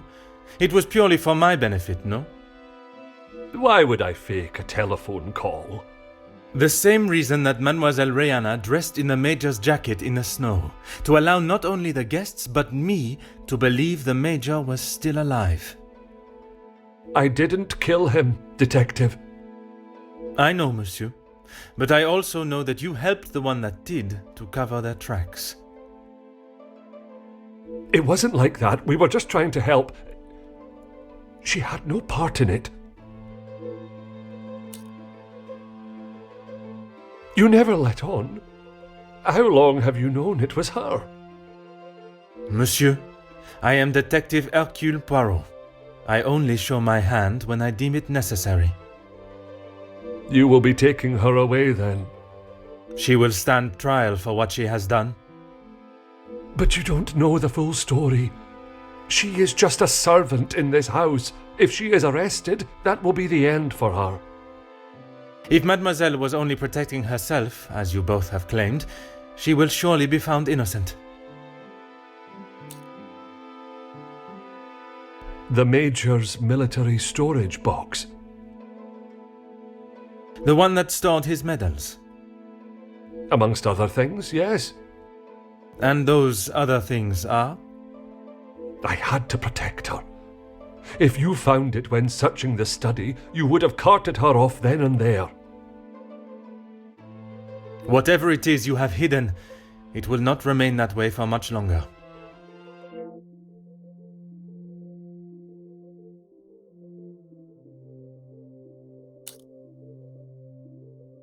I need a moment.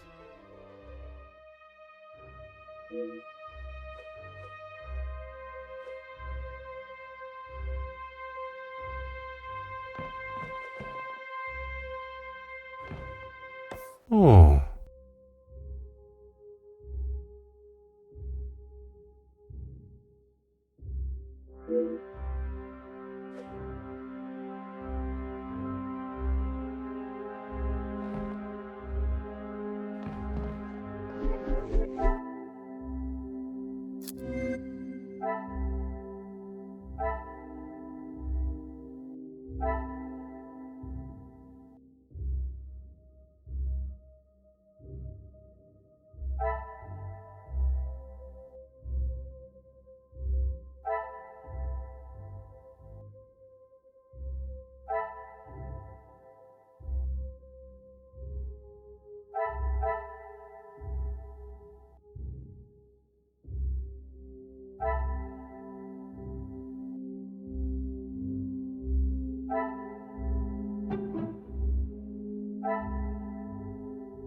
Things are beginning to become clearer.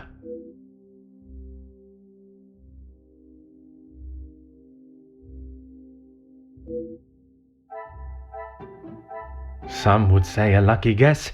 I would say a moment of genius.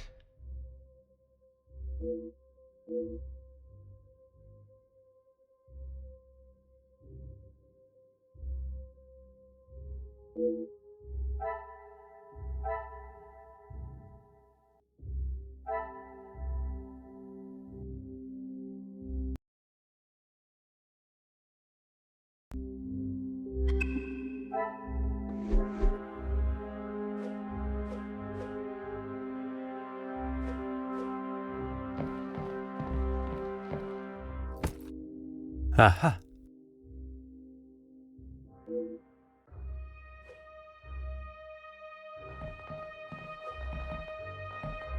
Huh.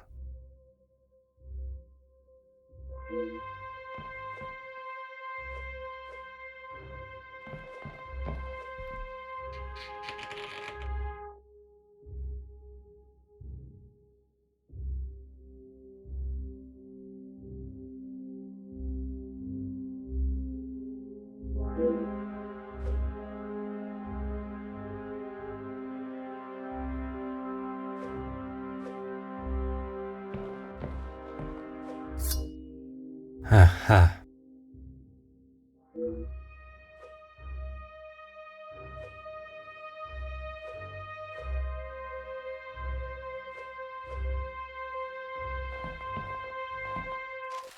Huh.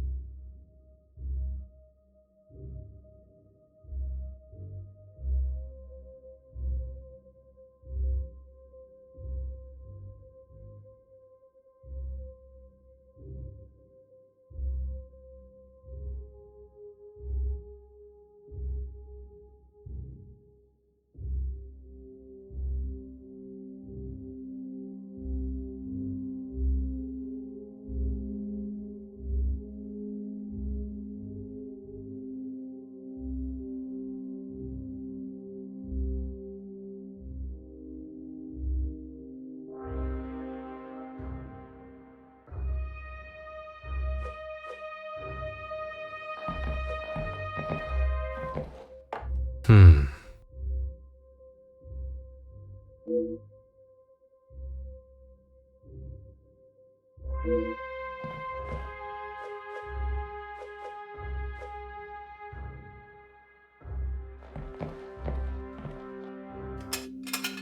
Hmm.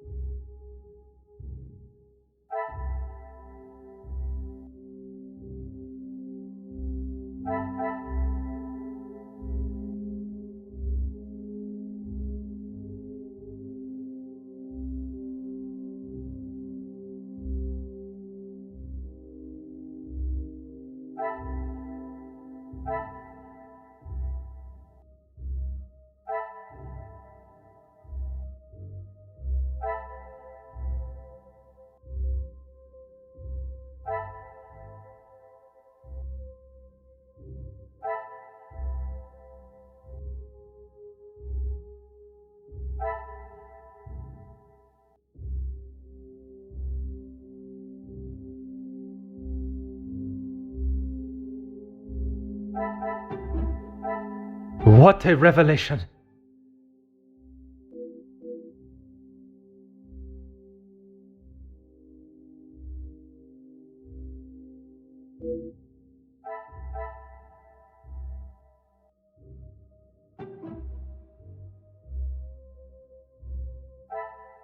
Another success.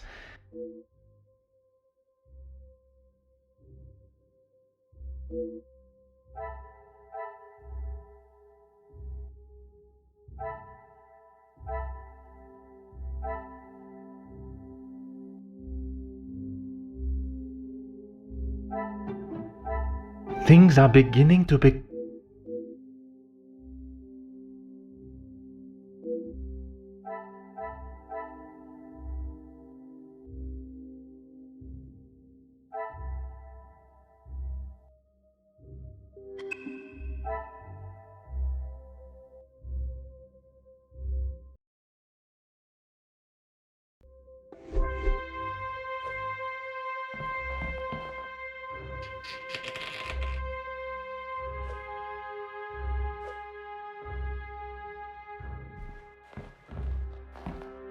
There is no use lying anymore. He always had his regiment lighter that he received in the war on his person. And yet, it was not his regiment emblem that was engraved on it. My father's. It must have fallen out of my pocket. You still have it, detective. Monsieur, you have stashed evidence, manipulated a crime scene, obscured my investigation, and yet it is a lighter that you worry about most? If it is my path to end up behind bars for what I have done, so be it. It is Elizabeth that you cannot allow to be locked up without the truth being told.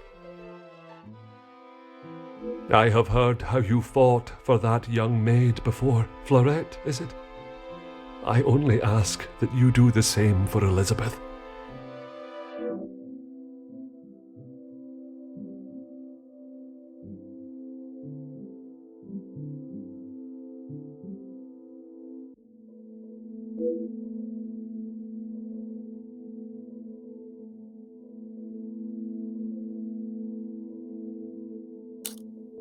You found it. Even the secret area that has been created here is not concealed enough to stop Detective Hercule Poirot. I couldn't just leave it at the scene for you to find. The Major was killed by his own knife. The knife that protected his life during the war would eventually be the one that ended it. It was in his holster when he attacked her. He had hold of her arm. What else was she meant to use to get him off of her?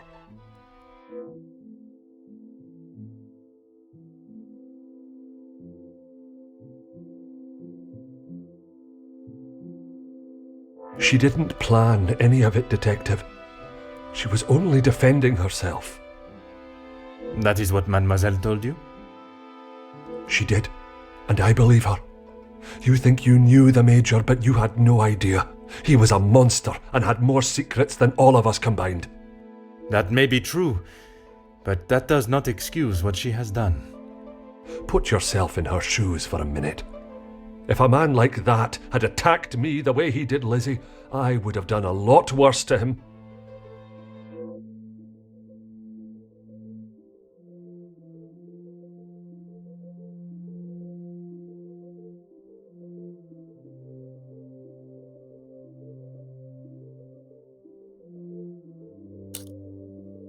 I need a moment.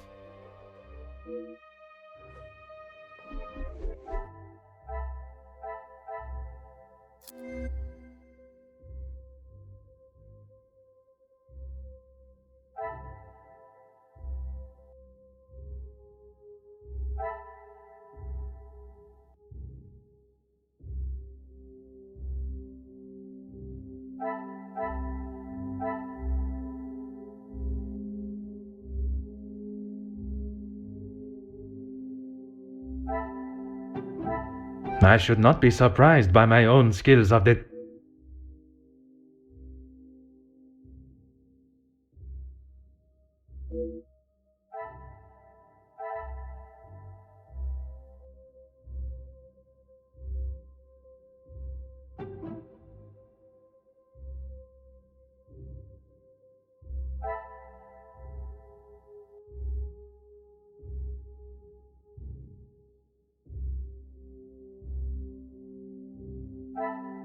The pieces of the puzzle are finally coming to.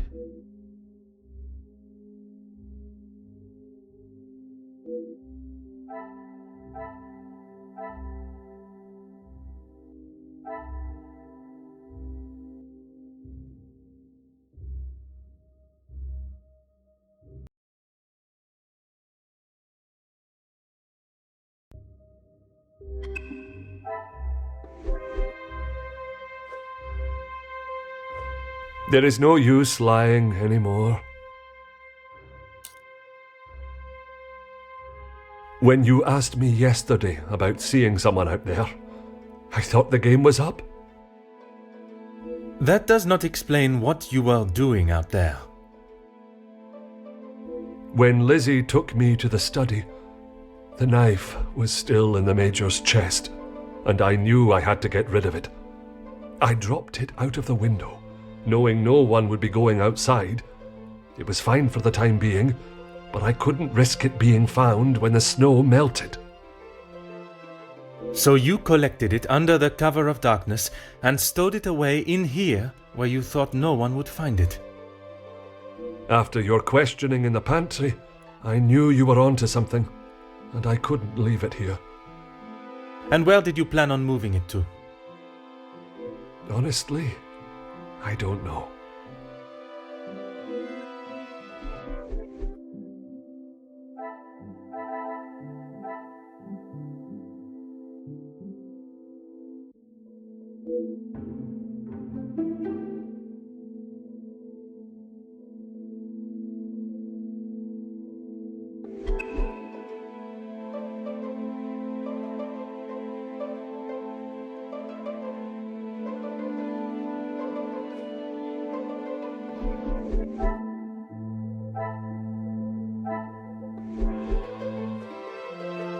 There is no use lying. Why what? Why I would risk everything to help Lizzie? Exactement. Because she is family. If you were in that position, you would do the same. I can assure you, monsieur, that I would not. Then perhaps that says something about you, detective. I would do anything for her, for any of my staff. Even if it means crossing the boundaries of the law? Without question.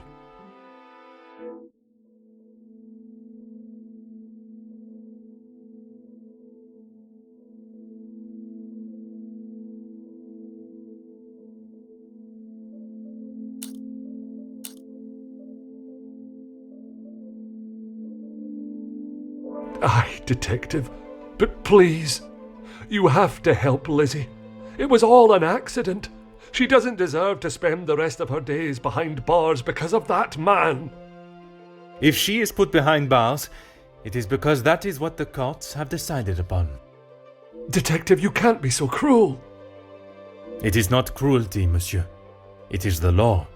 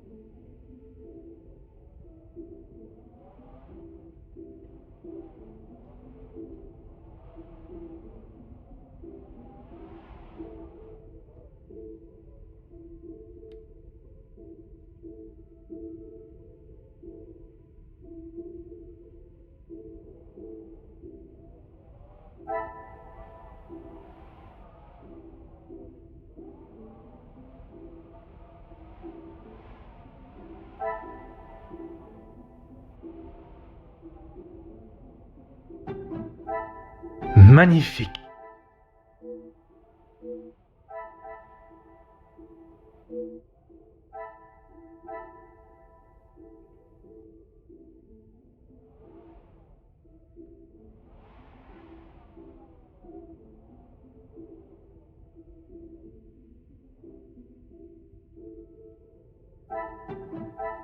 Magnifique.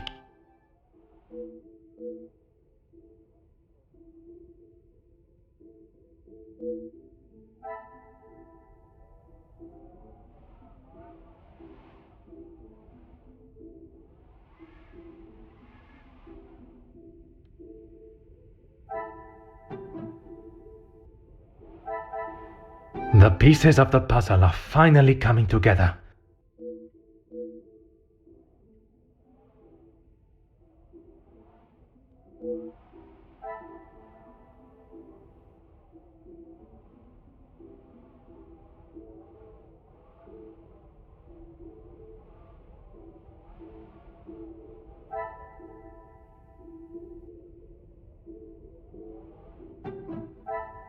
Things are beginning to become clearer.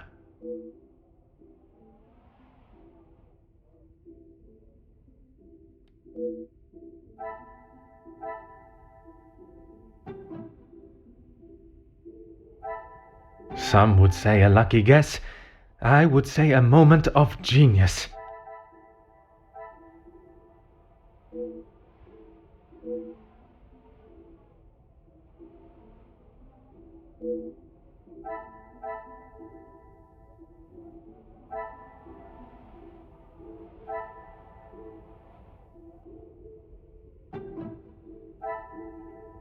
I should not be surprised by my own skills of deduction.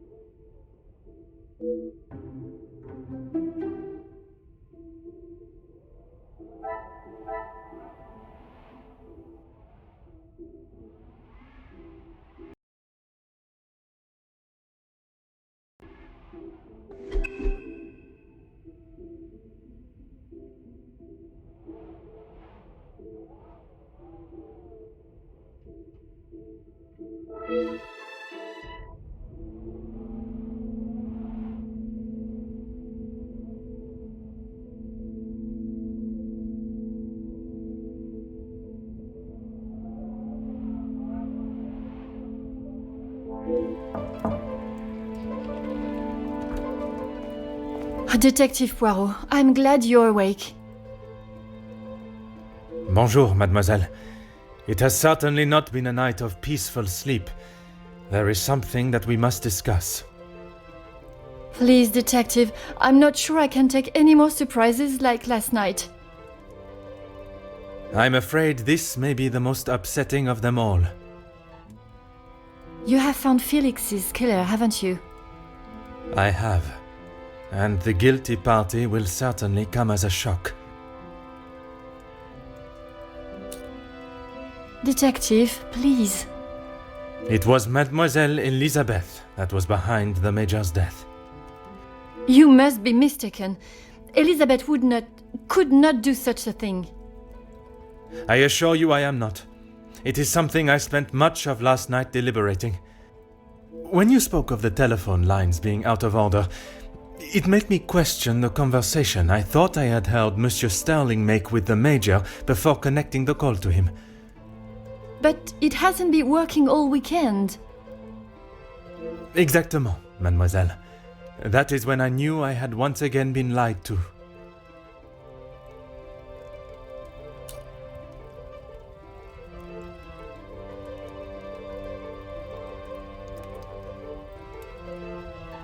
She was meant to be resting in the staff quarters. She has not been well. I am afraid that was yet another lie, orchestrated to keep her from incriminating herself. Why would you think that, detective? I only managed a few words with her before we were quite abruptly interrupted by Monsieur Sterling. I must admit, he has a habit of speaking over the other staff. It was much more than merely disturbing our conversation. It was done with the intention to prevent Mademoiselle saying something that she should not. So, Elizabeth killed Felix, and then Archibald helped her cover it up? In its simplest form, oui. I have heard it directly from the horse's mouth. You have spoken with Elizabeth already? Did she admit to it? Not Elizabeth, but Monsieur Sterling. I wasn't. What were you doing in there, detective? It was Monsieur Sterling that I found in there. I was taken by some surprise to hear anyone awake at that hour. What on earth was he doing?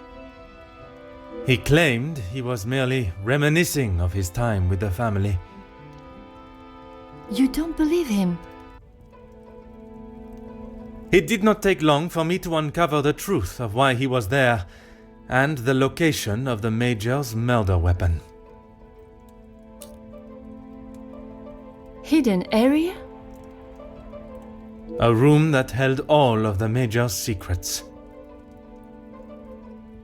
I had no idea. Did you discover the reason for his blackmail? I did. Were you aware he was dishonorably discharged from the army? Dishonorably? What does that mean?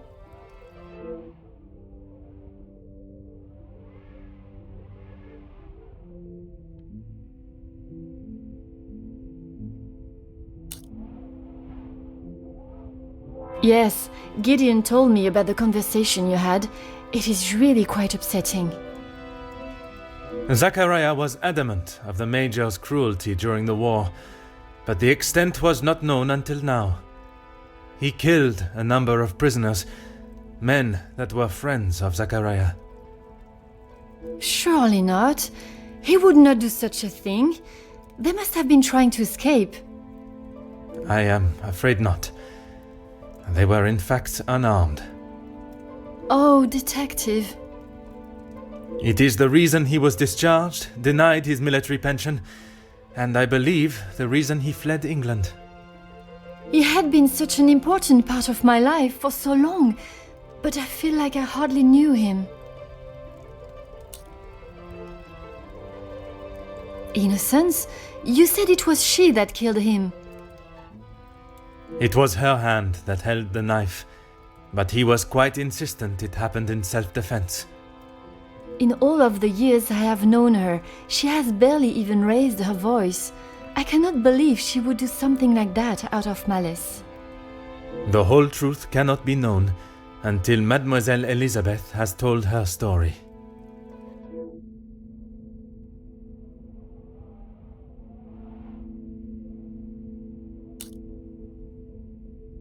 Will you allow me to be present? I think that is an excellent idea. I hope your presence will calm her and will perhaps allow her to speak more freely.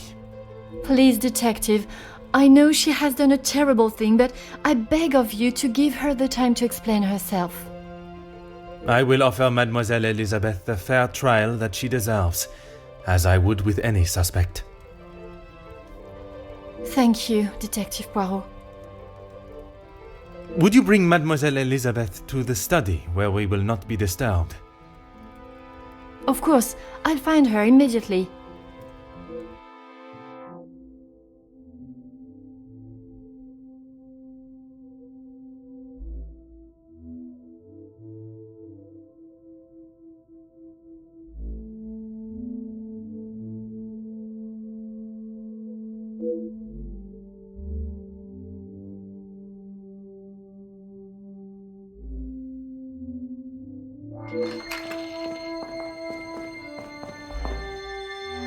Mademoiselle Elizabeth, merci for joining us.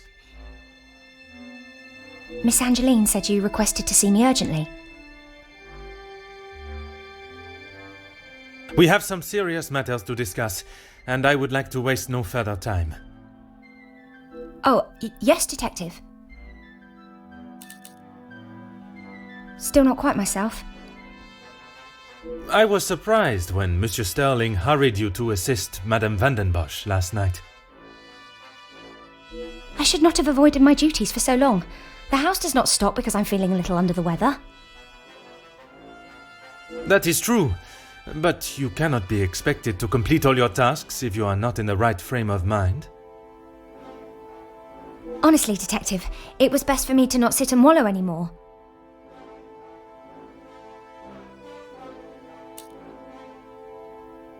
Have you been able to uncover who the blackmailer is? The blackmailer's identity has been established, and they will pay the price for their crimes. Wonderful news, Detective! You can put it all behind you now. You must be thrilled. I would not say thrilled, knowing that such a close friend has betrayed us. Mademoiselle is correct. What I have learned over this weekend is that people are not always as they appear. While they may give an impression of being a friend or ally, they can in fact be something completely different. And, what of the Major's killer? Well, mademoiselle, that is why I have asked you here now.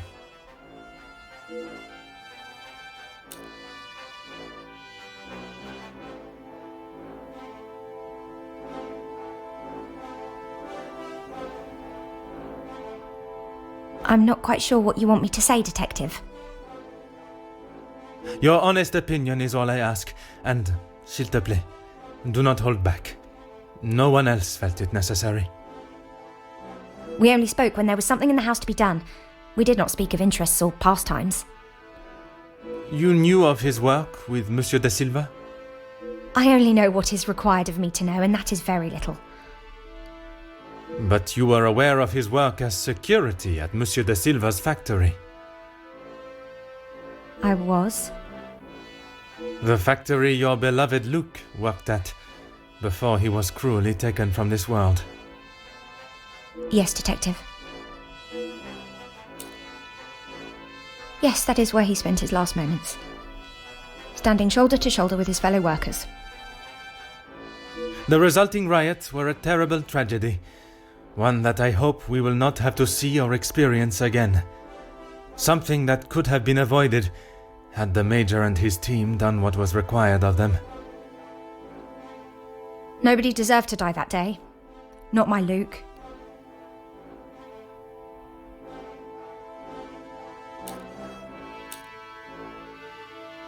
Detective, what kind of question is that? It is a straightforward one.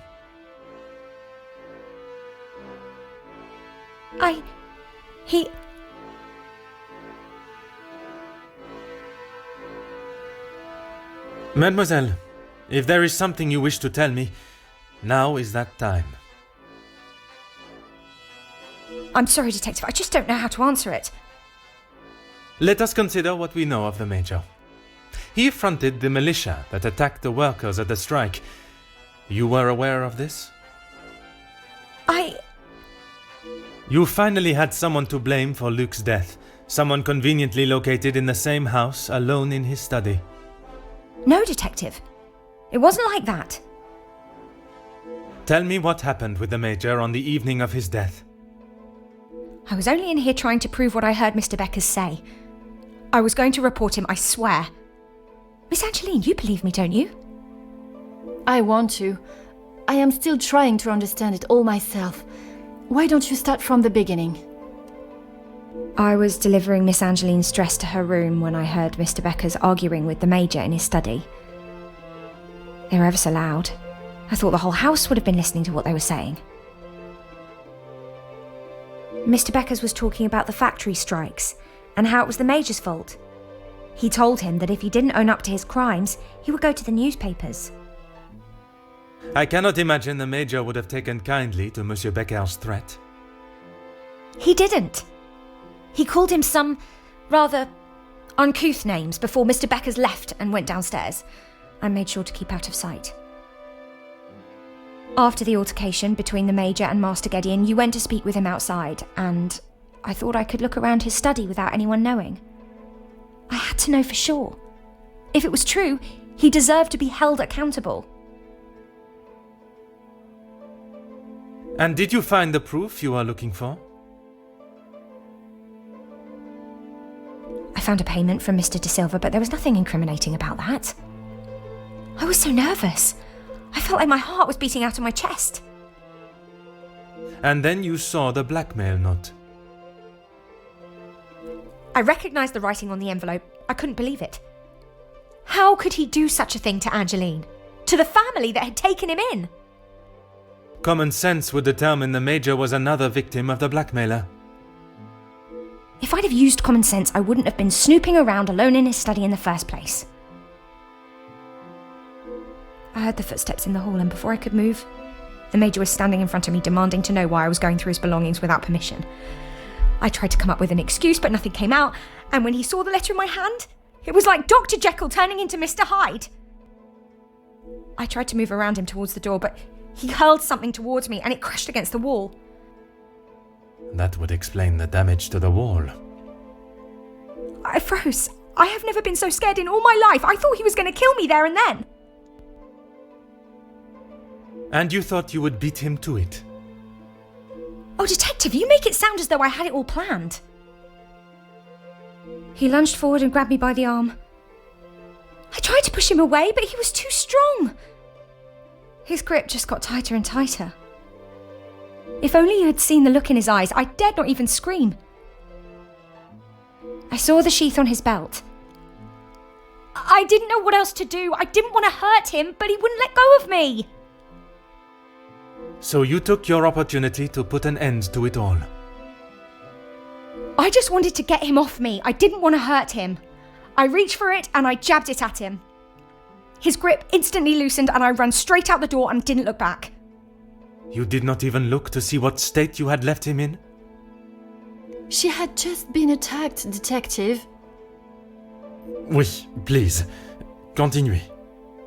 I ran down to the pantry looking for Rahana. She took one look at me and knew something was wrong. I explained to her what had happened and she went to find Archie. She said he would know what to do. We went back to the study and he was still lying there, motionless. Archie said that no one would believe me. That if someone like me killed someone like him, I would be sent straight to the gallows. He left the letter so you would find it. He said that if people knew what the Major was really like, then they wouldn't care what happened to him. So I am to believe that it was Monsieur Sterling and Mademoiselle Rihanna that cleaned the scene and orchestrated a plan that included a fake telephone call and dressing as the Major so that he may be seen. You had nothing to do with that. I swear I had no idea that is what they had done. Archie just told me to stay out of sight. I am no master criminal.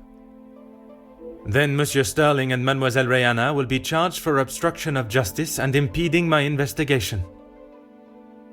Please, Detective, they were only trying to help me. If they wished to help you, They should have brought all of this to my attention immediately instead of committing more illegal acts. Surely you haven't forgotten what happened with Fleurette? She was only accused of stealing a bracelet. I killed a man. It is a day I have not forgotten, mademoiselle. Even for a moment. Without your help, I don't stand a chance. Please, Detective Poirot, you are the only one that can help me. Oh, Elizabeth, why didn't you come to me? I didn't think you would believe me. I felt so guilty. And when it was announced yesterday that he was a victim of the blackmailer, I wanted to tell you everything. I came to find you last night, Detective, but Archie stopped me. I'm sorry.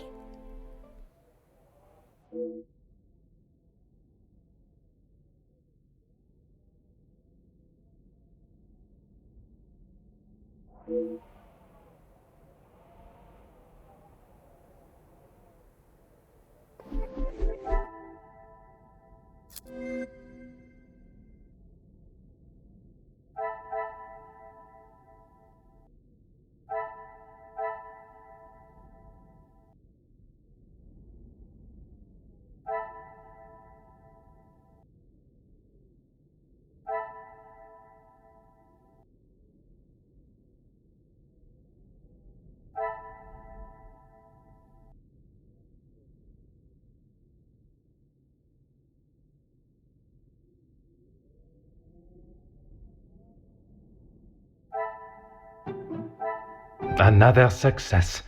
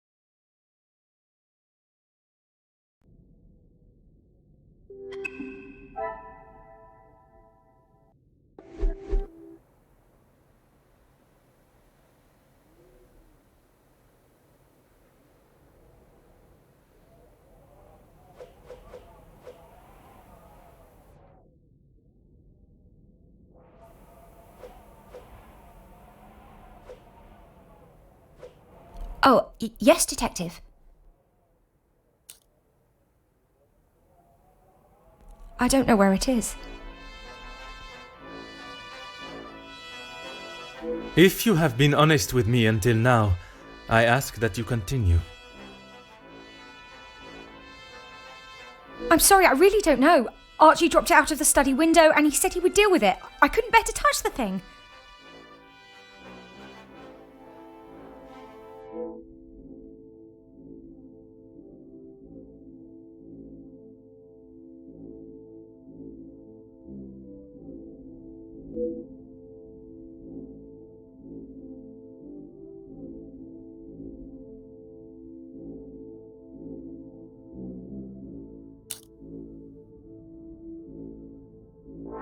Please, I was only protecting myself. I didn't want to hurt him. He just wouldn't let me go. Oui, mademoiselle. I know.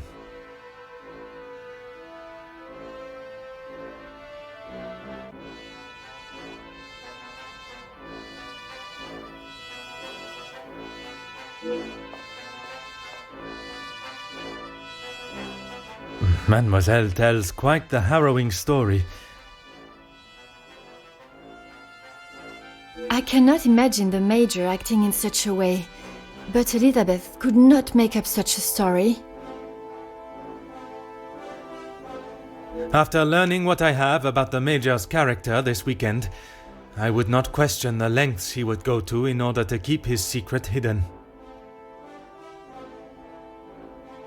I know that you share a close bond with Mademoiselle Elizabeth, but you cannot allow your personal feelings to taint your belief of what took place. She has committed a terrible crime, but she will live with that for the rest of her life. She is not a cold-blooded killer. If what she says of the Major's attack is true, she acted in self-defense. And in the law's eyes, a crime has not been committed. I will do everything I can to make sure her story is heard and a fair trial is conducted.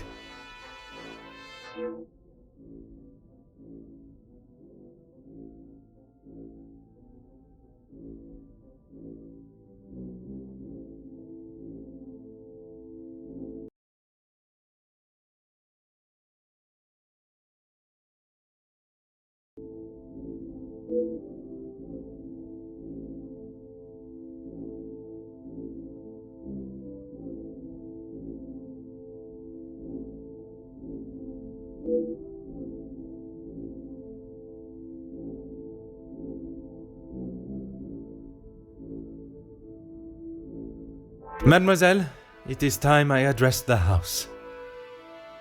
Are you sure? What will you say? What if they do not listen? I can assure you, they will.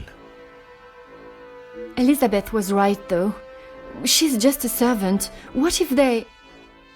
Mademoiselle, when Detective Poirot speaks, they will listen. Would you ask the guests to convene in the library? Of course. And what of the staff? I have told Monsieur Starling to remain in the staff quarters with the others. When the authorities arrive, they shall be dealt with. You have been of great help to me throughout my investigation, and now that it is over, I have one final request. You only need to ask. While I am speaking with the guests in the library, would you watch over Mademoiselle Elizabeth in my room? You don't think she will try and escape, do you? In her position, I do not know what she might try. But I trust with you there, any potential ideas of such a thing will be squashed.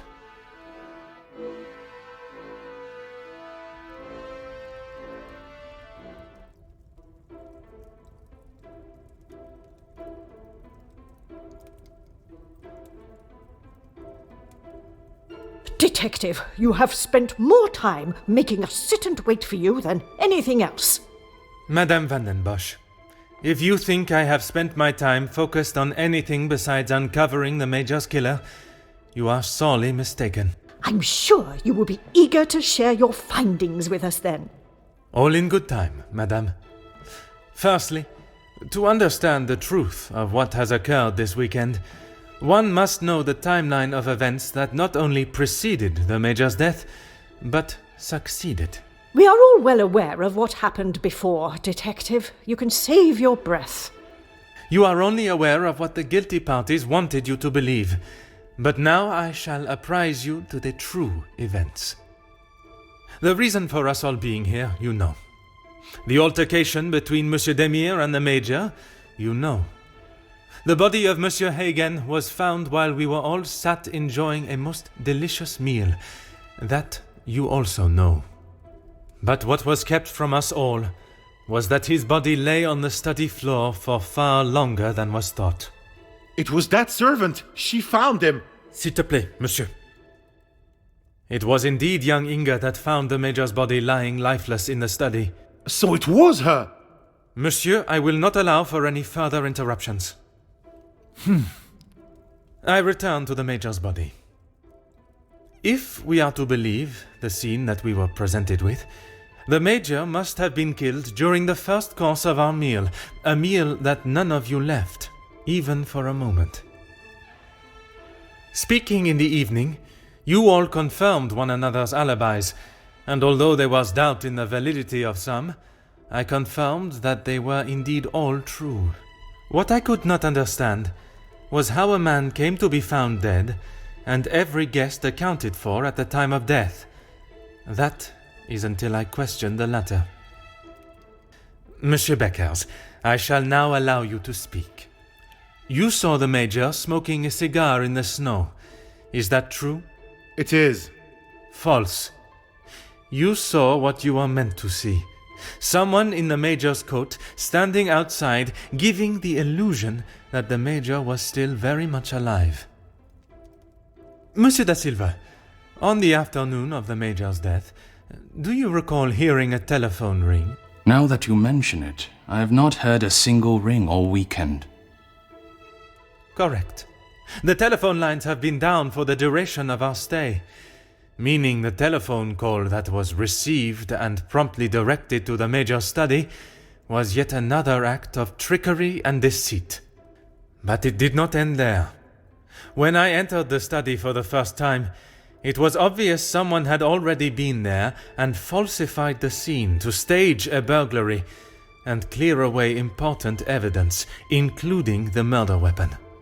What followed was an investigation that had already been hindered. But even those lengths were not enough to derail me for long. I think we have all had enough of your self-praise, Detective. Perhaps you would like to tell us who killed him now? Madame, as I'm sure you would expect, it is not as simple as that. What many of you do not know is the discussion that was had between the Major and Monsieur Beckers earlier that day. What has that got to do with anything? I told you I didn't kill him. That I know to be true. What you do not know is that it was not only his ears that heard your spoken words. I hope you are not implying I had something to do with it. No, madame, there was another. Mademoiselle Elizabeth. You are all aware that the Major was hired by Monsieur da Silva to front the security during the workers' strikes. What very few of you know is that it was the Major's order that instigated the vicious attacks on those unarmed men and resulted in numerous deaths, including Mademoiselle Elizabeth's fiancé, Luc. Monsieur Beckers confronted the Major, declaring that he was to hand himself in. That is what Mademoiselle Elizabeth overheard. Now, knowing the truth, she waited until the Major was away from his study. After he stepped outside following the confrontation with Monsieur Demir's fist, it looked to be the perfect opportunity, or so she thought. The Major returned and found her looking for the proof she required to hand him over to the authorities. If the maid bumped him off, why hasn't she been arrested?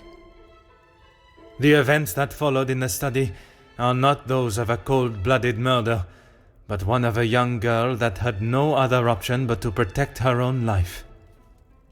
Sounds to me, Detective, like you have taken a shine to this young girl and would rather protest her innocence than arrest her for murder, the crime she has committed.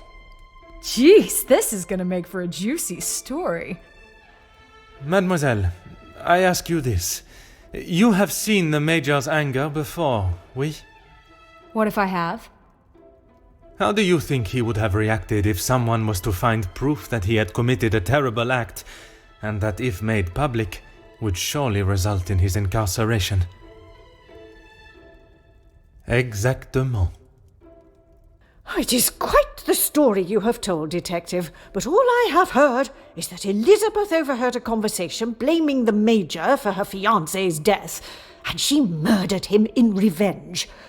A servant killing a man that is as revered as he was. She will face the noose. I am not denying that a man has lost his life, but it is not the crime of murder that you all believe. While the Major did not deserve to die in such a way, it was his actions towards Mademoiselle Elizabeth that drove her to defend herself in any way she could. Mademoiselle Elizabeth will be punished, but we will let the law decide the severity of her punishment. She has played you like a fiddle, Detective, acting the innocent victim. She will be arrested and hanged for her crime, like every other cold-blooded killer. Here. Give her what she deserves. The girl has got to pay for what she's done.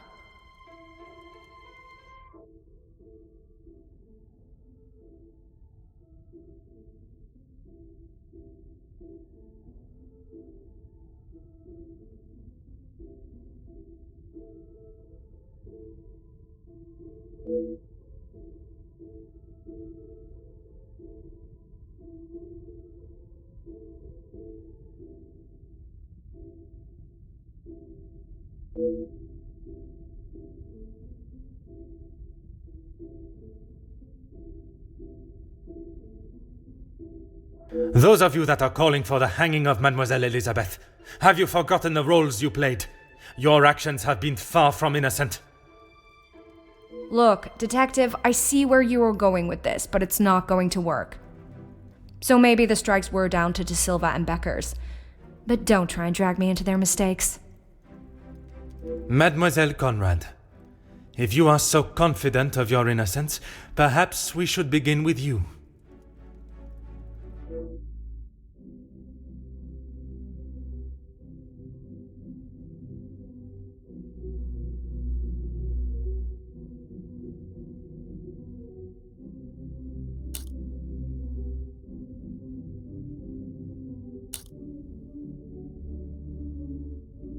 You don't need to imply it's only me that does.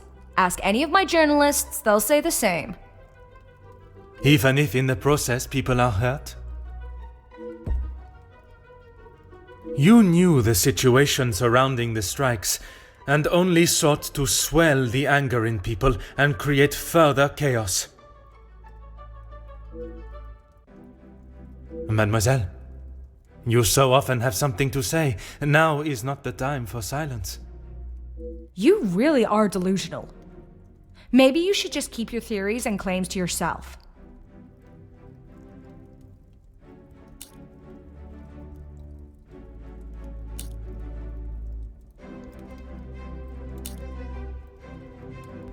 You obviously have no idea what goes on in my world. I would say stick to honest police work, but it seems that it's not in your field either.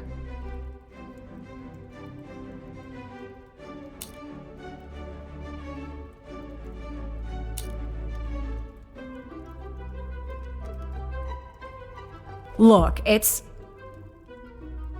Mademoiselle, I do not have time for your excuses. Do you wish to state your direct involvement, or should I? It's not... Okay, fine. Yes, the story was going nowhere. There was a deal on the table, and it was going to be done and dusted. Everything you said is true.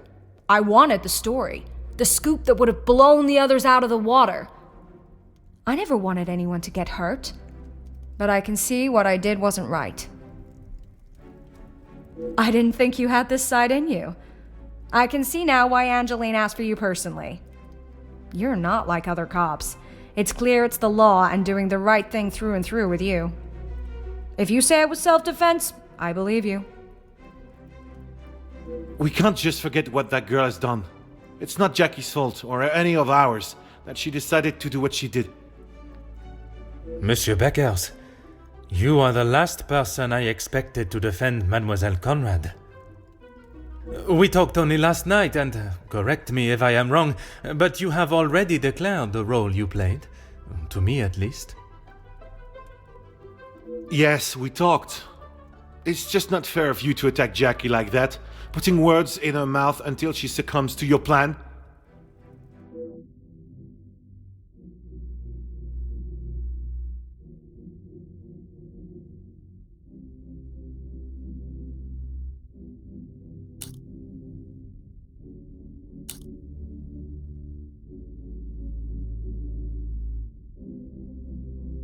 Detective, I'm afraid you're misunderstood. That is not how it was. It was not my intention for things to escalate as they did. I could not have predicted that would happen. Jackie was documenting everything to do with the strikes. She wanted our story to be heard and wanted to know how I was handling the negotiations. And they were handled by yourself? Naturally. If I cannot handle simple negotiations, I am not fit to be in the position I am in.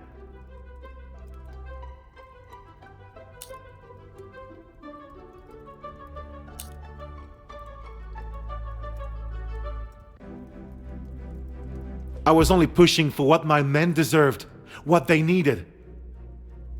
Hindsight is a wonderful thing, Detective.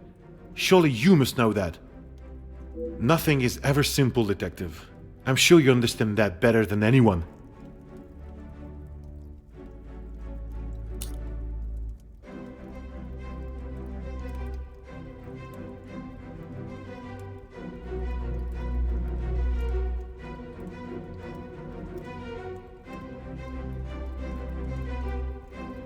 You're right, Detective.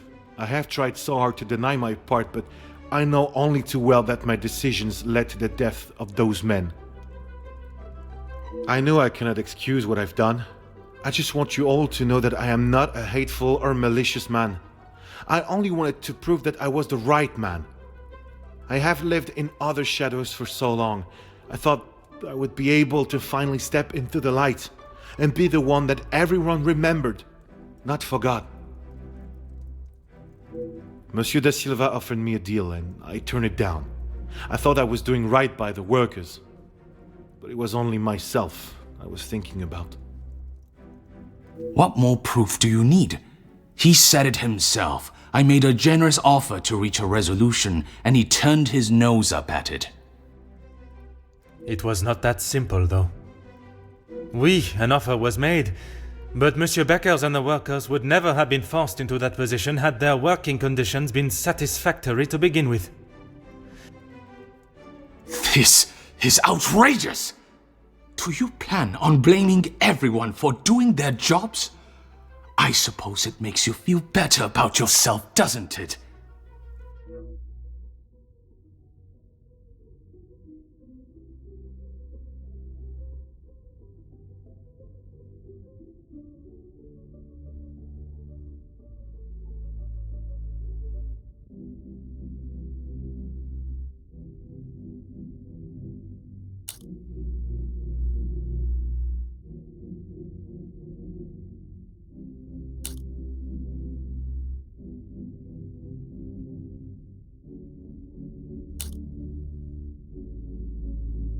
It may be a big deal to you, but I am used to workers not being happy with something.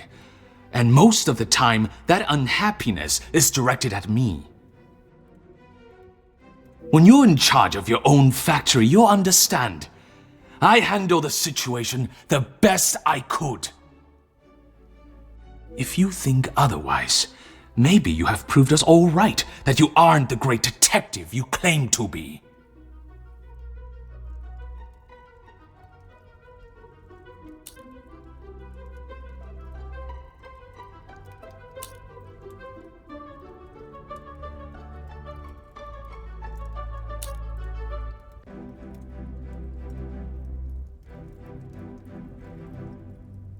You said it, anonymous.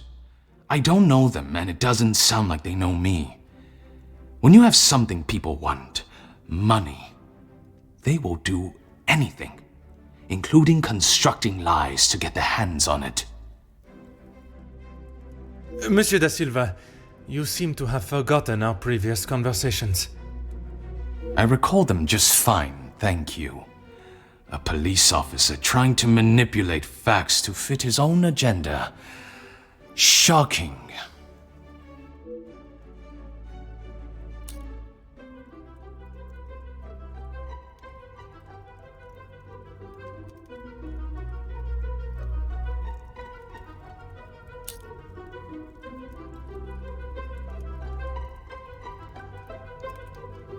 Do you really think this is the first time blame has fallen at my feet? Although I don't think I've seen someone try so hard before to even convince themselves of what they are saying. Have you not learnt enough already from having your factories closed? If you have any hope to return to normality, you must admit your faults and accept the repercussions. I may have been a little harsh with my staff. I only wanted to prepare them for the realities of this world. I was never given the opportunities that they have today, and I succeeded. All they do is demand more and more at the factories and at the house. How am I meant to keep a good profit if every franc is going to them? I offered what I could. I was willing to meet in the middle. But maybe that wasn't enough. Swallowing one's pride is no easy feat, but if it means that a young girl will receive fair judgment, I am prepared to do it. Merci, monsieur, for your honesty. Admitting your responsibility is an honorable move. What now, Detective? Is this absurdity going to continue much longer?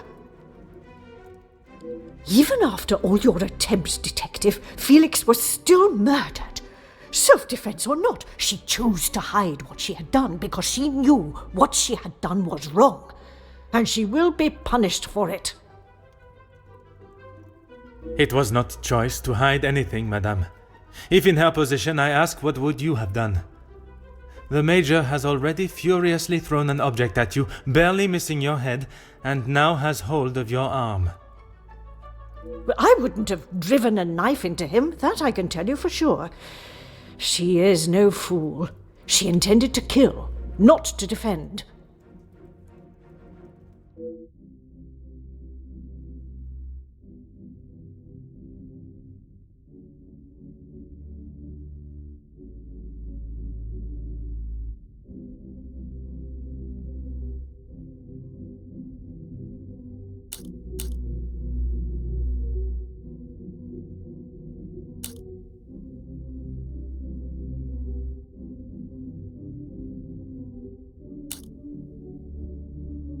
Quite presumptuous of you to assume violence is in his nature. Putting my own feelings towards the Major aside, he was not an honorable man, at least at some time in his life. He must have been for you to allow him in your house for so many years.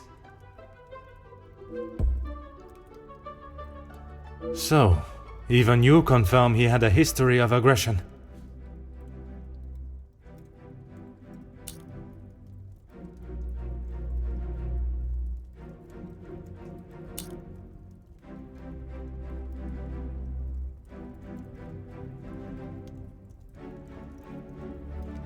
You have no idea. He was there for us when we needed him. You were there for him when he needed free room and board. That is not the case, and you know it. His actions are unforgivable and should not be defended by anyone. You judge him so harshly, but I return the question. What would you have done in his position? He had made mistakes. I will not deny that. In those moments when a decision had to be made, it fell to him, and he did what he saw fit.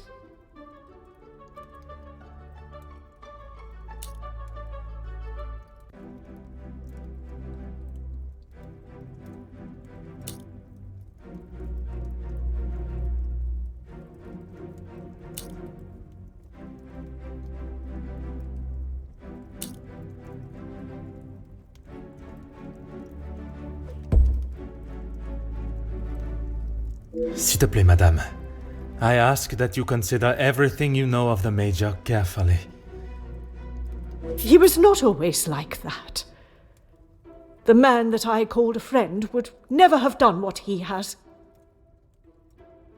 I cannot allow another innocent person to be punished for his vicious and barbarous behavior. You have seen the Major act in a similar manner as I described before, haven't you? What was the outcome then? You have convinced me that I am wrong, in both my opinion on Elizabeth's punishment and in the friendships I keep. Is that not enough for you?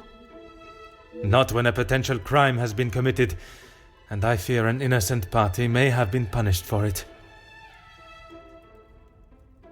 He was just a boy. I told him to stop, but he was like a wild animal. The confrontation with Mademoiselle Elizabeth was not the first time he has come close to killing another. It was following the officers' ball. A young man, no older than 16, stopped us on the street, begging for some change. Felix pushed him away, but he was persistent.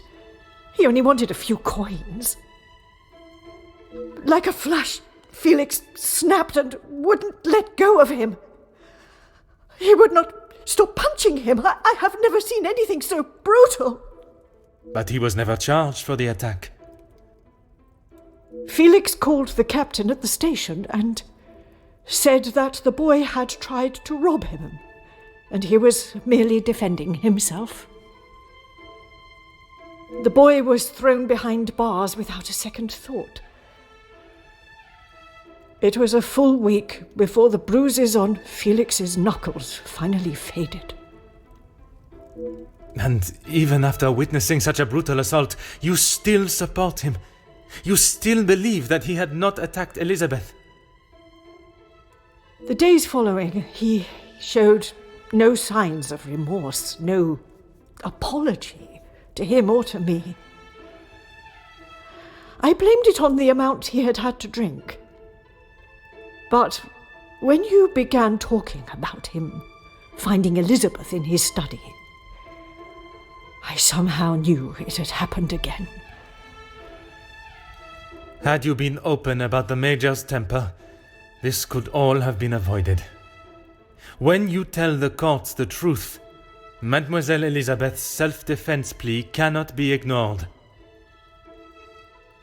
Just when I thought I could not see a more spineless move. Excuse me? You allowed a bully and thug to remain in your house and endanger your family. I'm sorry, Margot, but I am struggling to understand why you have involved yourself in this affair. I'm surprised you can hear me way up there on that high horse of yours. How dare you speak to me in that way? Who I decide to keep in my house is my decision and no one else's. I can see that. Murderers, thieves, and extortionists are all acceptable, it seems. Countess, I have talked at length of the Major's death, but not the reason for my invitation in the first place. When I last gathered you all together, I spoke of a blackmail ring that was rife in the area, and then of the letter that the Major had received. Mademoiselle Angeline requested my help personally after she received such a letter threatening her family name. She felt I was the only one that could uncover the truth. And uncover the truth I have. Get on with it, detective. Who dared try and extort my family and then have the gall to allow me to welcome them into my home? If it was not for the honesty of a young servant, I would perhaps still be looking for the For goodness sake, it was me. Margot, how could you? While it looked as though the Countess was helping the young women at the shelter, she was in fact only finding them positions of employment in wealthy homes to gather information on them and learn secrets that she would ultimately be able to use against them. Monsieur da Silva fell victim to her network of moles and was in turn blackmailed. It was quite the prosperous setup you had, knowing that they would not be prepared to lose their social standing if a secret was to find its way from where it had been hidden for so long. That cannot be true, Margot. How could you do such a cruel thing? That is rich, coming from you. You are one of my oldest friends. High and mighty, Madame Van den Bosch. You think you can do what you wish when you wish it and there will be no repercussions. You are as bad as all of them. If I do not get a straight answer out of you, I will march you to the police station myself. I'm surprised it took the Major this long to start living with you. He must have been on the edge for some time. How dare you speak to me like that? In my own home. A home you share with the father of your daughter for so many years, and she still remains none the wiser. You have no right. Maman! Angeline? Have you heard what she has admitted to? She is merely trying to make herself... Is what she says true? Felix, he was my father? That is the secret that the letter was talking about, isn't it? You told me that we had nothing to hide. Detective Poirot, were you aware of this? Oui, mademoiselle. But it was not my place to repeat. I don't understand. What about father? Your maman betrayed the love of a good, honest man and played away behind his back and then kept it hidden for all these years like a lady of the night with her client list. You will say no more. Angeline, I... Did Felix know? This is not an appropriate conversation. He knew, dear girl. He knew the whole time. It is only dear Edwin that was blind to their deceit. You will not talk of him like that. You will not talk of him at all. If I don't, who will? You never deserved him. You don't even deserve the memory of him. Countess, there is something that you still have not explained. What more is there for her to say? How long were you in love with the Viscount for? Margot? Is that true? We were destined to be together. And then you turned up. And I was all but forgotten about. But you were nothing more than friends. And you made sure of that, didn't you? From the day you arrived, it was all about what you wanted and what you had to do to get it. You didn't consider Edwin at all. He was just a purse to you. I loved my husband, and I miss him every day. Loved him enough to stray? Both of you, no more! Please, Angeline, let me explain. Maman, I do not wish to hear anything else from you. Not even your own daughter wants to hear your lies anymore. Cassandra Van den Bosch, all alone. How dare you!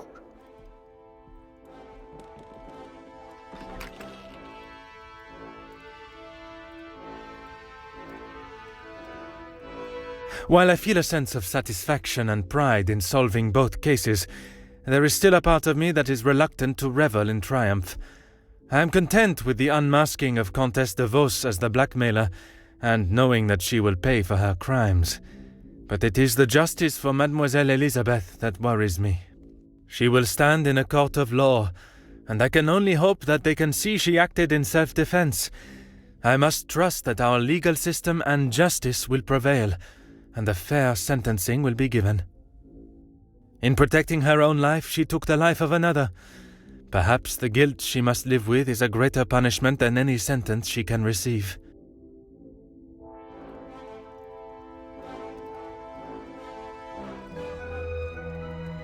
Comtesse de Vos was taken from Nemozinet House in cuffs and placed under arrest.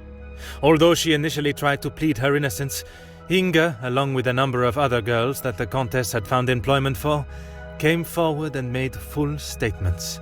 She was charged with 5 counts of blackmail and extortion and sent to a house of corrections, where she will have a new life to become accustomed to. Monsieur Sterling and Mademoiselle Rihanna were also reprimanded for their participation.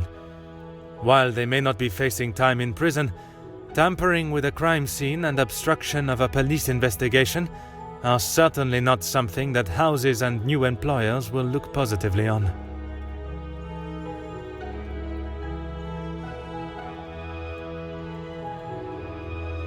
Mademoiselle Angeline finally became Madame Demire, and together they took up residence in England, where Monsieur Demire continues to support and fight for fairness and equality in London. I am happy to say that we have remained in contact, and Madame Demire has become a regular correspondent of mine, and the latest joyous news is that they are expecting a child of their own. Madame Van den Bosch showed compassion that I had not seen in her before. She stood in court and gave a truthful and genuine character reference of Elizabeth. as well as describing the Major and the atrocious crimes he had committed. After Madame van den Bosch's secret was revealed to the world, her position in the social hierarchy was no more, disappearing in a moment. While she still resides in Belgium, I believe she has had to adapt to a far more modest way of life. A humbling experience for her, I am sure. Following her actions in the courtroom, Angeline believed that her maman still had a place in her life. Although they are on different sides of La Manche, they remain in contact. Mademoiselle Conrad left Nemozinet House the same way she entered, confident in herself and audacious in her opinions. Her report of the Major's murder at the house and the surrounding blackmails became one of the most talked about stories of the year.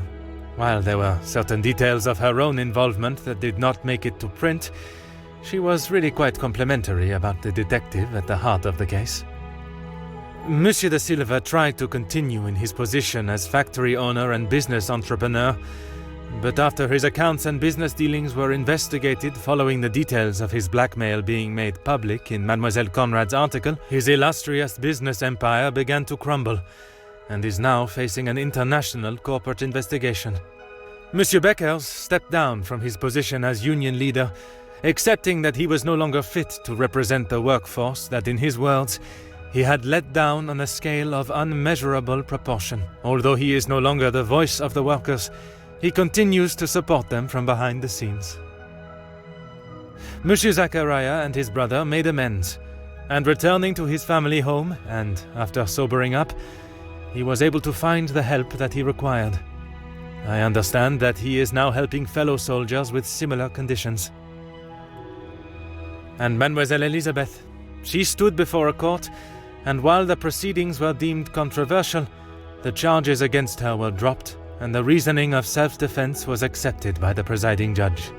Madame van den Bosch's testimony, along with Mademoiselle Angeline's declaration of her good character, was enough to show that it was not in Elizabeth's nature to act in such a violent way.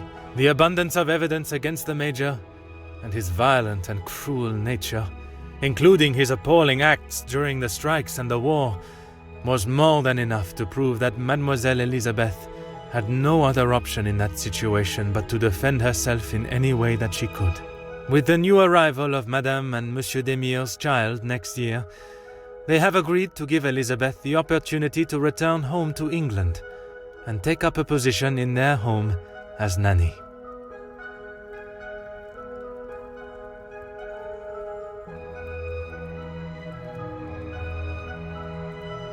The death of Elizabeth's beloved Luc has been at the center of everything. Had those in positions to help not acted with only themselves in mind, perhaps he would still be alive today, and the Major would have paid the price for his own crimes in the eyes of the law, not at the blade of a knife. The blood of Major Felix Hagen will remain on Elizabeth's hands, a stain that wherever she is and whatever she may do, she will never be able to wash clean. However, it will remain as a reminder to not only her, but all of us, of what we as human beings are capable of to protect ourselves. We all have something that may be considered shameful or sinful, and it is how we deal with it that shows our true character. Those involved in the riots, the workers' deaths, and the Major's killing believed themselves to be untouchable. Whether it was from their social standing or their confidence in themselves, they learned that everyone is accountable for their actions. There is no exemption because of the suit you wear or the money in your bank account. There is no price to a man's life. It cannot be bought or traded or discarded. No man is better than another, including Detective Hercule Poirot.